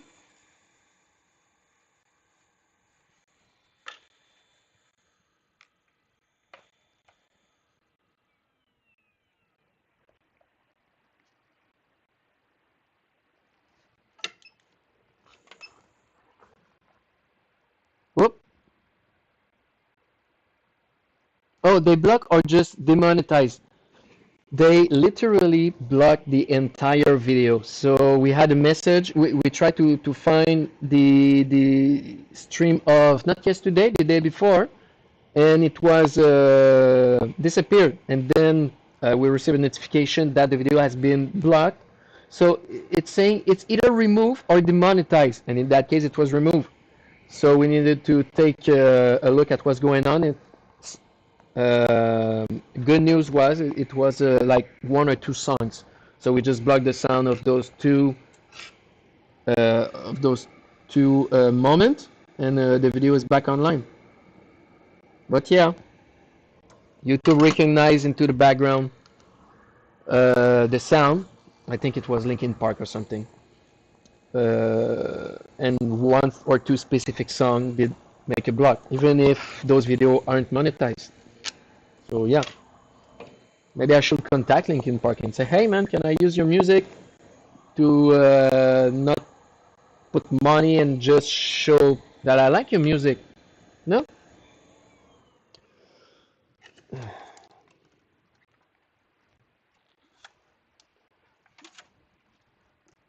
Yesterday or when you had Linkin Park playing, yeah, I was about to ask you why you risk it. I didn't thought about it, honestly. It was the first time that I was doing that. I didn't even knew that it would be a possibility that that they would block the video. Google can stop the angst. Yeah, like someone would watch this video for the music. Yeah, they could actually. They could because I got a pretty good music bibliothèque, music library.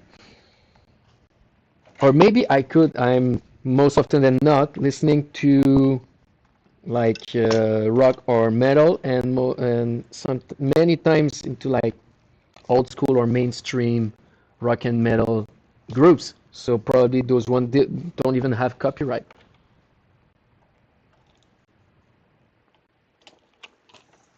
I could just say, hey man, I want to promote your music. Can I? Yeah, sure.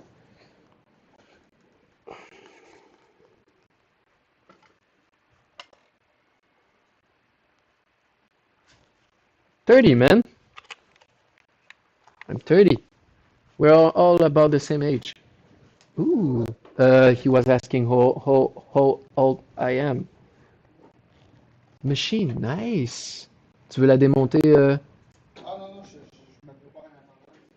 Yes. Mm-hmm.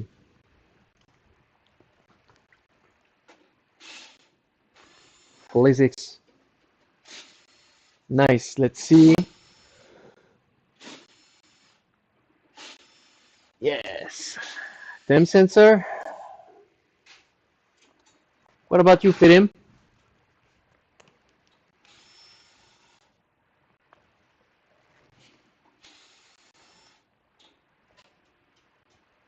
What's your first car make and model? Yeah, yeah. What's my insurance number?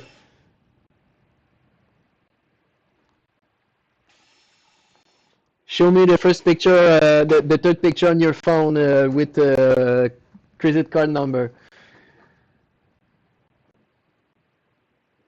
There will probably be a guy with a $5 range that will come by.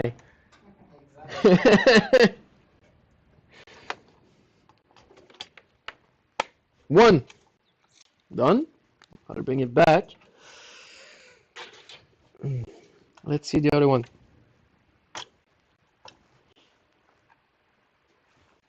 I know I look so much younger, but most of the time when I remove this, because sometimes I'm still being carded. It's been a while, but not so long time ago. With before that, I was still being carded into the bar. Are you sure you're 18? Come on. But when you bald, you can go anywhere. How old are you? Between 20 and 55. When you bald, how old are you? Between can't they show? When you're bald, how old are you? Between 20 and 55.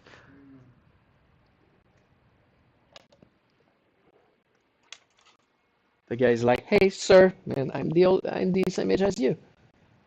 Let's see that last one.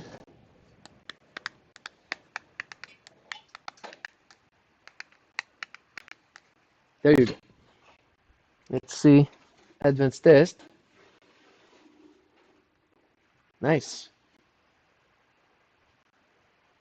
Quick question. Where can I find the resistor? The resistor that are on these boards. Yeah. Honestly, yeah. You better to have scavenging or broken boards for all those small component LDOs. LDOs, you can find them on many websites. They're also available on our shop, but having a board to scavenge is the best way.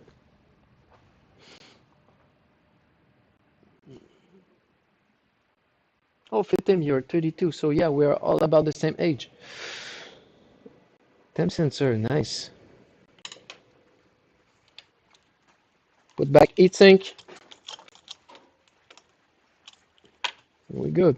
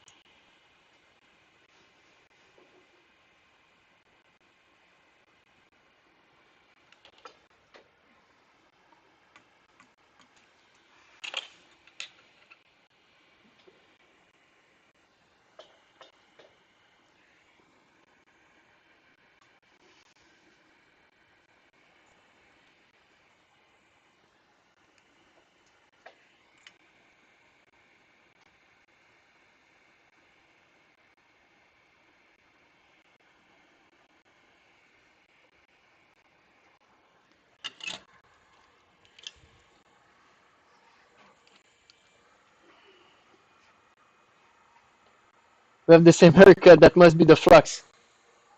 Probably. Yes. 2 on 2. Yeah, but those one, were jumping problems, so we will need soon to have those golden jumping of truth. We want to make a golden cable that will show the true path. The what will of eyesight? Oh yeah, the golden jumper of eyesight. Hmm.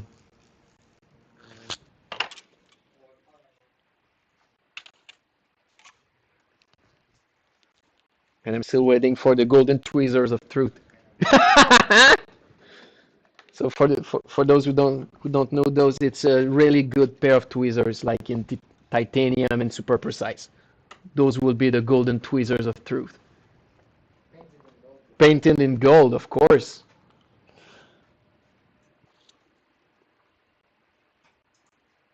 Probably the Fluxcas have the same haircut. Yeah. So we all have the same haircut. Awesome, man. We can communicate together. And test it if you got your car keys, put them nearby your head. If I'm pretty sure that your car will lock and unlock from further away, from further distance if you use your head. I saw on the side MOSFET for $2. It is one MOSFET, Joe? Quick question. I saw on the site MOSFET for $2. Is it one MOSFET or four MOSFET? Yeah, it's one MOSFET, two boxes. Yeah, makes sense. And even at that, it's not expensive.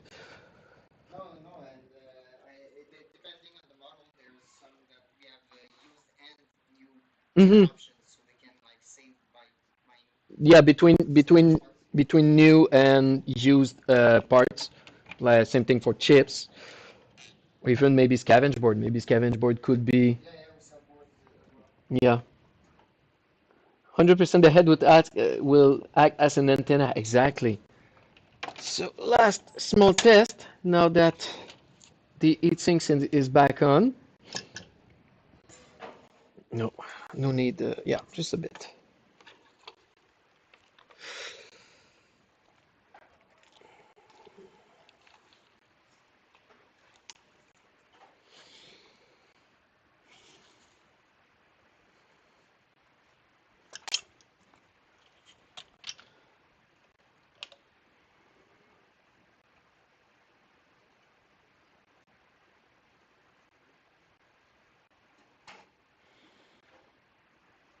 Nice. Ça marche. Working.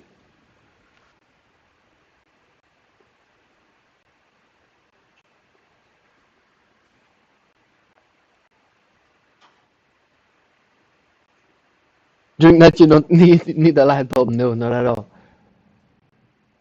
I will show the way. Even for real, I modified during this week the not the coloration but the saturation and the lightning of that camera, because when I was taking my hat off, I was bending with that whiteboard. We were one. So yeah, you need to make some adjustment. 2 on 2. Excellent. Well, I think for me that will be it. I will go take a break. I don't know if I will come back after, but all things considered, it's been real fun and a real pleasure, and we shall meet again, of course. So that one too. I'll just take those victories and see you on the next one. I pass the puck to Jonathan, and may the flux be with you.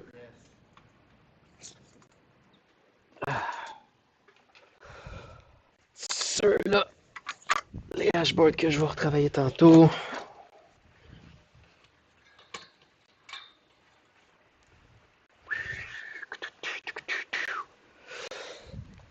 Puis je vais aller tester tantôt le dashboard Yes. Puis je vais redonner des nouvelles. Oh yeah.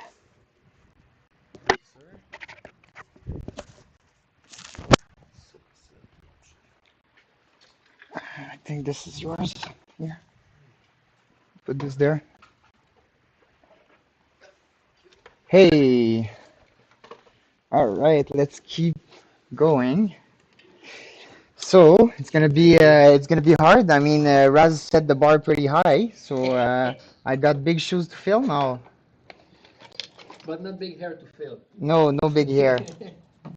And I don't have the same issues. Like I can go with the whiteboard, and I'll be this thing from the whiteboard pretty easily. So yeah, that's good.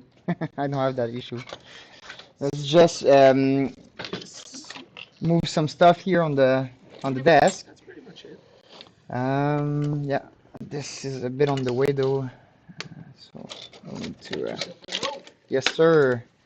So the thing is, Raz is left-handed while I am right-handed, and so whenever one or the other goes and make a stream, we need to flip everything. Left, right-handed.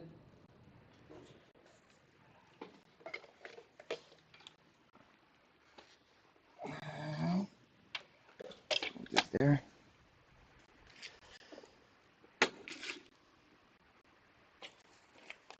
We have a lot of L3 plus heatsinks there. I'll just go and get rid of those. I'll be right back.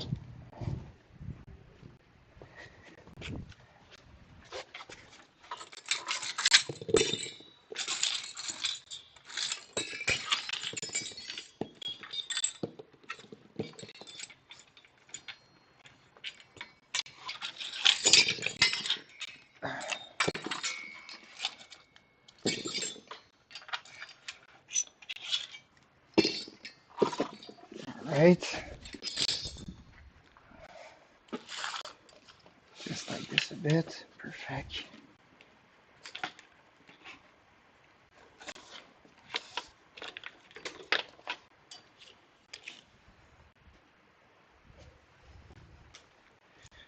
Amazing. And let's set our weather station just there.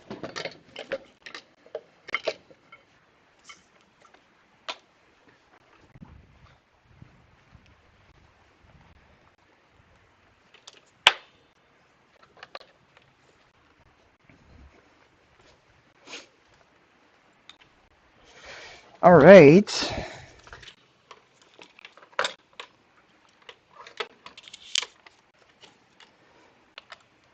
So at first our goal was with this stream to maybe have me, Ahmad and Raz go through the stream and do a 12-hour stream. But the thing is, we tried to install another computer because the laptop we initially used was my laptop in my office, as some of you might know by following, the first videos we did, the first lives. But at some point we decided to install a streaming station in our training class we have here. And so we installed that streaming station. I've put a laptop for this purpose, but it has a hard time handling a lot of multiple webcams because we really tried to. And once it's fully set up, you'll see there's a lot of webcams on the tools we're using as well that are going to be set up, and we're just going to be able to change through our hotkeys.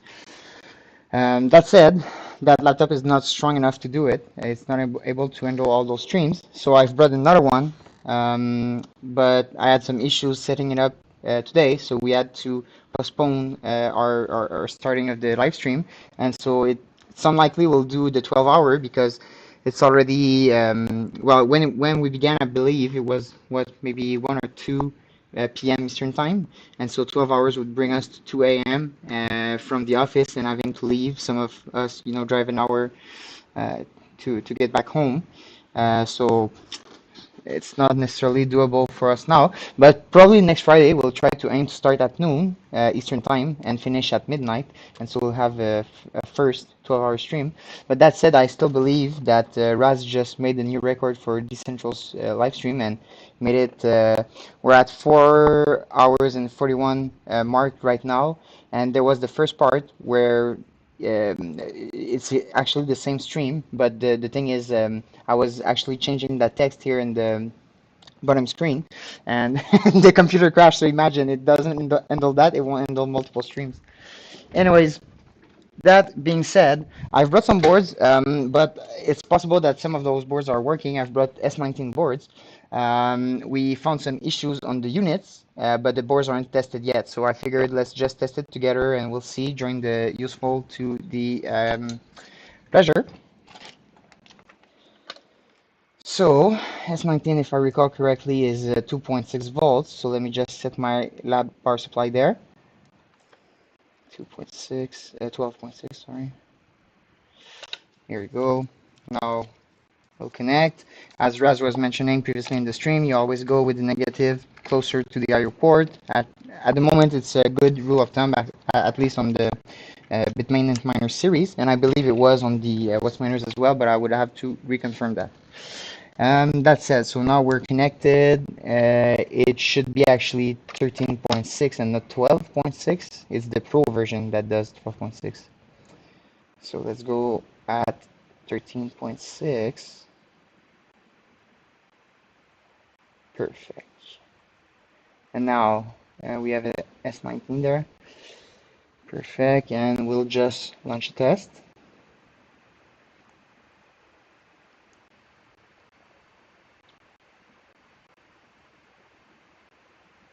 All right, so this board is looking great to start with.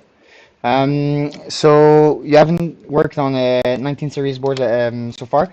It's actually very nice to work with. It gets back a bit to the basics. You feel a bit more like working on an S9, in my opinion. But the solders are a bit stronger, so that's really the most. Is the different part of working on 19 series mostly is the solders are more tougher and the layers like the board the layers are thicker and so it takes much more heat to be able to do a soldering job. Yeah, that was a quick fix. So, but yeah, 19 series are nice to work with. One main issue I found with the 19 series, and you can see that I believe it was in the second stream I was doing back in Texas. I went to Texas to set up a repair shop, and in this stream I was working on some boards that were running, in Rockdale, Texas, and they were massively damaged by corrosion. And the part I found that is very weak on those boards is actually the resistance in the capacitor right there. And those parts, while very small and irrelevant, are actually pretty relevant because they would like be eaten all here by corrosion. And just under it, let me show you, you understand, this is your temp sensor right there. And it communicates with your temp sensor. So what do you think happens when you have your resistance and capacitors right on top communicating with the temp sensor that starts to get eaten by corrosion? Well, you start to have either wrong temperature readings or you get no temperature readings at all and the machine kills itself. So that was fun to work with. And when I say fun, I mean even the pads are eaten by corrosion, so you have no pads. So it's a pretty nice job to do. You have a lot of wires to pass. So this board is all great. One thing you'll notice though, if you're used to working with, even S9s, L3 Plus, 17 series, 15 series, the temperature sensors are all linked to the chip circuit. And on the 19 series, let me just show you. So in this instance, we'll just have the tester connected and we won't plug our power here. And just look at the temp sensors there.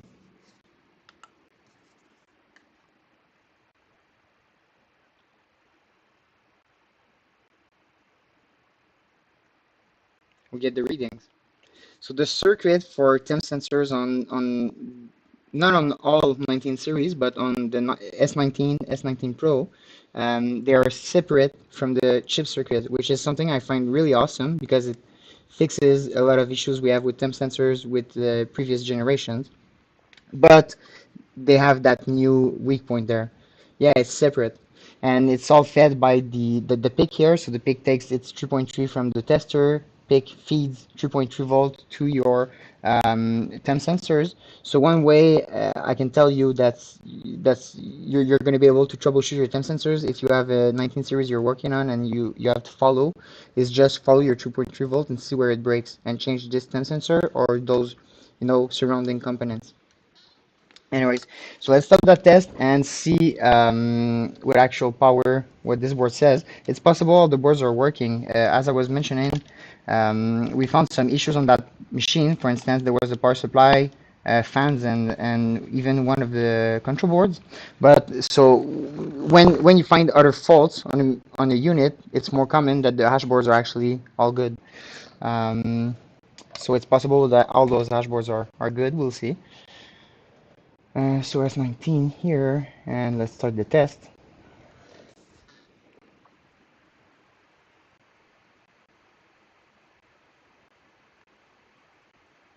Yeah, that board is great too.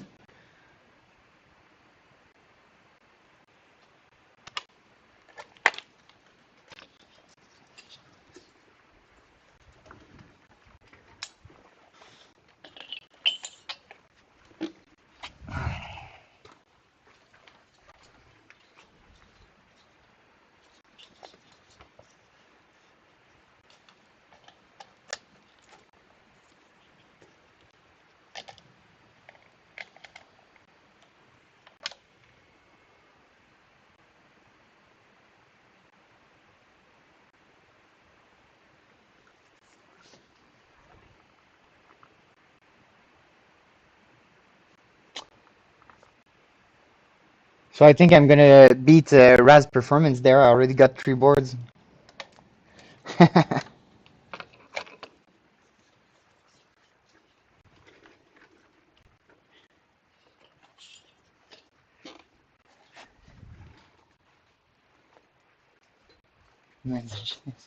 So you only have a shop running in Texas? No, actually, we're located in the Montreal Great Area. We're in Laval. It's a city that's just north of Montreal, essentially in Canada.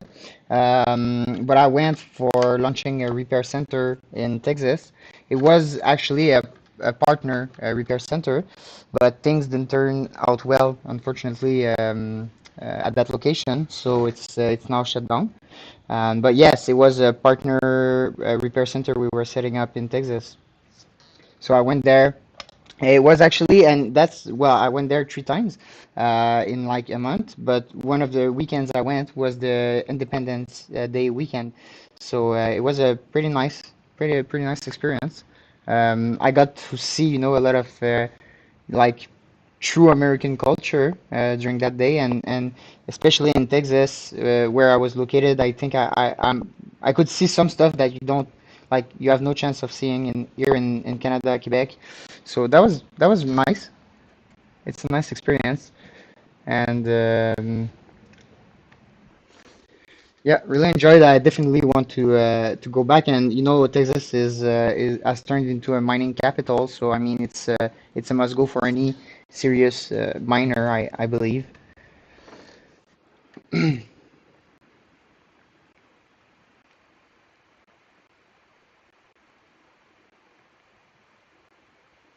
All right.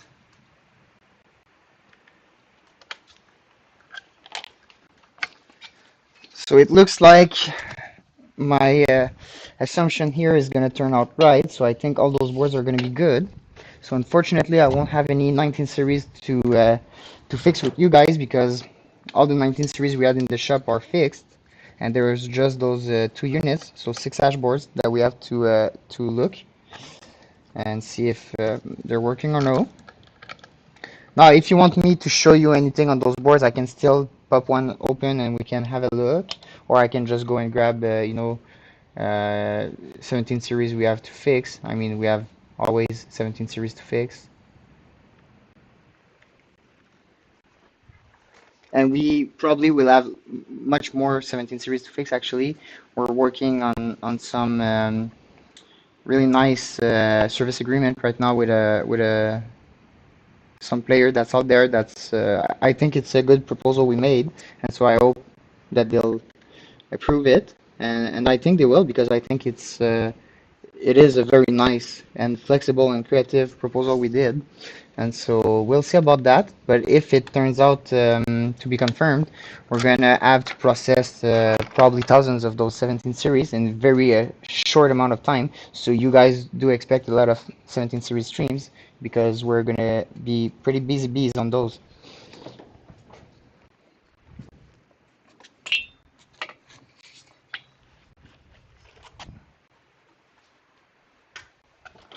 Guess I'll have to buy a S19. Yeah, well, we do. They're not listed in the shop because we never get very big quantities. But if you do want to get some 19 series, you can hit us up and we can source one for you.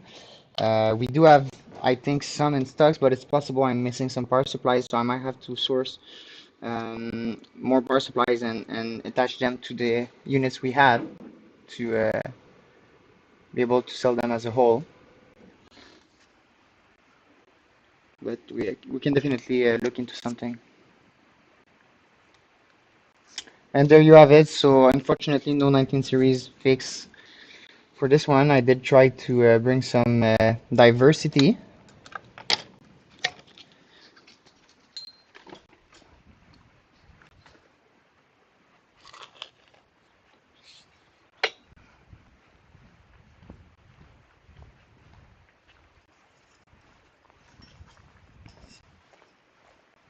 So we'll just go with 17 traditional 17 series right there.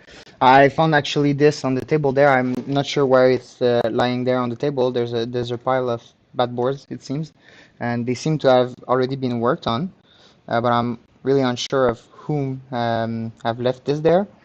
So we'll just take a look. Maybe even this one is fixed, but I don't think so because it looked like it's on in a pile of unfixed boards.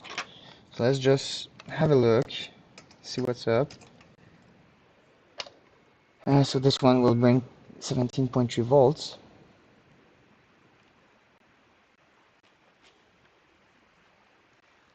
Mm, S19s have foil between the heatsink and the chips, or am I wrong? I think I have seen on your stream working on it and you peeled it off. No, no, no, it's accurate. It's not a dream. So, well, it's not foil though. It's like a plastic film. It's just a plastic film, and actually, this plastic film is just really annoying. What it does is so what happens is the plastic film that is in between the heat sinks and the hash board, the PCB. I guess it's meant to protect the small components such as resistance and capacitors. But what really happens is all the sand and the dust goes in between that film and stays stuck there. So it's actually creating more problems than solving. Again, you know, a bit main with the short-term thinking there. Designers are not what they used to be, it seems.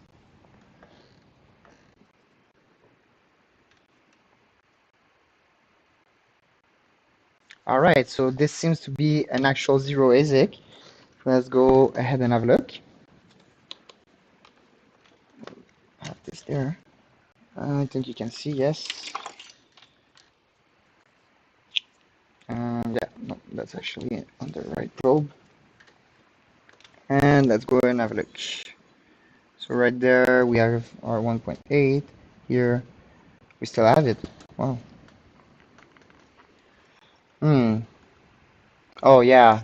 The man, I always get those boards. Why? It always happens to me. When I go and measure, they magically start to work. Those are the worst.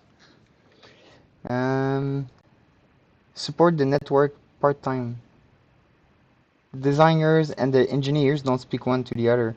Yeah, well, that's a common issue with many businesses. The right hand not speaking to the left hand. Uh, talk talk about that to Hydro-Quebec or the government about mining.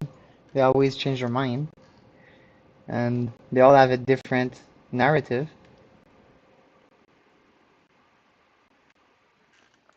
Lucy's it probably because as soon as you put your hand, yeah, yeah, I'm pretty sure of it, and most of the time, just a simple reflow will take care of those issues.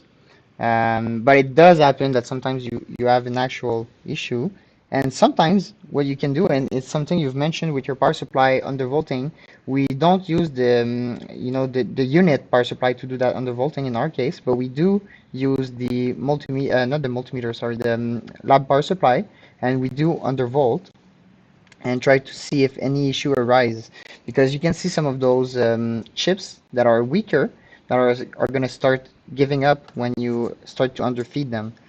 So what I do right now is I'm on my test without pulling, and we'll try to see if we can get that chip where we had the issue first to give up. So I'm now at 15 volts, 14.5, still got clear 1.8 there. The board is turning hot, and the more the board turns hot, the less easier it is to find those issues normally.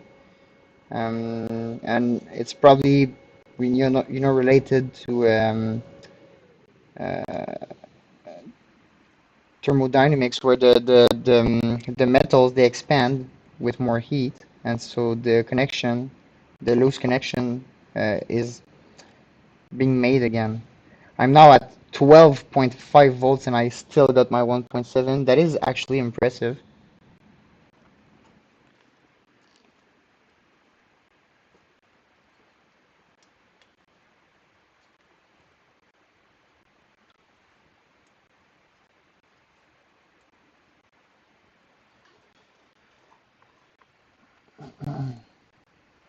Hmm. Okay, let's go back to this one.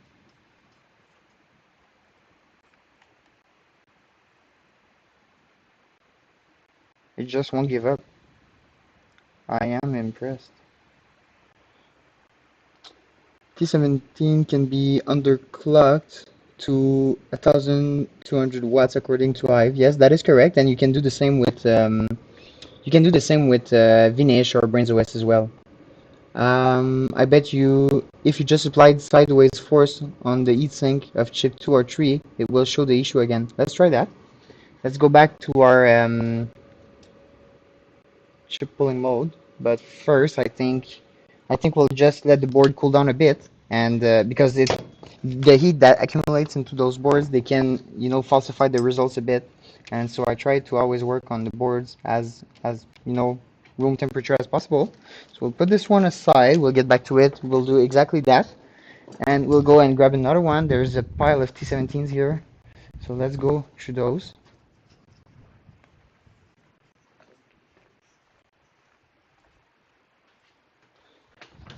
So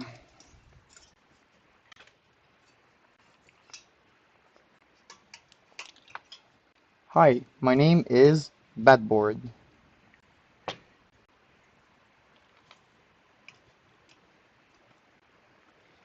Also, the chips silicon tend to work best at a certain temperature, hot but not too hot.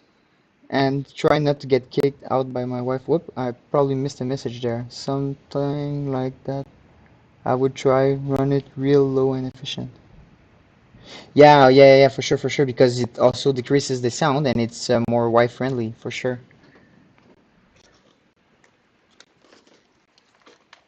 But I think immersion might be a real good improvement on that regard. And so immersion cooling inside your house. I didn't mess too much with immersion yet, to be frank, but it is something that I'm interested to look into.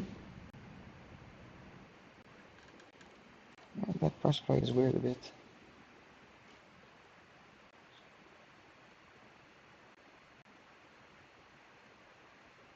Okay. 17 plug, perfect, let's go. So what this one says? Zero chip, perfect. Let's go ahead and have a look. 1.7. And we found an issue here, so we know it's between those two domains.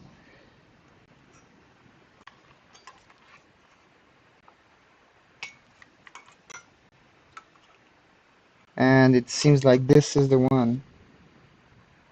Yeah. Yeah, this one here. Right there. This is my return signal I'm measuring right now. It could look like the clock, but it's actually return, so this is no good. Yeah. So this one right there. And wow, that was crazy soldering. It actually looks like this chip was already being worked on, so I'm not sure what happened there.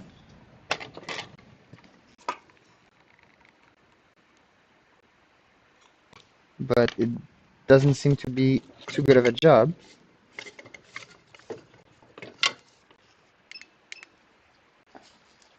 Try to twist this a bit.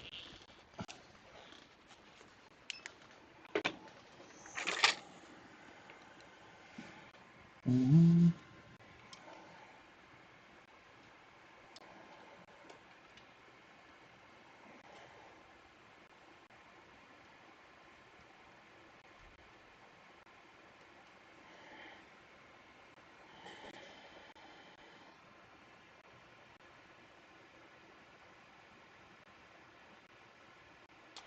Yeah, the liquid might get nasty, so that is something to consider. But it does reduce the noise by a fair amount of decibels. And one thing I really like is like to reuse heat. Liquid looks like one of the best avenues out there. So what I'm thinking is, for instance, eating. I don't have a pool, but if I had, you could eat your pool with that. I could eat my pool if I had one. Um, now you can also, for instance, say you have, um, you know, how do we say in English? I'm always looking for my words, man. Uh,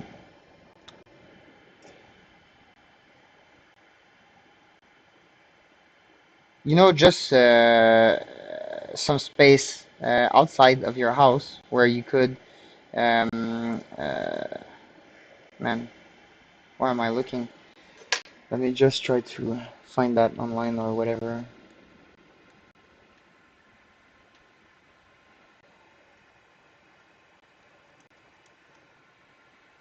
I don't know why I'm looking. A cottage. Yes, that's it. A cottage. So say cabanon. I don't know why I was looking for that word. So say you have a cottage outside. You could have your miner inside the cottage, have some, dig a trench that goes to your house, have those, tubes that with the liquid, heated liquid that goes into the house, brings it into a radiator inside the house, have that go into a shed. Perfect, a shed. So man, there's so many things we can do with mining, and so many opportunities, especially for us that has a rough winter here. So many ways to reuse that heat, which is something that I really look forward. What's the tip on this one? Yeah, use it. Yeah, that one. Let's just redo the top part there. Well, just make sure everything is in level. We'll do the bottom as well. All right. So this is eating. Let's give it a bit more time.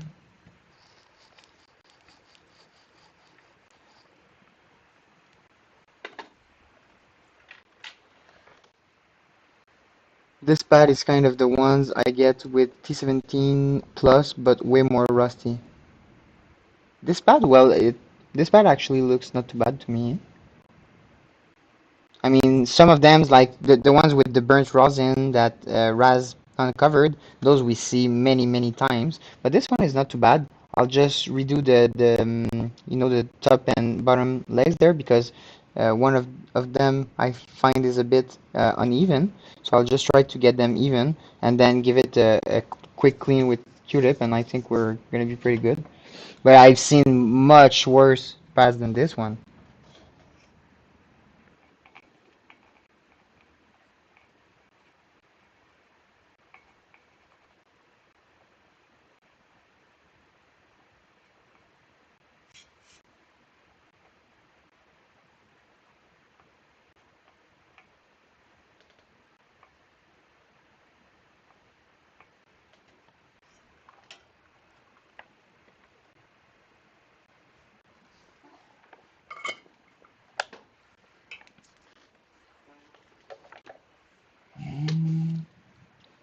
And where's the alcohol? Right there.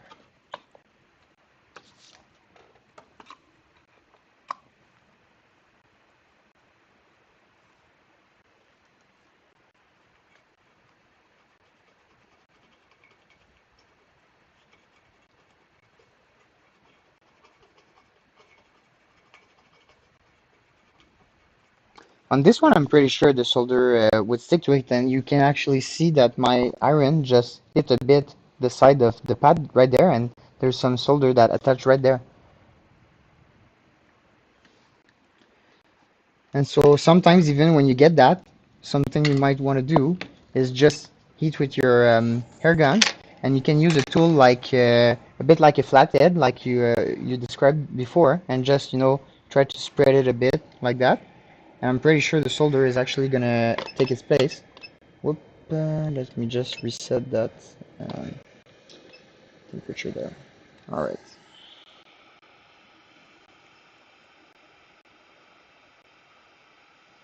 Just give it some time still.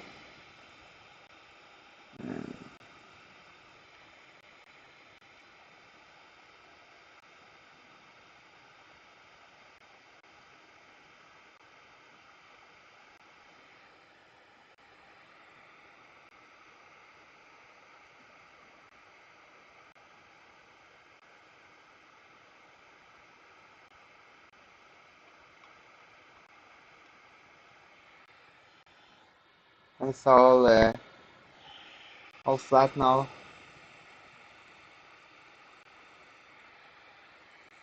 And even bring some over here, like that, and you're good.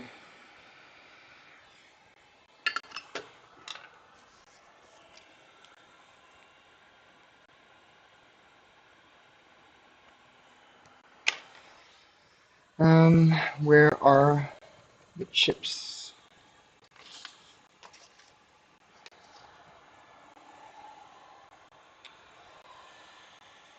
I don't know which chips are good right here. I would assume those are good. So let's try and we'll find out. Can actually measure one or two and see before applying.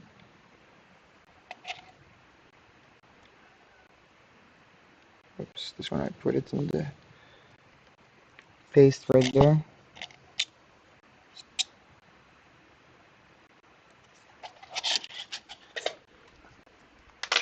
Alright, so one thing we can do to measure our chips and beforehand, before we install, and figure out if they're good to use, is go to your continuity mode.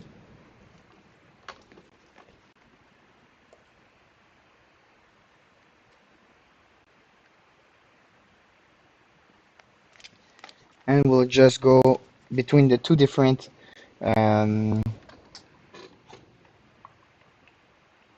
right there. So you have two different sides there. This is your positive and negative. So if we look at the board, let's get back to that view right there.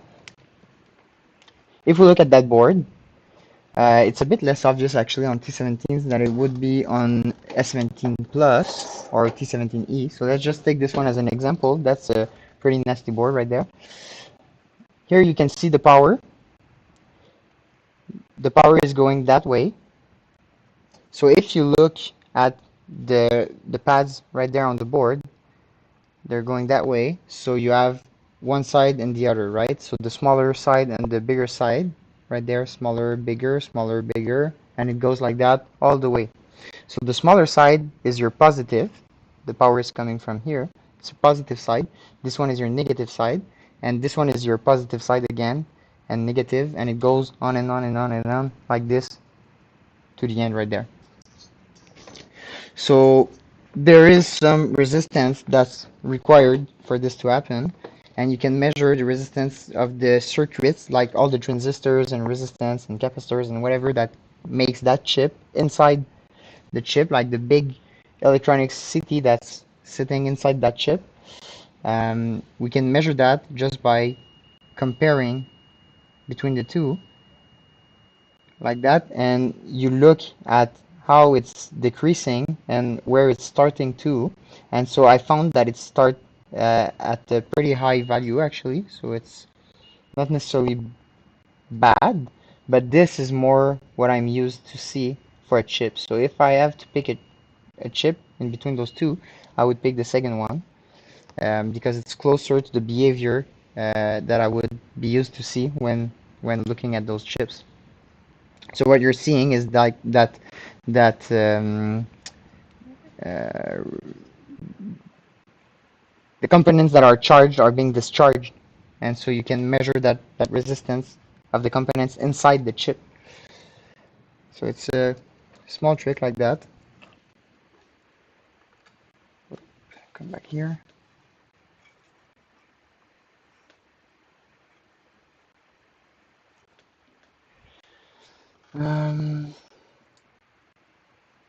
The solder won't stick to it anymore if you don't scratch it pretty good. Yeah, that's a different case because you clean it easily with alcohol. Yeah, so you mean really the one that turns a yellowish orange. Yeah, I understand. After you repair hashboard miners, do you give warranty and all along? Yes, we do give a warranty, and I'm pretty confident to say that we're the biggest warranty that's out there. We give 90 days of warranty on our repairs. 90 days, that's 3 months. I think it's very, very decent, and I don't see any other of my competitors offering as much. I have seen a tester on AliExpress at around $300 to test ASICs. I don't know if it's worth it. or not, but it exists. So yeah, I'm pretty sure you're talking the one with the four, blue legs, plastic-ish, some Chinese writing on top of it, with a control board attached to it. So this is the Bitmain's test jig, which is horrible to work with. So no wonder they're selling it for $300. You just don't want to work with. At the end of the day, if you're a hobbyist, maybe you want to work with it. But seriously, even for hobbyists, I would at least go with a Pico BT. We sell those for 750 Canadian dollars, and so that $300, I'm pretty sure it's US dollars. That's gonna end up being 415 Canadian or something alike. And so the difference between the two, I would just go for the Pico at this point. No, I mean test ASIC chips. Oh yeah, yeah, no, we do have those. We have a socket, and we've actually designed our own tester for testing the chips, like with breadboard. And the thing is, why we don't show it on stream is because it's a project really, and it's a big mess of like wires, like not even all soldered, attached to a breadboard, and like it's really more of a project than something serious. But we did design our own tester with one of those sockets that you're talking about.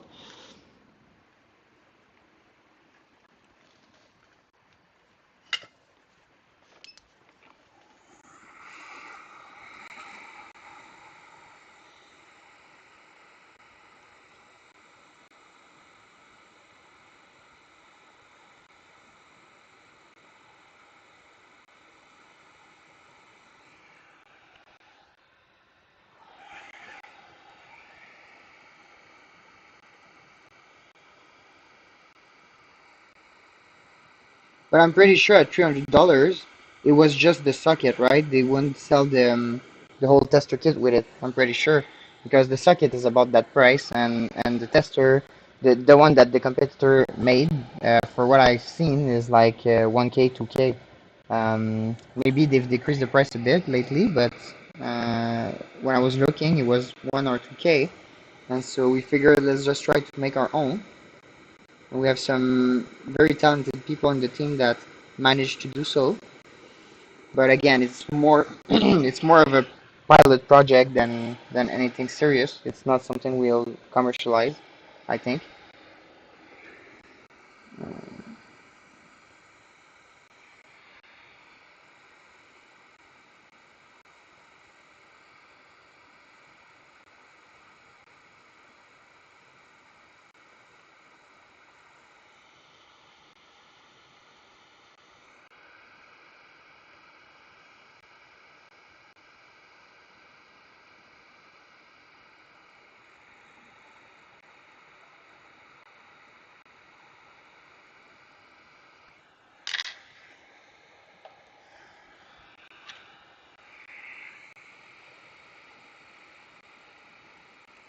So there's a small blob forming on one of my legs right there. So I want to take care of that with my solder iron.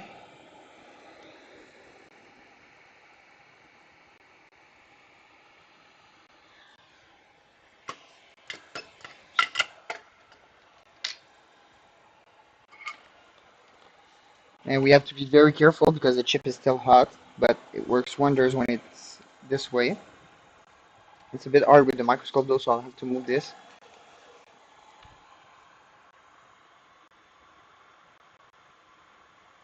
There you go, perfect. So let's just show the result then. There you have it, all perfect, all clean. Um, I'm not really sure, I've seen it popping on my feed, so I don't know. Let me just go and try and grab it, and we'll see if we're talking about the same thing.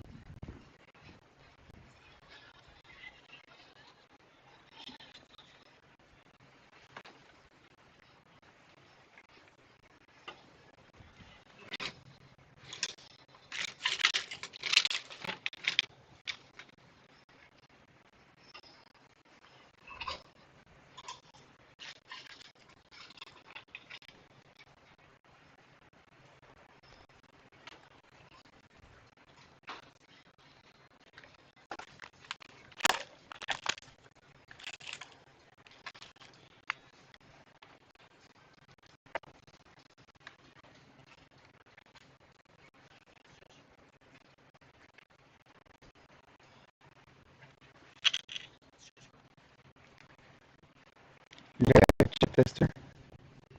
Le socket.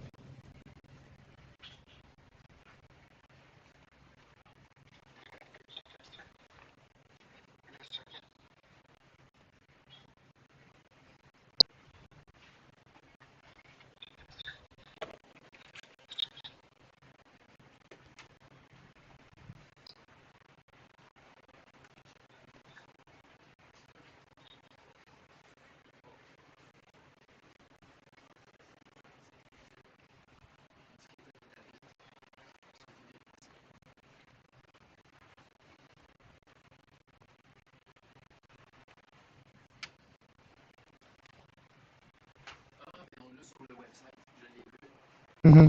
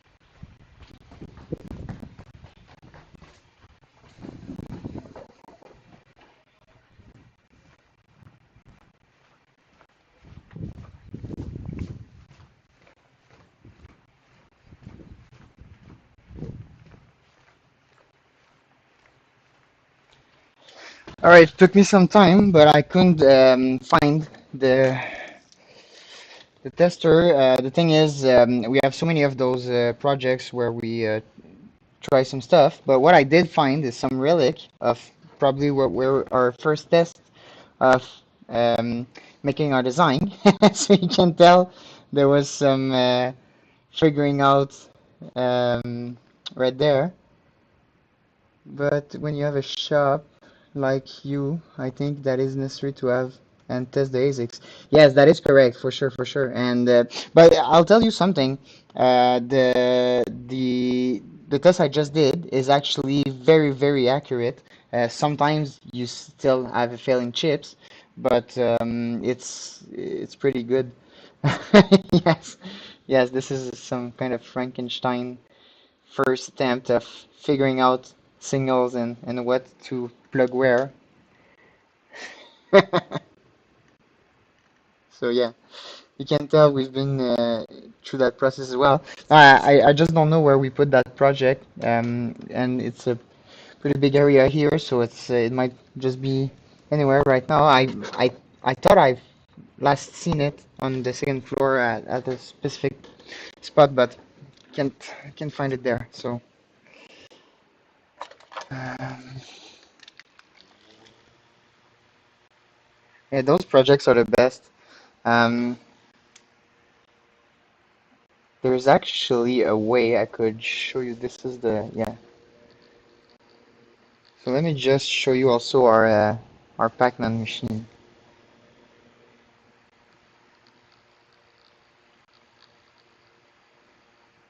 Oh well, does any of you have maybe let's experiment.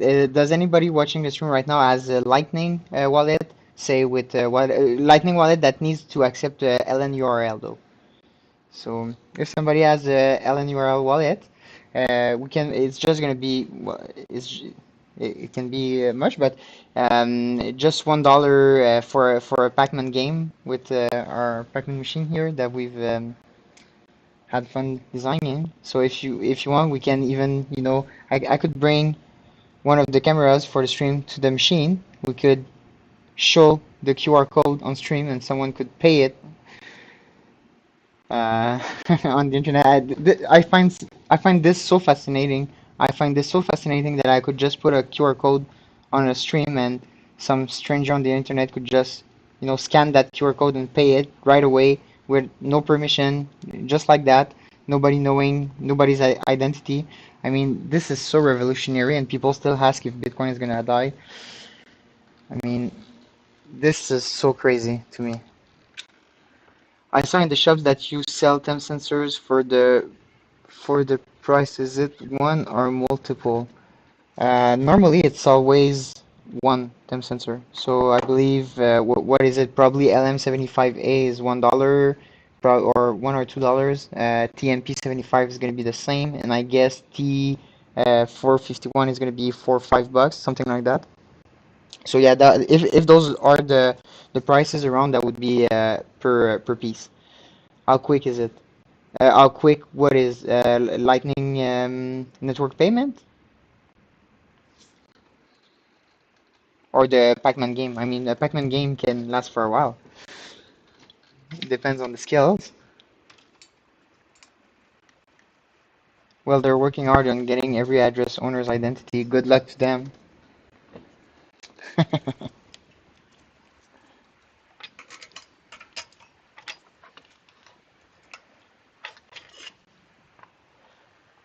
Lightning, yeah. Oh well, Lightning. It's pretty quick, man. I'd say 15 seconds on top when you have like high latency on your network. Um, for instance, when we've brought the machine at ACFest, the network we were connected to had some decent latency, and I would say between the moment I scan and it pay, it would take maybe 5 to 7 seconds, something alike, for the Pac-Man game to start for the credit to add. So I think it's really decent, and it should allow you to buy coffee at that rate. And Lightning is, I mean, from here it's just gonna increase and get better. And I wouldn't be surprised, and I don't think it's a bad thing that we see, big pro payment processors, those the ones that designed infrastructures and that put their data centers at very low latency spots like MasterCard, Visa, American Express, Interac, those big major players, they have all the incentives to run Lightning nodes. They just don't know it yet, or maybe some people in the organization know, but for sure, in my mind, this will come. And those players, like it's gonna, they have all the infrastructure to do so, and we're all gonna benefit from it, even though there are big players and they're a centralizing force. I mean, them by themselves, they won't break decentralization, but they will still have the benefits from increased, stability, from increased liquidity, from increased speed. So I mean, it's only a matter of time before we see, half a second lightning transaction, you know, from any side of the world. I think it's coming from the exchanges. They're trying. Yeah, yeah. So they obviously they have some choke points, right? So whenever you're KYC to an exchange, or whenever you're a lot of people are unfortunately using their wallets at the exchange just as a regular wallet, and so obviously all the transactions you're doing there, the exchange knows about what you're doing, and if there's any investigation or whatever, that data is all that metadata is all going to be fed to the feds. So yeah, I don't think it's the best practice to preserve your privacy. Um, to each his own. In 5 seconds, it shows up in the pool, or is it confirmed? Good enough? Oh, so I mean, in 5 seconds, it's done. Like the transaction, the Lightning transaction is done. It's not in the block yet because how Lightning works, how the Lightning transaction works, is it's kind of like a pool of transaction where they're all gonna get pulled together and put inside the settlement transaction later on. But the settlement is still done because between the two Lightning nodes, the two Lightning channels that are completing that transactions, there are some agreements and there are some checks and balances that are designed in a way that penalizes anybody that tries to, play bad tricks on the other party. And so it's designed in a way, to give the right incentives. Bitcoin is all about putting the right incentives in place and let the incentives do their job. And so far, it's been working very great. And yeah, I think the only issues we can still see with Lightning right now is the fact that a lot of Lightning nodes obviously are run by plebs such as us and not, a lot of big liquidity providers. But as soon as we start to see that, to add to that ecosystem of plebs we are, I think the whole thing together is going to be very, very nice and efficient. On ramps, off ramps, address reuse. Yeah, address reuse, I mean, it's been known for like since what, 2014, that it's a very bad practice. It kills my mind to still see what is it, maybe 30% of transaction with address reuse. That is very, very bad, and I'm pretty sure we'll see some improvement on that regard as well. And Lightning is some improvement for that too, because Lightning is more private transactions, so it's not so. Instead of being something you that's being broadcast to the whole network, like a Bitcoin transaction, a Lightning transaction is unicast. So it's cast only to the parties that needs to know about the transaction, the Lightning nodes that need to know about the transaction. Now, if you're using, some Lightning routes to go between different Lightning hubs that exist, in the seek of the perfect Lightning route, it's possible that some metadata can be collected, and I know there's a lot of work that's being done on that front as well. But in any case, I believe if we go and look at Clark Moody dashboard, we can see that, what is it, probably 70% of Lightning nodes are on Tor, the deep web. So I think Lightning is going to be pretty useful for that. And we can see, yeah, percentage of Tor capacity for Lightning Network is 68.4%. Let me just zoom on that there.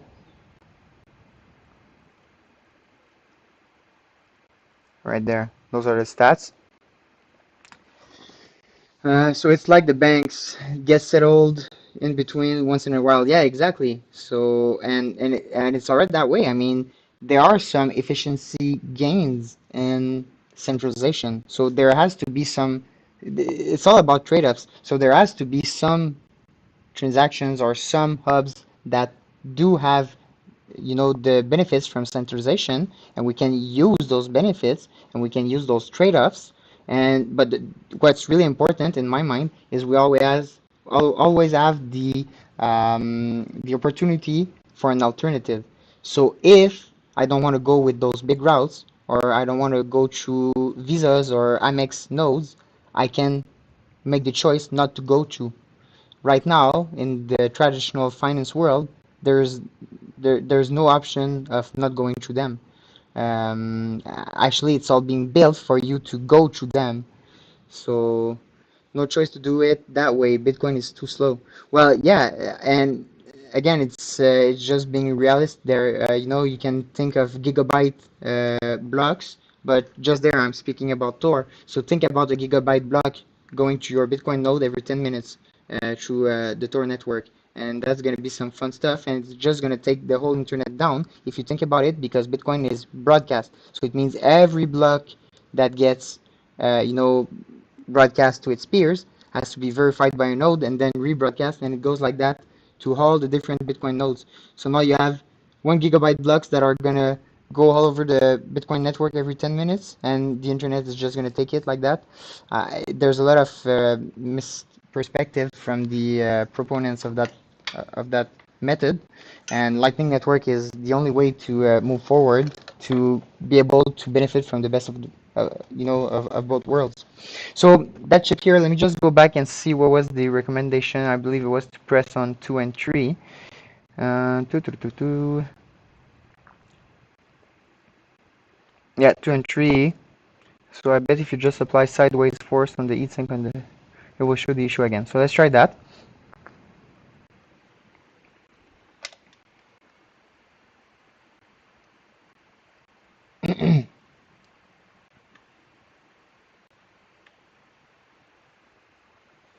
I might try a lightning transfer someday.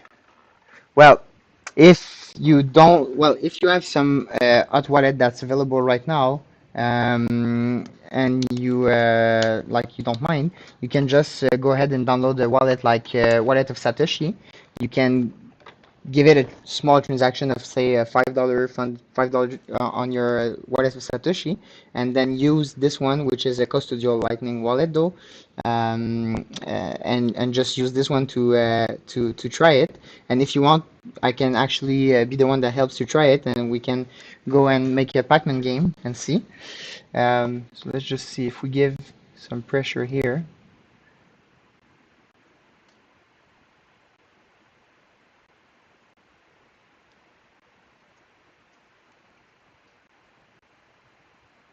Whoop, but I gave it too much pressure. Delaminated chip right there.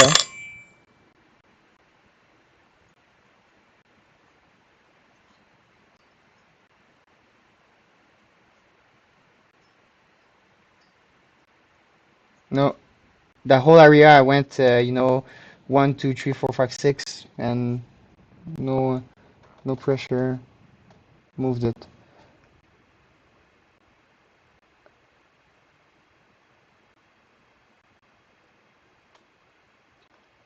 I'd love to use it to transact. I don't because it's fiscally too complicated. Yeah, yeah. No comments. They need to clear that up. Yeah, for sure. But you know, don't expect too much from them. I think it's gonna take them years to figure out what's really happening. So I wouldn't bet on them make any clear regulations anytime soon. So right now this board seems to want to work, so we'll have to just retain that chip and reinstall a heatsink.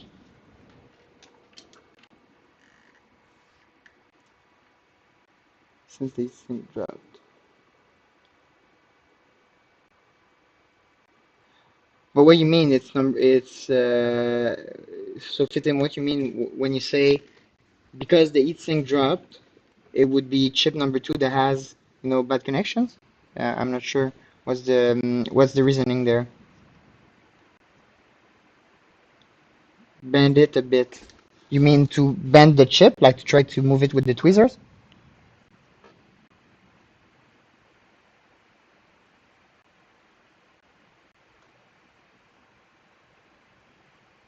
Let's try to go back to just chip polling so we can see the, you know, the counter.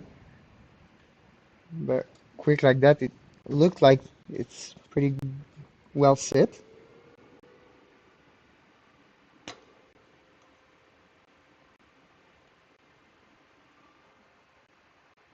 Oh, the board. I see. Sorry about that.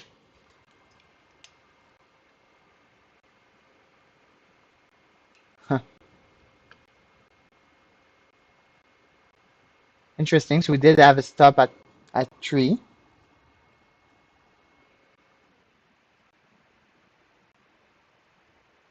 Yeah, and that 29 count is probably actually just that chip that's turning into a ghost chip right there.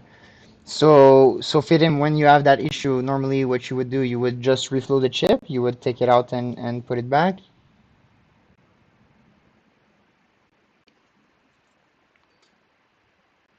Interesting though.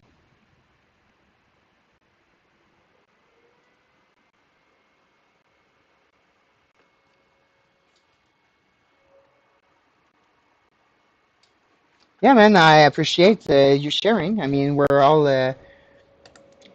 always learning. It's something I find pretty interesting actually from this industry is I never stop learning. Even this week I still learned some stuff about fixing those boards. In my experience, that chip has run out. Yeah, so that I would agree because of the delamination, for sure it's run out. But to be honest, like most of the boards, when you take out all the heat sinks, like half of them are that way.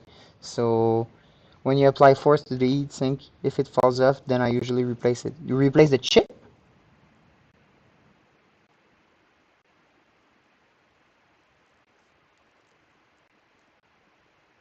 because most of those delaminated chips, they just have that weakness for the top there, and most of the time it's just because the Malaysia manufacturer didn't apply enough tin on top of the chips, and so all the copper is exposed and is turning into is tarnishing, but it does not fall off if it just shows the problem. Then I just reflow.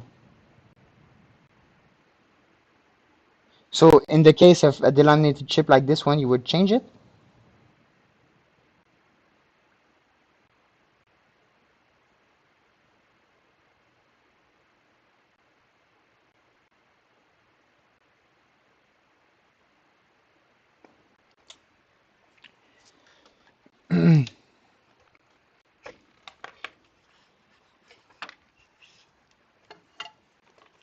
Just for fun, we'll go and not just any delaminated.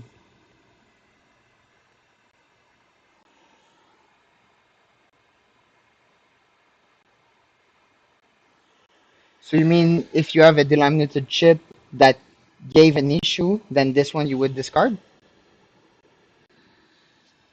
Je crois.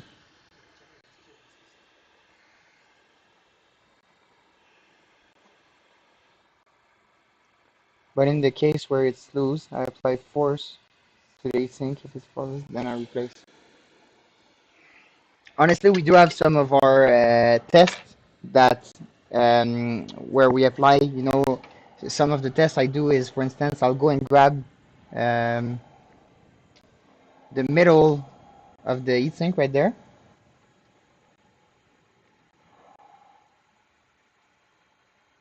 See, and I'll apply pressure here where you can see the metal bending a bit inside. And if it doesn't detach there, then normally the chip is not too delaminated. And I can find a lot of delaminated chip on a board like that. And so when I know that I have a board, because normally when I see delaminated chips, the board is going to have many on it. So I will go through all the heat sinks and do that trick. And then I will just retin all my delaminated chips and, you know, reinstall if values are good. So in this case, if my chips are good, I'll in my case I would just um, retin, reflow, reinstall the heatsink and see what's up. And you can see if I bring that board here, like see, I removed those two heatsinks there. They have a bit of tin remaining, but not too much. And I'm pretty confident to bet that half the board would look like that. For example, in S17 Plus, there might be 20 delaminated chips, but they're all good. Yeah, exactly. That's what I was saying. Okay, so maybe I'm not sure exactly. So you're saying only if you put pressure and the heatsink falls off, but they're all gonna be that way. Yeah, they're 90% delaminated. I've tested with Vinesh, as I said earlier, and if it did not replace it, it usually was in orange or red. Well, see, a lot of the orange or red chips I'll find on a board that's fixed and that all our values are good are the one that the under the heat sinks, if you remove the heat sink, the chip is going to be looking exactly like this, almost delaminated. But if I retin it correctly and use that exact same chip and put back my heatsink, it's gonna be a green chip after. So my assumption based on that was that the heat transfer between the chip and the heatsink was too bad, and so the chip couldn't properly, sink its heat, and so that would cause the chip to get very hot and have weak performance because Vnish especially is going to decrease the frequency it's allotting to that chip. So let me just go and grab my process for retain those chips, my liquid, and let's do that.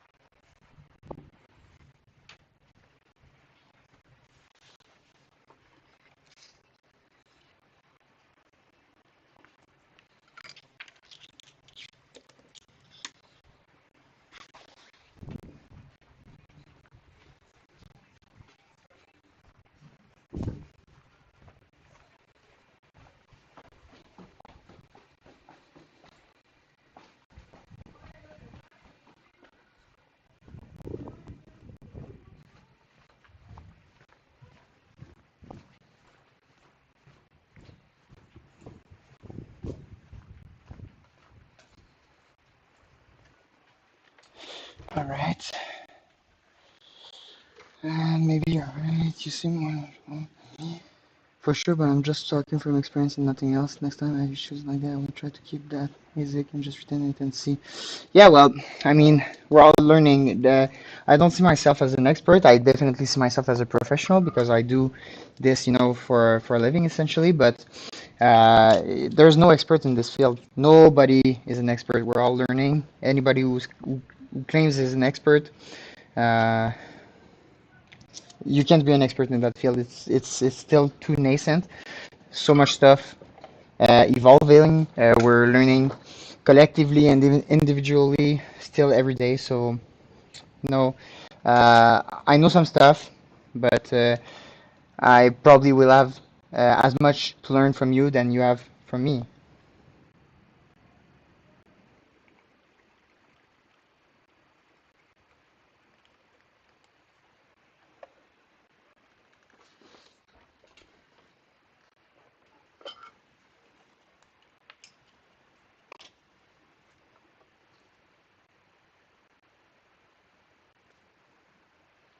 Where's that?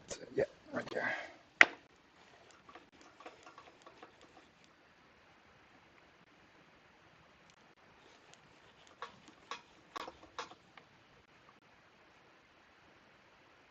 Perfect.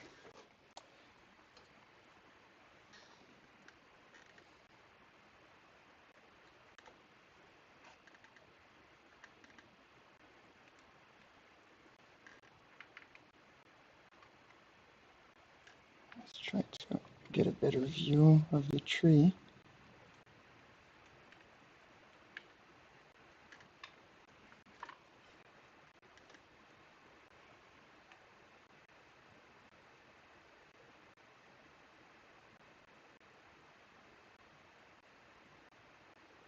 Come on.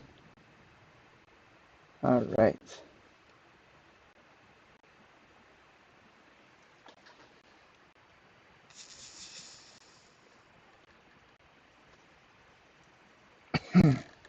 You really don't want to bread that stuff directly. Normally, when I do that, normally I do it like all at once with many boards at once, and so I'll wear a mask with filters because honestly, this stuff is very nasty to breathe. It's not might look like flux on the cam, but it's actually an acid that's eating away all the oxidation on top of the chip, and that's allowing me to be able to retain the chips. And so this stuff is very, very nasty. It gets stuck in your lungs and bronchitis, I think we say.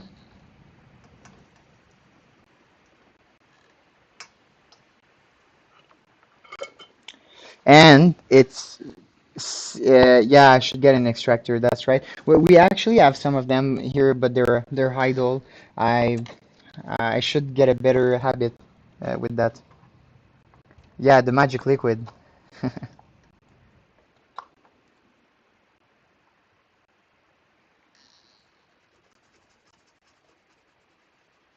And it's pretty corrosive, that stuff, so you really want to get rid of it on your hashboard. Don't want to leave any traces. When I get a board that say have 10, 15, 20 delaminated chips, when like we were describing just before, what I would normally do is bring this board to the ultrasound cleaner after I retin the chips and make sure that, it's all gone. You already have good equipment. A good HEPA one would suck a lot of that away. Yeah.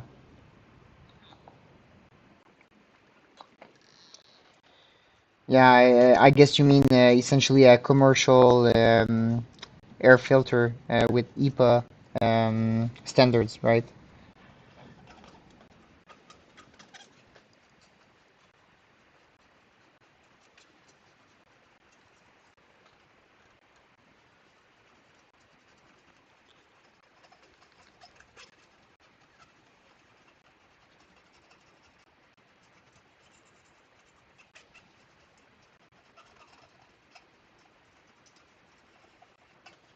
All right. So I'm pretty confident it's all good now. Commercial extractor with EPA, yeah. Yeah, it's a purpose-built product, and it's designed to eat that oxidation that tarnish that's being built on top of the chip, and you can turn it into tin, um, get it to grab. What it actually does on a very very microscopic level is it eats and make like micro cavities on top of the chip, and so when you apply your tin, the tin is able to go and grab into those micro cavities. It's not something we can see on the eye, and I don't believe we can even see it with the microscope. It really really is super microscopic, but what it really does is like many micro cavities, and when you apply your tin, it's able to go and grab onto something, while when it's delaminated, it's all like glassy, and it like whatever tin you try to apply is just gonna, like how to say, like fall over. It's just gonna, you know, um, uh, it's just gonna slide on top of the chip instead of grab on it. Yeah, and yes, it would do that probably, yeah, but I mean, not in the way you need it to be done for those chips. I bought a liquid like that from a guy in Discord a few months ago, but I was not happy with it. Hmm. Yeah, well, uh, I don't know, just a random guy like that on Discord. Obviously, you can get varying results from that. Um, just like buying from Alibaba or AliExpress. I think a lot of my customers saw a lot of varied results from that. So let's just go ahead and put some flux on both top and bottom of our legs, reflow that area, and see after if we bend the board if we still see that same he sold you Mura Muricatic. I'm not sure what's that. Muricatic?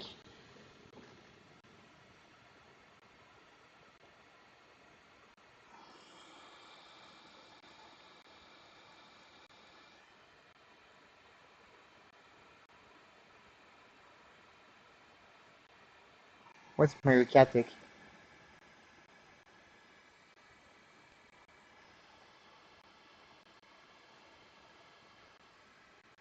Muricatic acid.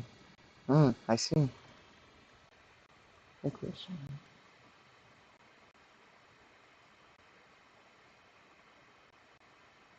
Huh.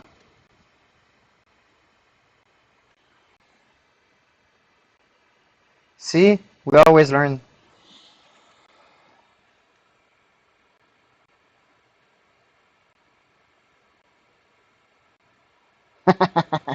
Yeah, I'm sure it works wonders to use something that's made to etch your concrete on the top of your chips.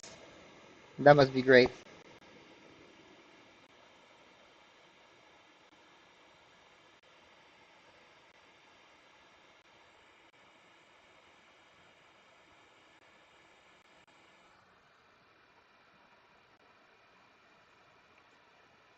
I'd be curious to try plumber's acid paste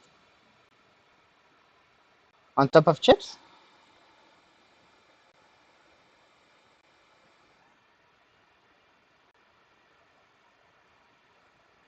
And what that plumber's acid paste is, it something you just find on in any hardware store? I guess so too.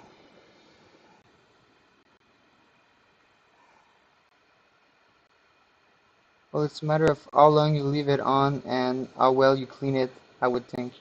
Makes sense. Worth a try. We can definitely it's something I can do in a video. We can definitely try that. Yeah, if you have any like science experiment you want us to try, we can definitely do that and film ourselves and make some great content with that. So right now, what's in queue is trying to fry an egg on a hashboard. But if you have any better experiments to try, please do let me know, and we'll include those into our messing around.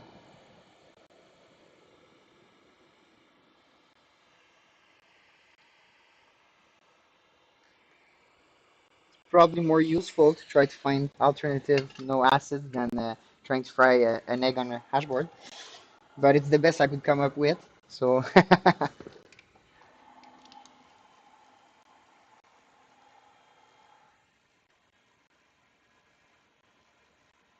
it's basically flux, but just stronger. It will clean copper real well.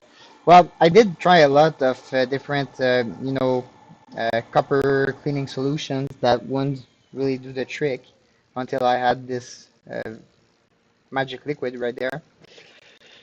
Um, tried a lot of stuff actually before getting to that final solution right there. Yeah, I used to use it on my iron tip plumber acid paste.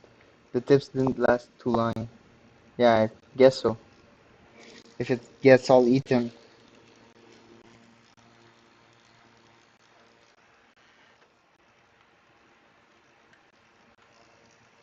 Okay, so let's leave this one cooling down and we can see this one in the meantime.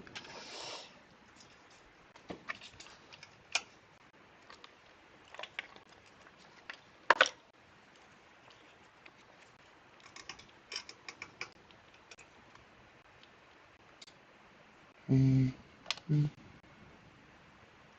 So this one we had broken RX on this chip right there. Let's go ahead and see what's up now.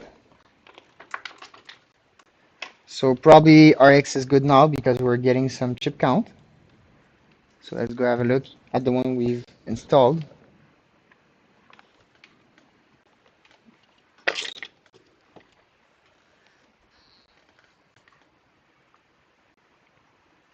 Oh, we still get that same value though. Okay, so in that case, let's set that resistance. We get this as an output. If we try to stop this to sex,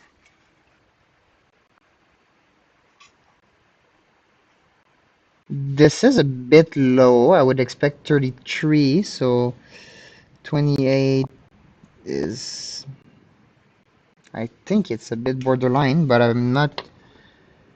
wouldn't be confident into saying that this is the issue we have.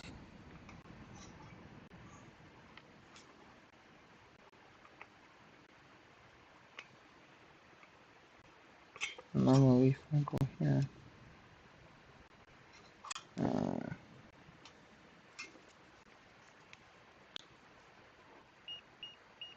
yeah,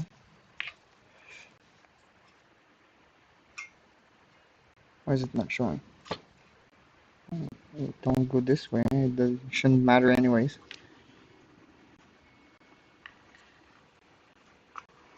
Oh, because this is still on. Let me just remove that.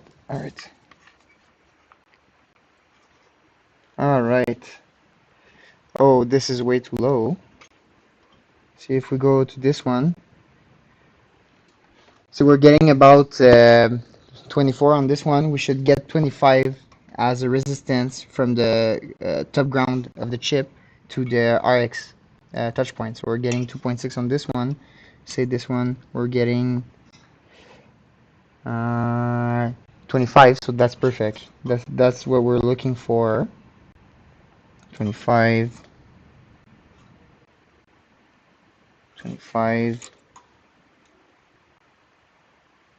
25, and right there. 25, but going from this one here, no, the resistance don't make no sense. What we have on the path from this to here is that resistance there, and the chip we've changed. But I don't believe the chip to be the problem. Resistance is a bit weak, but I think it should work. But it's something I can see that's an issue. So let's try to change that resistance and see. But I think we work. Would just be worried about residual acid left on the board. So yeah, I would necessarily need a ultrasound cleaning and make sure also that this water don't get contaminated too quick. So you need to make flush of your water like every 2 or 3 boards or so for it to not be contaminated, I would assume.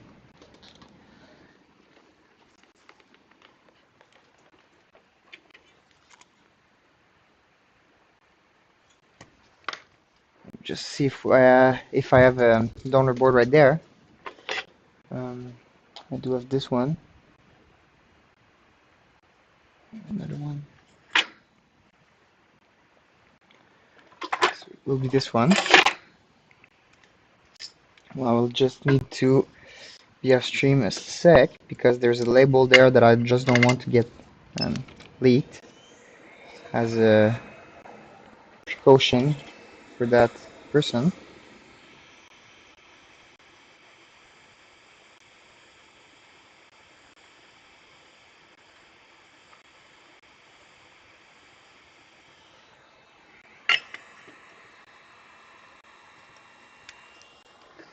All right, remove the label.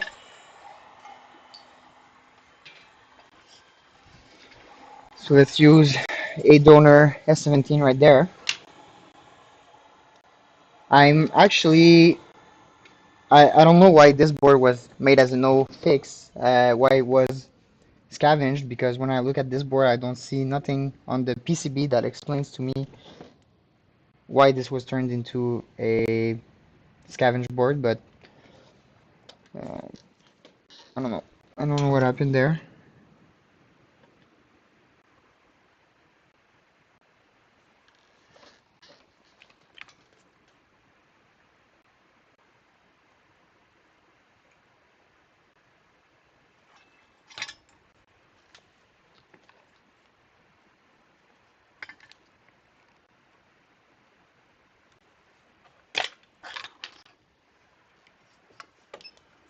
Let's decrease airspeed a bit.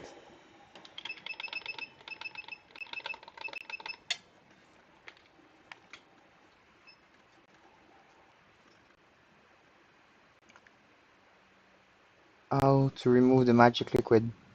Well, I just use my cotton swab alcohol and clean all around. But yeah, you definitely could have issues if you leave that stuff without cleaning the surroundings. Yeah, like all around your chip that you've retained is gonna turn into corroded. Like the green paint is just all gonna go away. You're gonna get on copper, and that copper is gonna corrode or whatever and become unusable. So you definitely don't want that.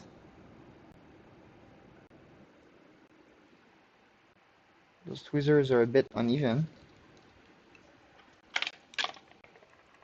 This is good.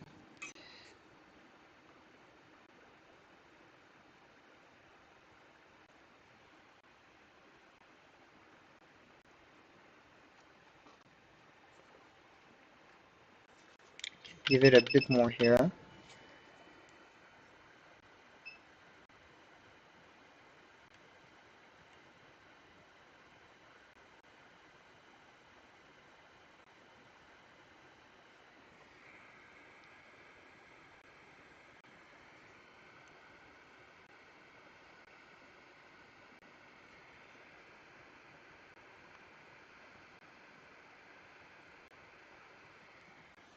And I promise we will get one of those microscopes where I'm gonna be able, because me myself, I tried, and we do have the microscopes where digital, where we can have with the screen, but for me it's not like being, on top of my stuff and working. But I will get one of those digital, triscopic microscopes where you can send digitally and also have your binoculars. And so once we get this one, we're gonna be able to get much better shots, I think, for the streams. But in the meantime, I'm more of a on top guy, looking on top of my stuff. But the microscope will come soon.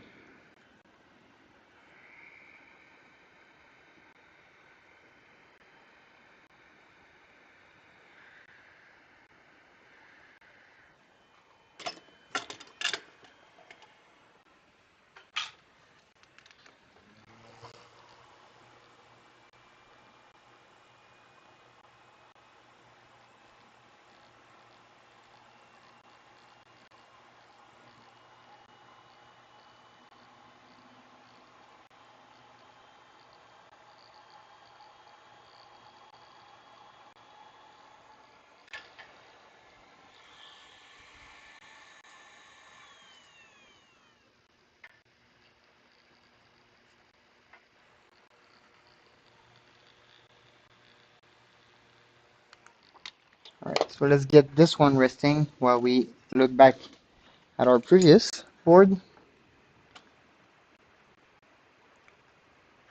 OT number 5 at Home Depot, like $6. It's zinc chloride based flux for copper pipes. I'd be curious.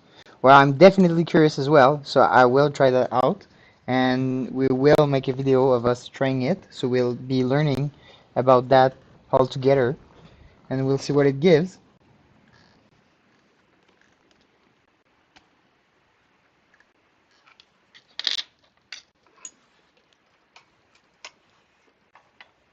And it's not expensive at all, so definitely we will try that.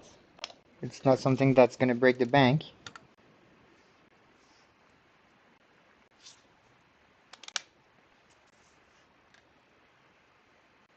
All right. Well, yeah, that board, we didn't get too many issues yeah, that I remember now. We wanted to bend again and see.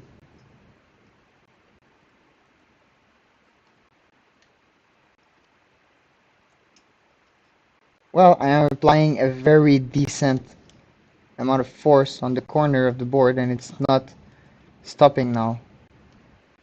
So I looks the reflow did the trick. See if we still have our temp sensors replying there, but everything should still be in order. On a scribe board, why not try? Oh, believe me, we have the inventory to try, so we'll try that out. No issues.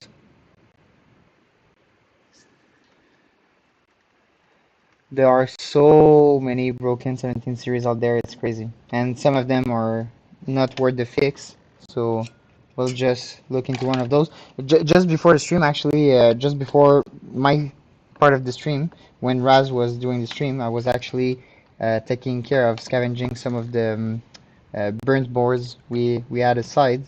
Take out parts and prepare them and clean them and everything. And yeah, some of the boards are crazy burnt, or some of the boards have, like, half the capacitors missing for some reason or another. So those boards I just experiment with.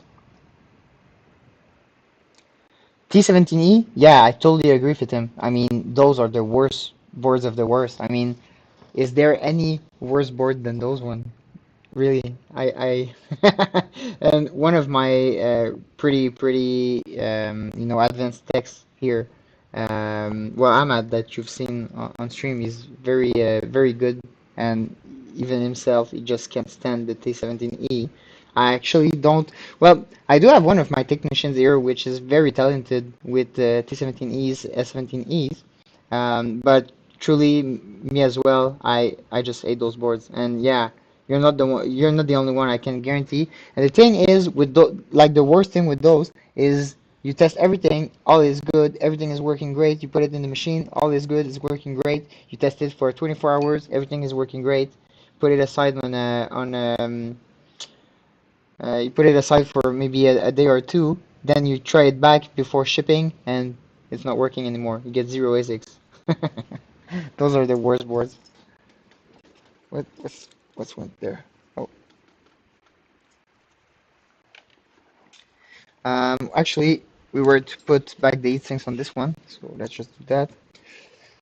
I'll clean under the heat sinks because uh, obviously when you get delaminated chips, you get that crap that sticks to the bottom of the heat sinks. So we'll clean those before reinstalling. Where is my middle heat sink? Do I have a middle heat sink? Yes, it's right there. So what I do for cleaning is I will take my hot hair gun and just come and hold my heatsink like that. Oh, we can't see. Let me just bring that on screen so we can actually see. And also bring some wind. So I'll go on top of my heatsink, and there's not many now, so we'll just use the like that. We'll come and hold the heatsink with the air gun like that. We'll take some alcohol in a cotton swab and just clean under. So let me try to have this perspective as well so we can see a bit more what's happening. Whoops.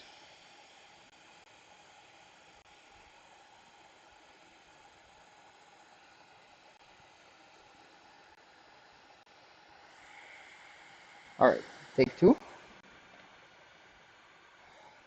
You can still see on them, yeah.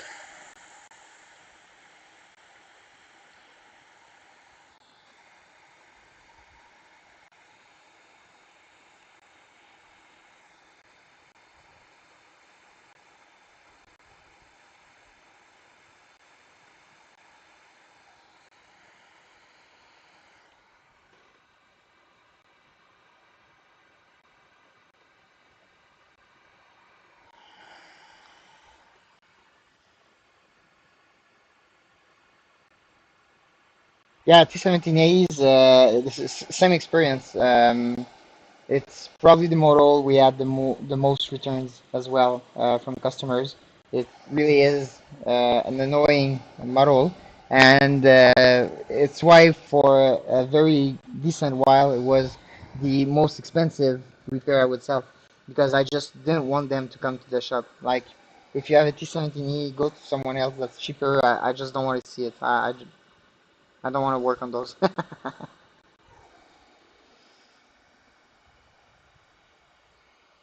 Now we still do some T17Es and we'll negotiate here and there when some people really need them badly fixed. But man, I hate those. I truly do.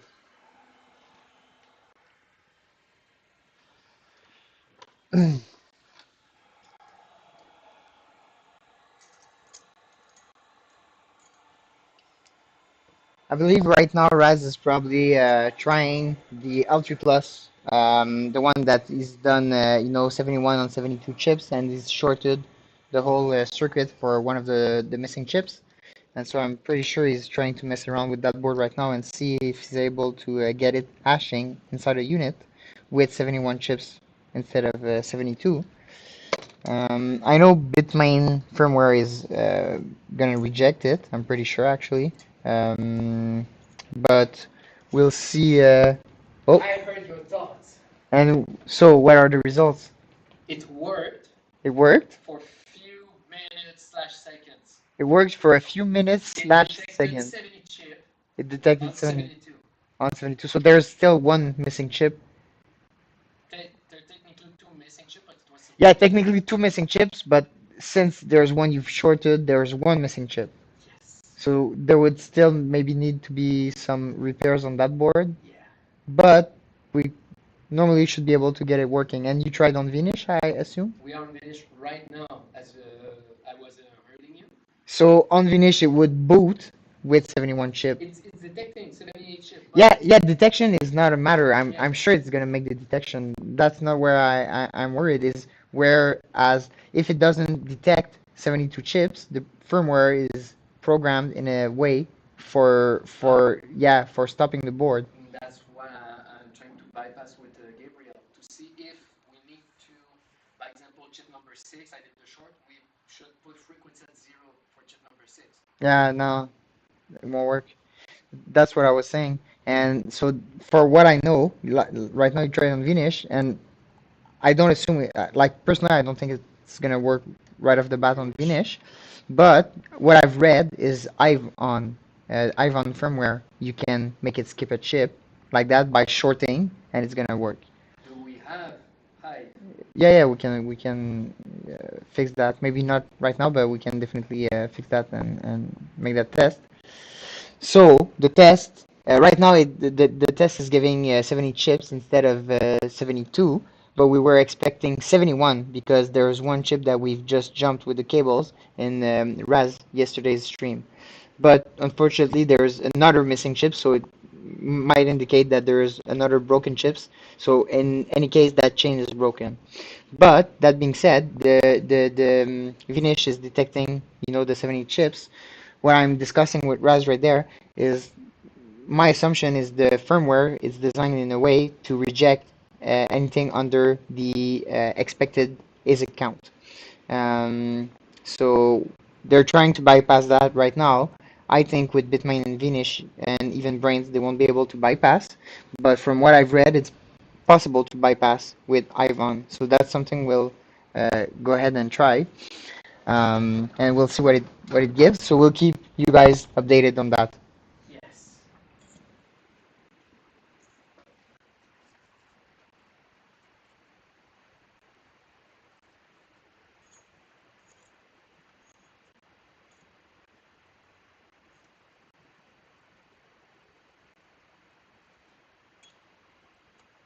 There are many ways, to put back the heat sinks. Sometimes when you have them all in the same spot, I like to just do it at cold and then eat my heat sink and get it sit. But when you have just one heat sink, you can just like eat it on the fly and apply it to your chip at the same time. It really depends on your state of mind and where you're working, what board, etc. So right now I was speaking it and everything, so I just put my heat sinks at cold and then eat it and let it sit. But sometimes you'll just eat the heat sink first and just sit on the chip right away.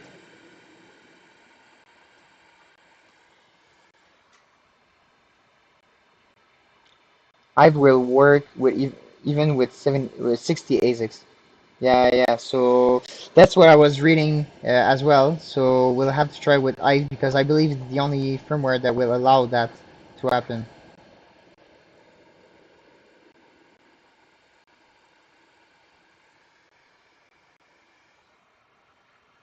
For jumper wires, what do you use? Uh, Raz, what did you use as jumper wires yesterday? I believe it was just Jumper wire with the plain copper, right? isolation. Yeah, the copper, right? This one right there? Yeah, okay. So Raz, for this experiment, he's used this copper wire there, insulated standard copper wire for jumping. But it's possible that for signals and higher voltage, well, I guess you don't need that big of a gouge. Uh, but you could also try, with bigger gouge, just be safe.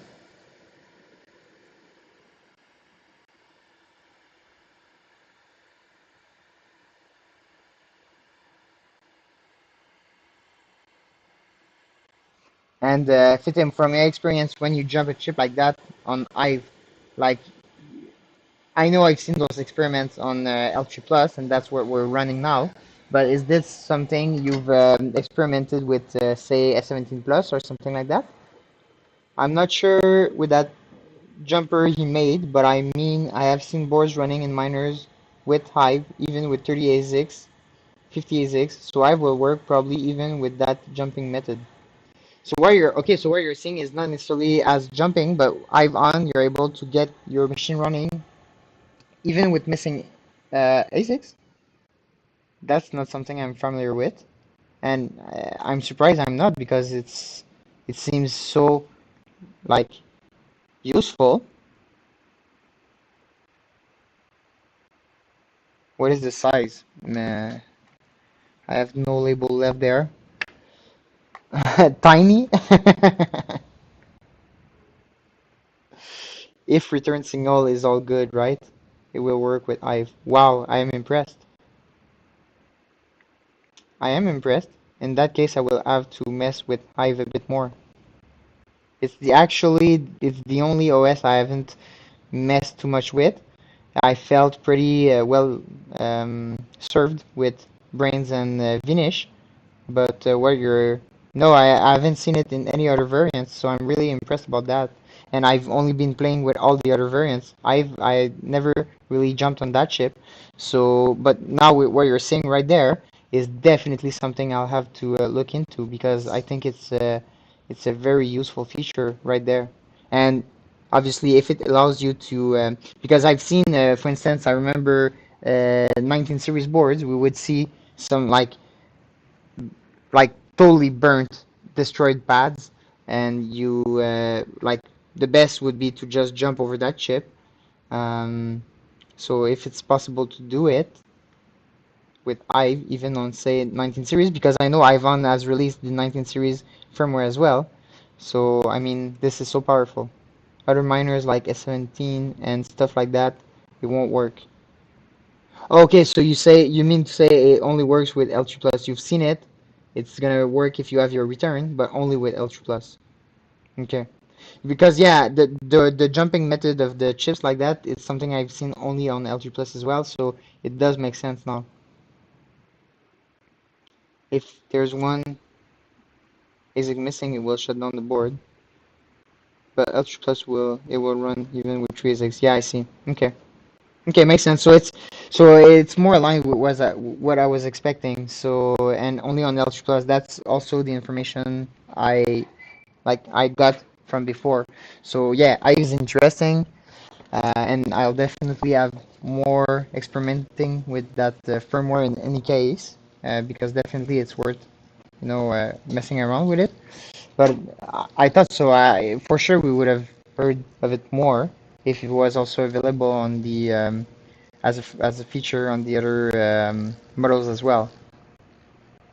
But I do have a plug with the developers there. I have actually a plug with the developers of Brains, Vinish, and Ive, and so I can definitely hit them up and try to see if there's any fun stuff they can, uh, you know, let me know about that.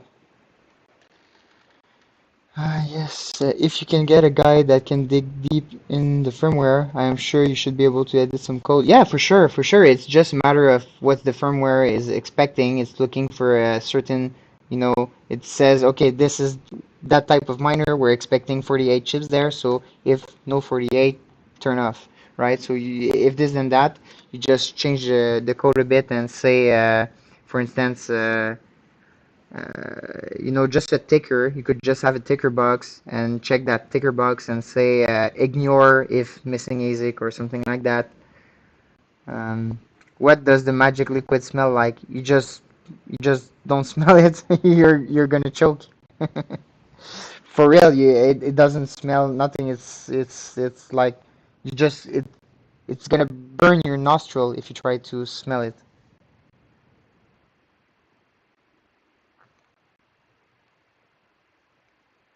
Not that good. Yeah, yeah. But yeah, I do have the. again, I do have some plugs with the firmware makers, so I'll definitely hit them up on that. To be honest, whenever I speak firmware with them, it's not the first thing that comes to mind, but I'll try to keep that in mind for next time I have a chat with them. So let's give it a final testing round there. Well, it's just still warm, so let's go back to that other board and we'll see again after. So resistance is installed now. Let's go ahead and first see if we get the same measurement.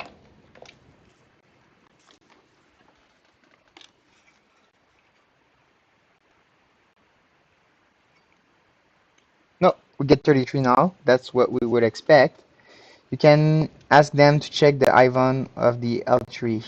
Yeah. But we'll do, in the meantime, even if I speak to them, I'll still try that with the Ivan firmware for L3. And we'll try to see if it runs with that jump chip we had. If it's able to run with less chips without jumping, I wouldn't see why it would do it with the jumping. So, and see if it's and see what it's ignoring when it starts even with less than 72 chips. Yeah, well, I'm pretty sure it's just that line of code there where it's expecting an amount of chips and you just skip it. So it doesn't smell like sulfur. Um, Man, I really couldn't tell, to be honest, what the smell of that liquid is.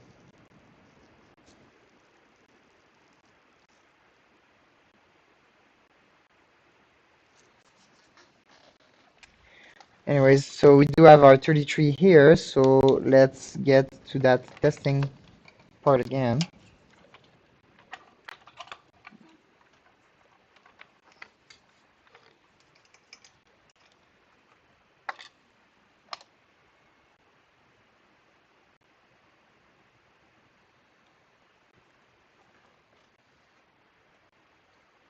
You can't, because that's why it's called magic juice. Alright, so we're now stopping at 33, just before the chip I've installed. Let's go and see what's up right there again. So we're still getting 84 here and here. And I'm just curious, even my clock is weak. I'm wondering, do I have... So I got my 0.8 getting there. Oh, so I see. So it's my 1.8. That's bad. Should have looked into that first. Yeah, 1.8 is bad there. Let me see. So on the domain, it looks bad actually. No, that chip is good. So this chip right there is causing an issue. This one, the 1.8 line is not fed starting from that chip. So going to this chip here, it's not able to make a good return going there. So we'll have to change this chip right there.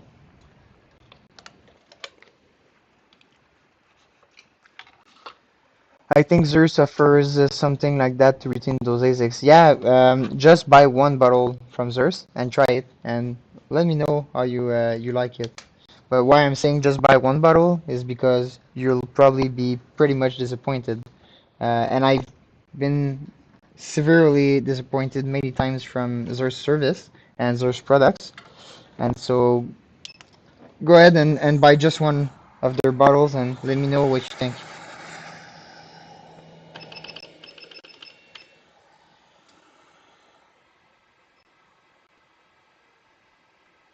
I was thinking MG Chemicals, Liquid Tin, nasty stuff.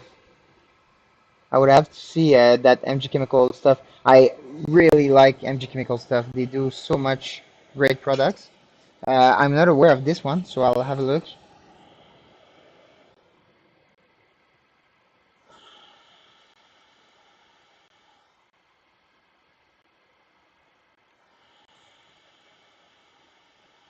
Well, to be honest, I'm not surprised I'm not the only one that had a bad experience with them. Um, the way the way I felt they treat their customers is not right. So we'll see what it gives in the future. it's good to keep something secret. I like the idea. Yeah, well, the thing is just that we've put like this especially finding the solution to retain the laminated chips. We've put so much resources and energy on that, and so as we did with everything, but we don't feel, at least I don't feel, like sharing that secret yet. But it will probably come in due time. But I still need to, I still need to reap some benefits from it. Still, smells like fart, so you wouldn't know.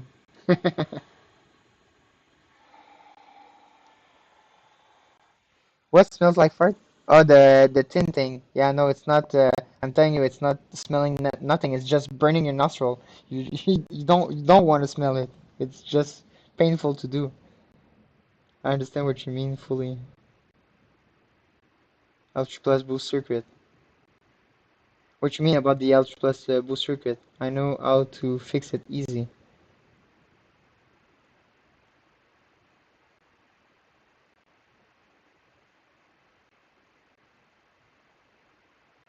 Yeah, well, again, so I returned the advice, man. Just there's some stuff we just want to keep for ourselves, at least for a moment, and it's all right to have our hedge, right? We work hard to get that hedge, so I mean, reap some of the benefits, and then when you're ready, share your secret with the world.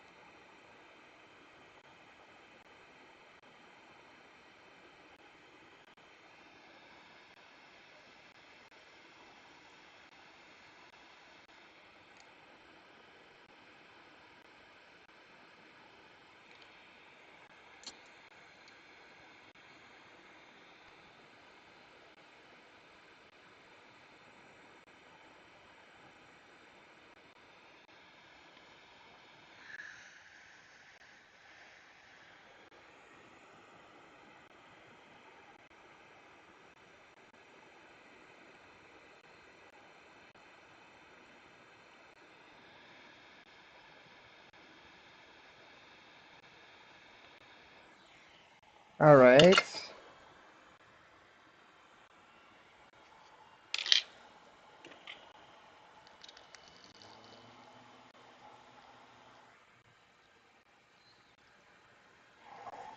Honestly, most of the things I learned are from hard work and dedication and failing and trying again and stuff like that. Yeah, I totally get it. I mean, I've been through a similar process, and I guess it's the same for anybody that's professional in their field, right? You have to go through many trial and errors attempts before getting to master your stuff. And so there's always a sentimental attachment to all that hard work and all those hours we've poured into figuring out some of the pain we've been going through.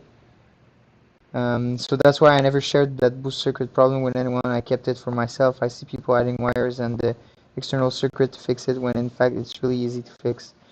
Yeah, obviously, I mean, installing that boost circuit is also a pretty quick and easy fix. So whenever you see an anomaly, You don't have to bother too much about, finding the exact source, and you just swap for another working boot circuit there.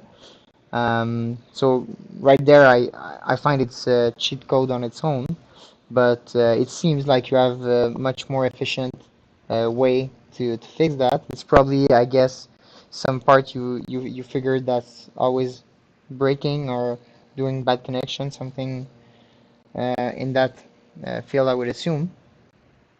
But yeah, I totally get it, man. We sweat so much to figure out our stuff, and we get attached to it. So yeah, and as Raz is saying, hard work and dedication, and that's all. That's all there is to it.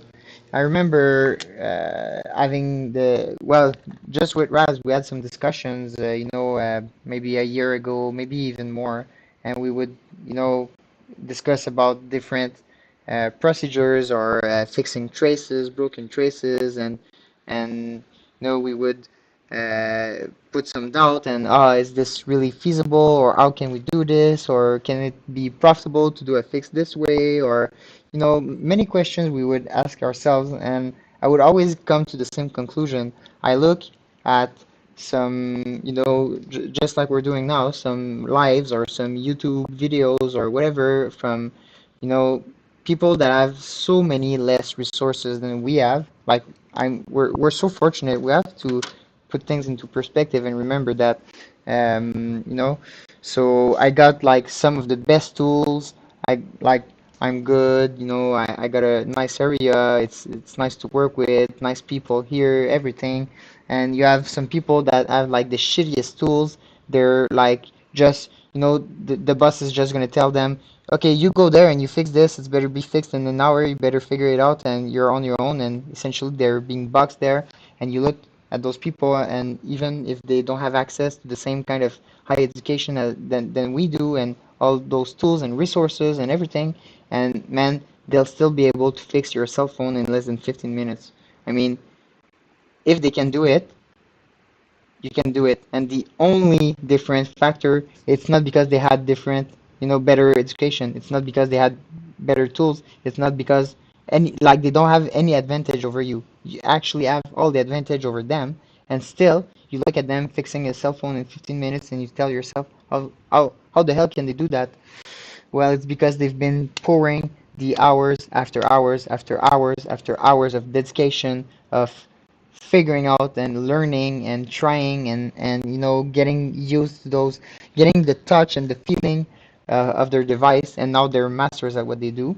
So moral of the story is just keep on doing your stuff, and you'll get legit at it, and you'll be able to whatever your background, whatever the tools, just keep on doing it, and you'll get better and better. So yeah. So seeing that, I always tell myself there's nothing I won't be able to do, and that might be some of the stuff that keeps me up at night way too much, because I need to figure out some of the problems I have, and I go through them again and again and again until I fix them. But I always have that voice in mind that tells me, man, you have everything you need to be able to make it work. Just if it doesn't work this time, just do it again and it's gonna work. And it's the same with business. It's the same running a business. Right now is tough times, and who knows? I mean, I think we're good, but it's hard times. But again, same thing with that. Whenever we're making business decisions, you're always telling yourself, well, we're fortunate, we're well educated, we've built all that experience from running a business. We've, learned so much, and so you just have to keep on rinse and repeat and get better, and do it again. And it's not failure if you don't give up. So it's just learning, right? So if you fail at something, but you don't give up, you've learned something. And if you give up, then it becomes failure. That's how I see things. Honestly, all your team are really knowledgeable, professional, good attitude. That's why I got hooked on this channel. Well, I appreciate, man. 4:46 a.m. here. I should be sleeping, but hey, I like to interact here. Wow, well, man, I'm really pleased to have you with us. I mean, it means a lot for me knowing that. Getting to 11 p.m. here in Eastern Time. Uh, but I have been at the office since at least 8 a.m. So it's been more than 12 hours I'm doing those repairs. So for sure, I'm nearing an end time here as well. Um, but yeah, and as Raz is mentioning, we do what we call Friday Warriors. So most of the Fridays we'll actually do days like that of like 18 hours shift. Some would say it's unhealthy, but really to me it's almost like going to a party. I mean, who cares about going to the bar when you can just do a 12-hour shift with the boys, right?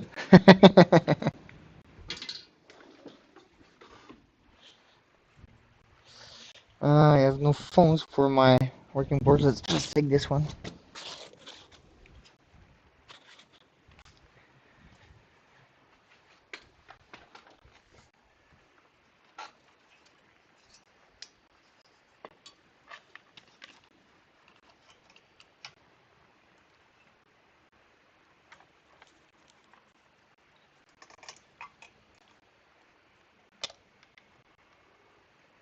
But yeah, in any case, we truly appreciate the good words there. That's what's been giving us the energy actually to do those streams, and every time we get more and more feedback and more precious feedback like this one, and it gives us even more energy to do even more content like that. And so it's a never-ending cycle there.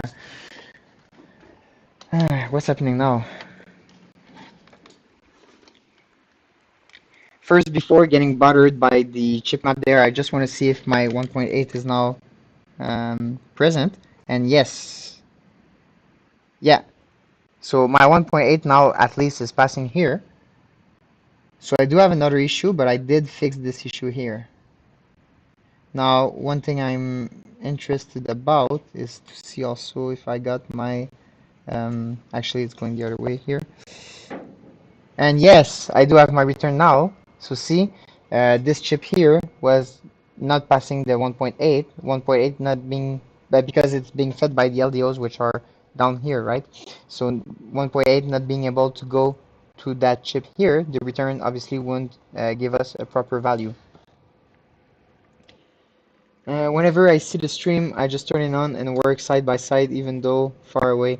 Yeah, well, man, that's one of the great things of the internet and of all the technology, information technologies we're deploying.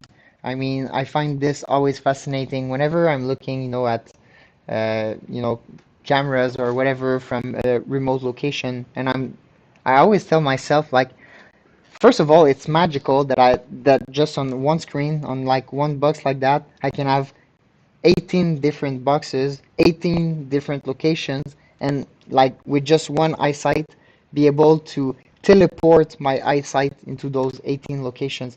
I find that so fascinating, and we take those things for granted, and man, it remains mind-blowing to me. This is crazy. So yeah, we're essentially working together, like if you were just here speaking, um, but how many miles are separating us in the physical realm? This is some of the joys of the information technology, really. Secrets are safe. Too busy coding. I'm not starting an ASIC repair business, but might try to fix my own stuff. That guy. Yeah, well, for sure, man. And from my understanding, you're not too far, so uh, come and give us a visit. Maybe wear just preserve your privacy. Wear a COVID face mask. Just say you have COVID, and we won't be able to see you. I would argue that's actually one good thing from the mask and the COVID stuff is it gives a good pretext for some people that want to preserve their privacy to put a mask on their face and not to be bothered because people are just gonna assume they want to have the face mask for sanitary reasons. Yeah, probably because you felt it before. I don't know if it's just me, but when it's real quiet, you don't interact with anyone, you get bored. Well, we're social creatures, right? Humans are designed, our brain is designed, our chemistry is designed for interaction with other people. We're tribes. We've been, you know, essentially programmed that way. So it's really normal, I think, what you're feeling. And I think there's a lot of loneliness now in the world, and it's a bit weird because we're more connected than ever, but a lot of people, unfortunately, don't can find their place. So it's great when we find communities and likely-minded people which we can share our passion with. And so I think that's something we're building here with you guys interacting with us and the community we're building. I think we're a lot of likely-minded people with realities that aren't too different, even though many kilometers might separate us. Our day to day is not too different, right? But when I turn on the stream, it feels like we are in the same spot, and you guys fix something, I fix something. It feels good. Yes, yes, I totally understand that. I don't care about you seeing me, just entering all my info in your database. Um, well, for what I care, I mean, you can go on some. There are some websites where you can, find the names for a video game character or whatever, and you could get some inspiration there for what I care.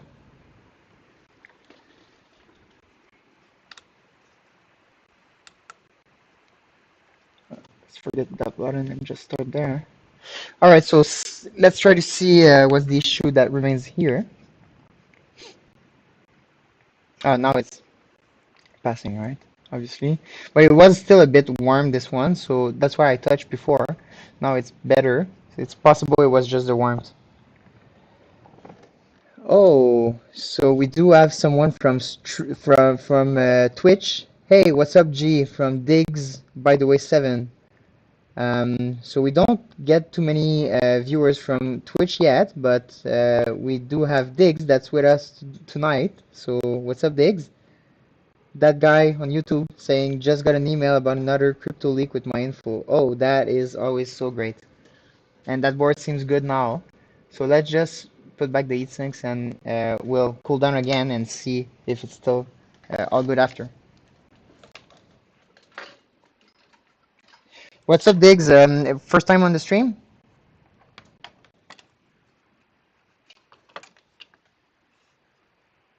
So for those who don't know, our streams are we said that consequently, well, at least at the same time they're running on Twitch, YouTube, Twitter even, and Facebook Live. So you can actually go and interact with us on any of those platforms. Obviously, our main platform is YouTube, and that's where all is being archived, and all our Sigil content is being released. But you can totally reach us on any of those platforms during the live streams. So and we'll see. Maybe we'll find some more likely-minded people on those other platforms as well. It's something that we've started doing only for I'd say, 5 or 10 last streams.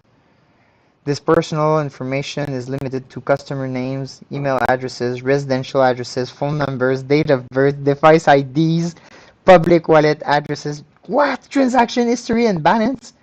Yo, like, what's limited in that leak? Everything is there. What's missing? Man, that's bad. That's bad. Ah. And do you mind sharing what platform had that leak? Let me just find the heatsinks for this one. We actually have them. All right. And the bottom of those heatsinks are good. No crap there, so we'll be able to use as is. Just install like that. Can get it really properly aligned.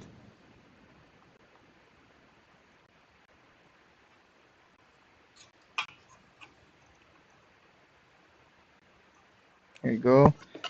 And then just eat and adjust with the tweezers if it moves a bit. Yeah, that sounds limited. Coin Square. Coin Square. So I believe Coin Square is Canadian, right? So wow, man, that's so bad. They're probably gonna get a real bad hit from that because Canadian laws are actually pretty strict on those kind of privacy leaks. And for what I know, they're gonna get they should at least get thoroughly fined. Obviously, that won't unfuck what they did to all their customers, but I don't think that's good for Coinsquare. They're probably gonna get some hard times because we like at least in Canada the privacy laws are not too bad. Some stuff is turning a bit more on the dangerous side, mostly on social networks, the laws regarding social networks. But for transaction privacy and stuff like that, they're actually not too bad. And banks and credit card processors or exchange such as Coinsquare, they tend to actually have an obligation to provide financial privacy to their customers. So we'll see how it turns out for them.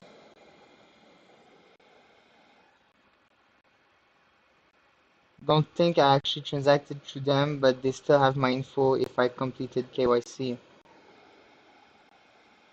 Yeah, yeah, that's a really bad leak, man.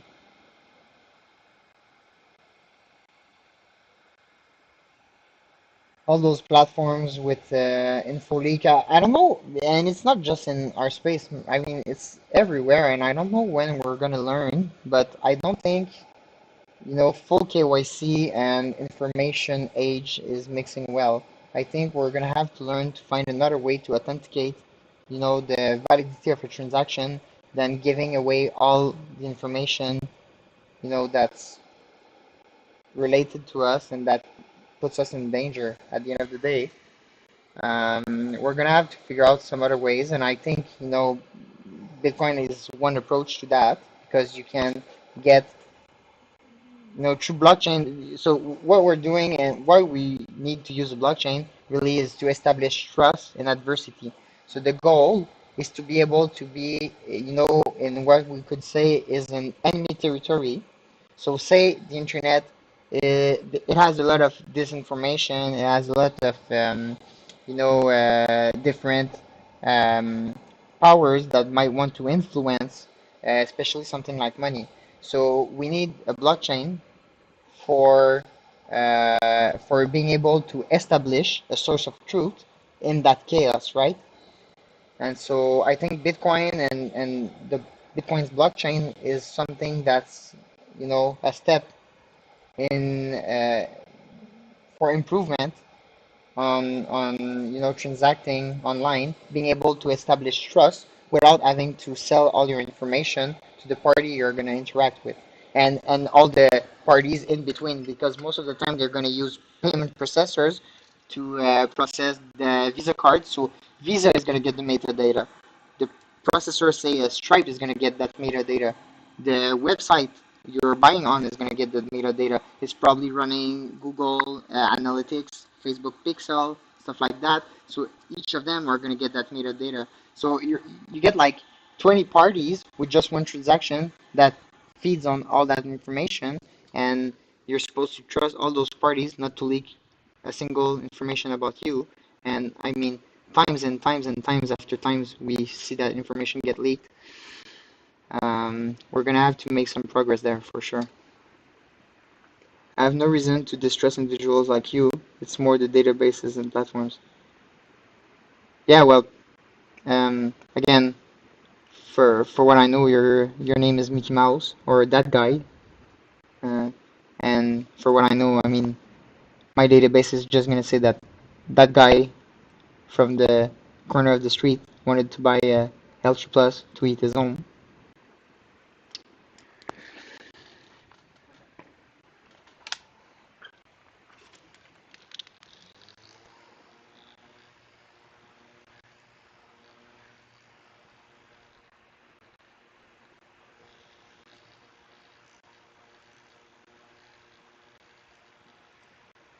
And yeah, and I think what you're saying, like it's not distrusting individual or businesses. It's more about, and I think it's the same, when we talk about, financial privacy and stuff like that. It's not about not trusting the authorities that they want to be, to use that data in a way to prevent harm. I'm sure the intent is to prevent harm, prevent, terrorism funding and stuff like that in most cases, because we've seen also some other sides of that. For instance, with the truckers in Canada, we've seen, some banks account being temporarily shut for an ideology that people were having, and so this gets on the more disturbing side of things, right?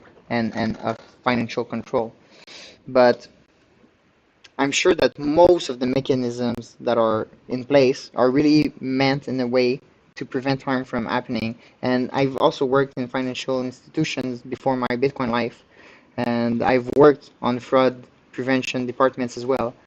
And like I understand a lot of the why they do things like the way they do, and I understand like so many people get caught in so many different schemes, and it's a hard choice for an institution that's trying to provide, financial security to their customers. They have like a difficult balance to play with. Um, and when you get to say metadata in general, surveillance, the same thing. I think most of the employees at NSA, they're benevolent. They really want what's best. They want, national security. Same goes for what is it in Canada? I believe it's CISA, or what's the equivalent of NSA in Canada? I can't recall right now, but anyways, center, CTIF center. Anyways, collecting that metadata though, like on any unsuspecting individual, is what is allowing to put people in boxes and to make assumptions, and that's where it gets dangerous. And that's why I think like I'm not against, spear targeting, intelligence gathering. And what I mean by that is, say there's somebody you suspect of a very high-profile crime, maybe a murder, maybe some, massive fraud, maybe funding or even allowing pedophilia or some stuff like that. I think like you want to be able to catch those guys, right? So law enforcement, they have to be able to spear target those people, but being able to mass target the whole general population, this is really concerning to me. And so what I always say is what we should prevent is really mass surveillance, but not surveillance. Like surveillance is fine. Mass surveillance is the issue. And it's the same thing with financial transactions. Like being able to go and track back stuff, and being able to, get to stop criminals or stuff like that, that's all right, and that's what we should aim for, and we want that as a collective. We all benefit from that, even individual and businesses. Like remove those bad apples from the lot, and we all benefit, right? But having, collective data gathering, or collective financial, control, mass control like that, that is really disturbing to me. That's where the line is crossed for me.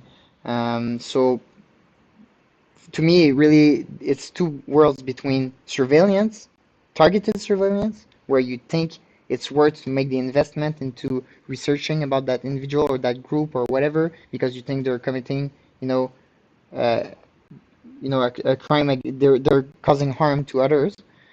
Whereas mass surveillance, just for starting to being able to say, that political message is not good or whatever. That's where, for me, the line is crossed. Yeah, it's scary that the bank accounts and lockouts and everything, and people that agree with that. I mean, to me, it's even scary, and like I didn't think we would go even stuff like the curfews and stuff like that. That really is the thing that for me like made it completely unacceptable. I mean, to start with all of that, we can all have our opinion on what's being done and whatever, and fine to a certain extent. Like I understand the how to say the fear that was sitting in place, and people have to go through that, and we don't go through that at the same speed and everything, and that's fine. But starting to put curfews in place and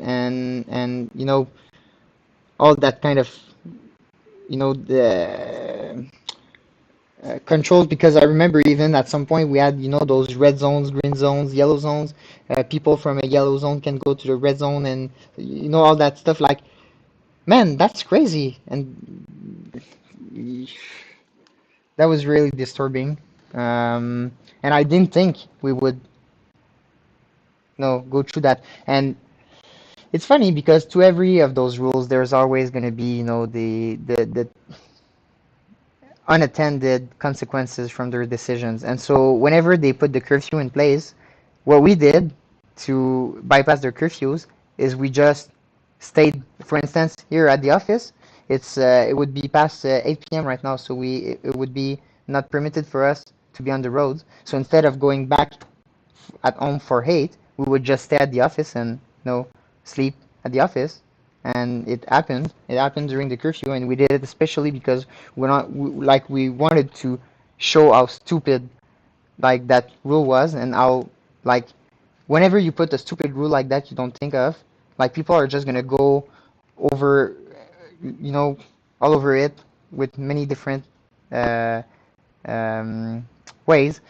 Just like, for instance, any market they try to prevent that doesn't cause harm to others, there's going to be a black market of it.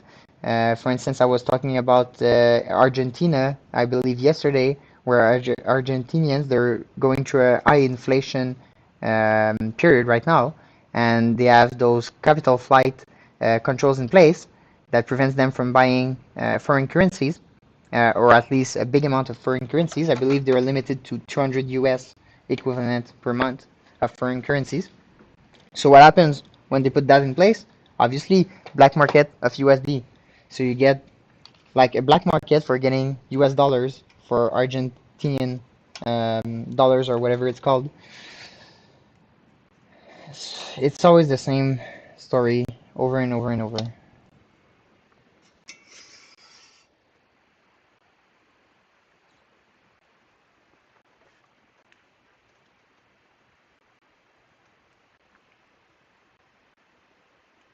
And now we're back at 18.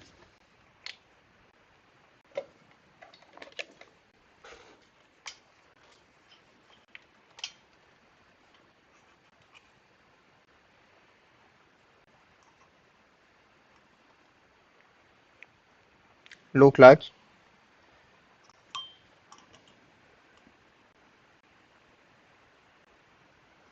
Yeah, this one is good. So it really looks like this is the faulty chip. So we'll go with this one. It triggered before we put back the heat sinks, but it came back green um, when we retested. So we decided to install the heatsink and watch if it would do the trick after. And we get stuck at 18 again. We get 63 as a value measured. We should be anything in between 70 to 90. So this is out of range. We'll just change that chip and see again after. It was popular with the older voting base, pesky kids spreading it around, partying. Yeah, like those kids the cops went to and arrest, and obviously it turned out great with. And that's another thing. I mean, a lot of people are losing trust into law enforcement because law enforcement is being used to enforce stupid rules like this. And at the end of the day, I mean, they're just it's all gonna result into broken cohesion in society because people are trusting less and less into those, authorities, into law enforcement and everything. And for the most part of it, it's good. Of course, there are some imperfections. Of course, there are some abuse, and of course, we can make those laws much better. And even if I put my ANCAP hat, because I'm a realistic, but I'm also ideologically, I would align as an ANCAP. And so, in my mind, I mean, that could all be provided privately, but that apart, when you look at what's the mission, what they're trying to accomplish, and how good or bad they're accomplishing it.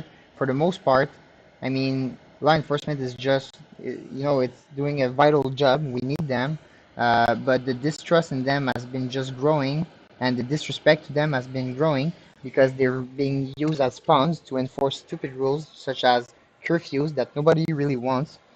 Um, and so it's just arming society as a whole at the end of the day. Hmm? All right. So Raz is leaving. Yeah. Yes. Yeah. It's been a good streaming day. We can call it a streaming day at this point. It's not a streaming session anymore. See you soon, man. So I'll probably fit in is saying good night, Raz.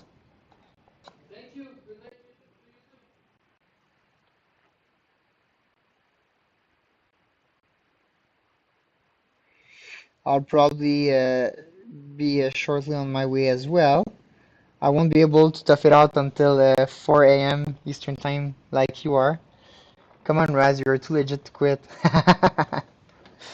Yeah, but like Raz was saying in the stream just previously, sometimes you have to know when to call it a quit, and that's the hardest part actually of our jobs. And so we could keep on going and going and going, but we also have to rest and recharge the batteries and be able to come and fight again.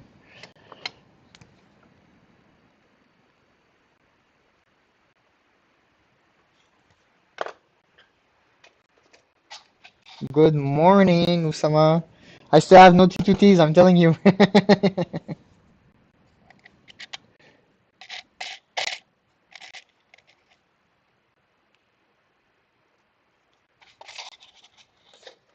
I'm used to stay awake on Saturdays because I watch UFC, so no problem for me.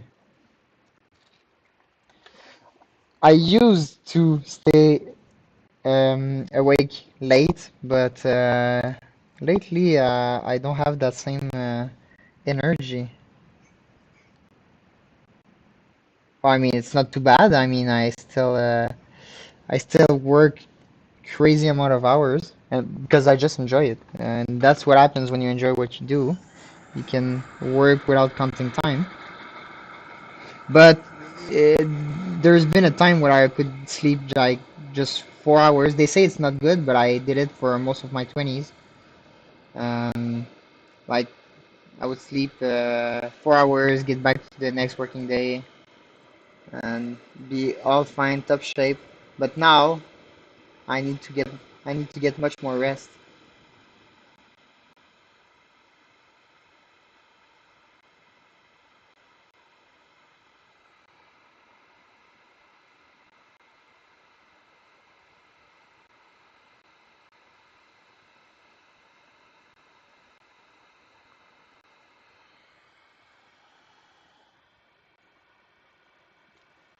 I do it only once a week, but today was an exception. Yeah, me too. Done with the work. All right, that guy. Well, have yourself a good night as well, and see you in the next stream. I feel we'll speak again.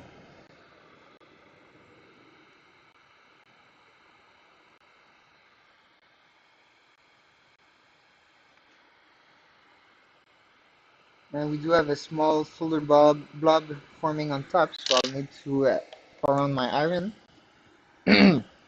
and get rid of that quick. apart of that, everything was good.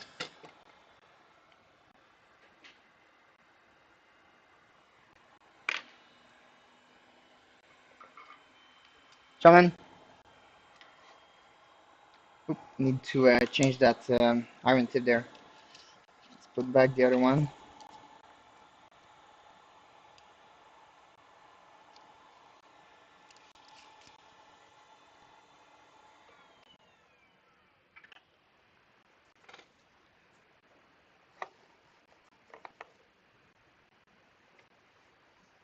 There's no liquid flux there.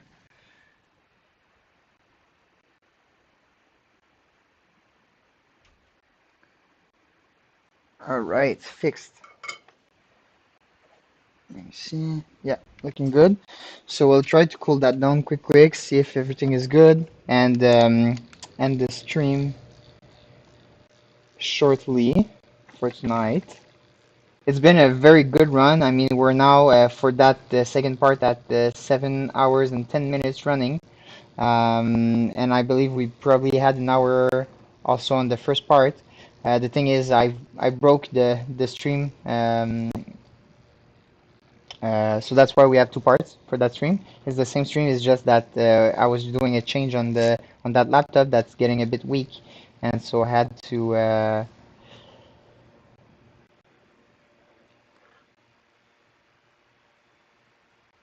We had to reboot the laptop, and that's why we had to make a second part for that same stream here. Especially that S19 run was great. Yeah, I mean, great repairs, pretty good results. S19, 6 boards in about what, 5 minutes? Beat that.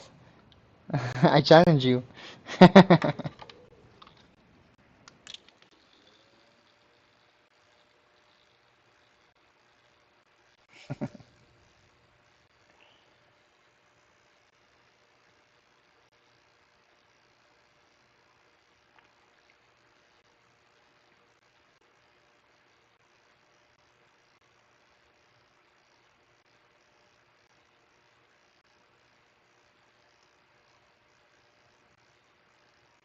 So I'll definitely keep you guys updated to let you know if we get that huge chunk of 17 series I'm talking about. If we do, I'm telling you, we're gonna have so many streams about those. So sorry, Sama, you're still not gonna get Innosilicons on those. But it could be a very great deal for us. So I do hope it's gonna happen. I will share with you if it does happen. It's no secret that repair has been slowing down a bit lately, so that could be great for us. And we still have that problem at 18. We can try to see again quick.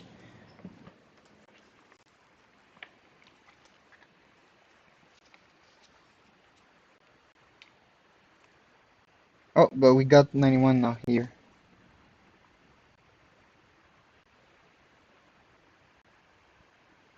Whoops. Come on, come back. All right. So why it's not going through here? Hmm.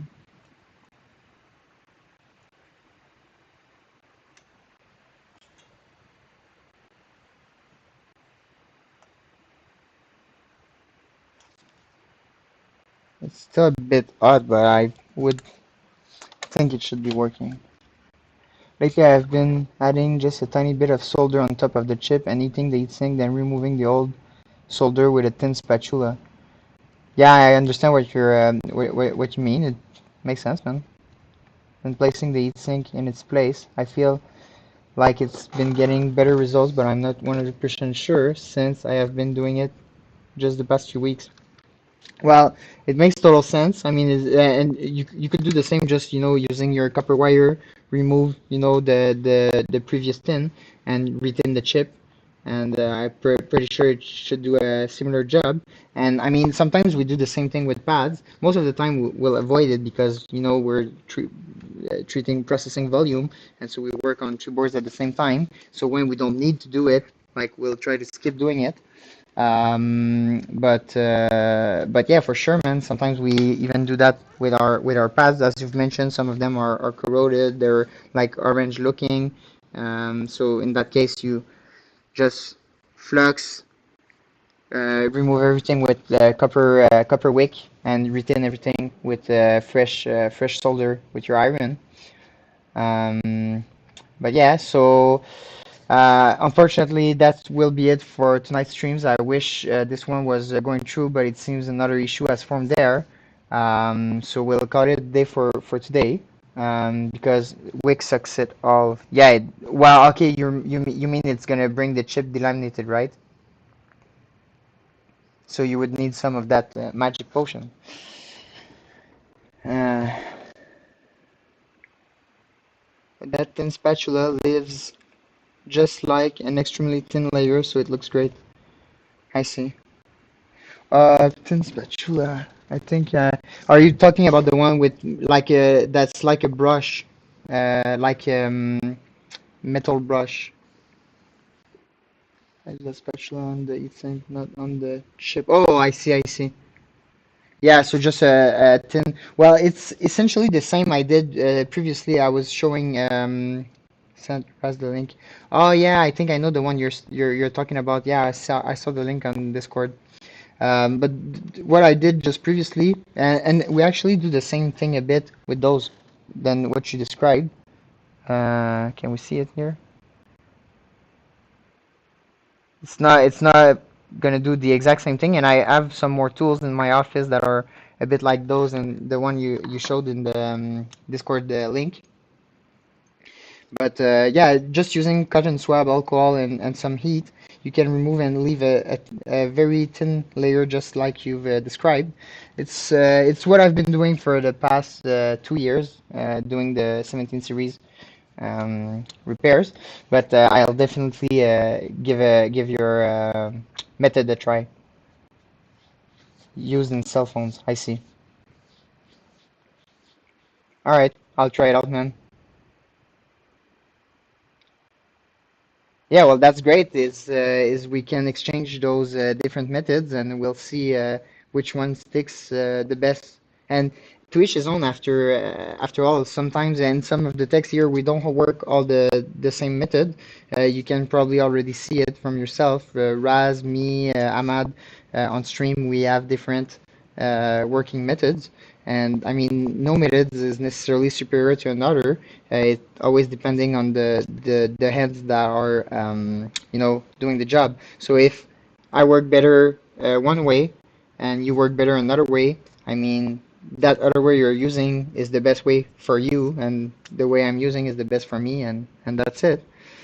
So I thank you, Tim. Thank you to everybody that's been watching. Thanks to our viewers that will be watching after the stream. As you can see, we've been having some great time here. So go ahead and join us live in the next stream.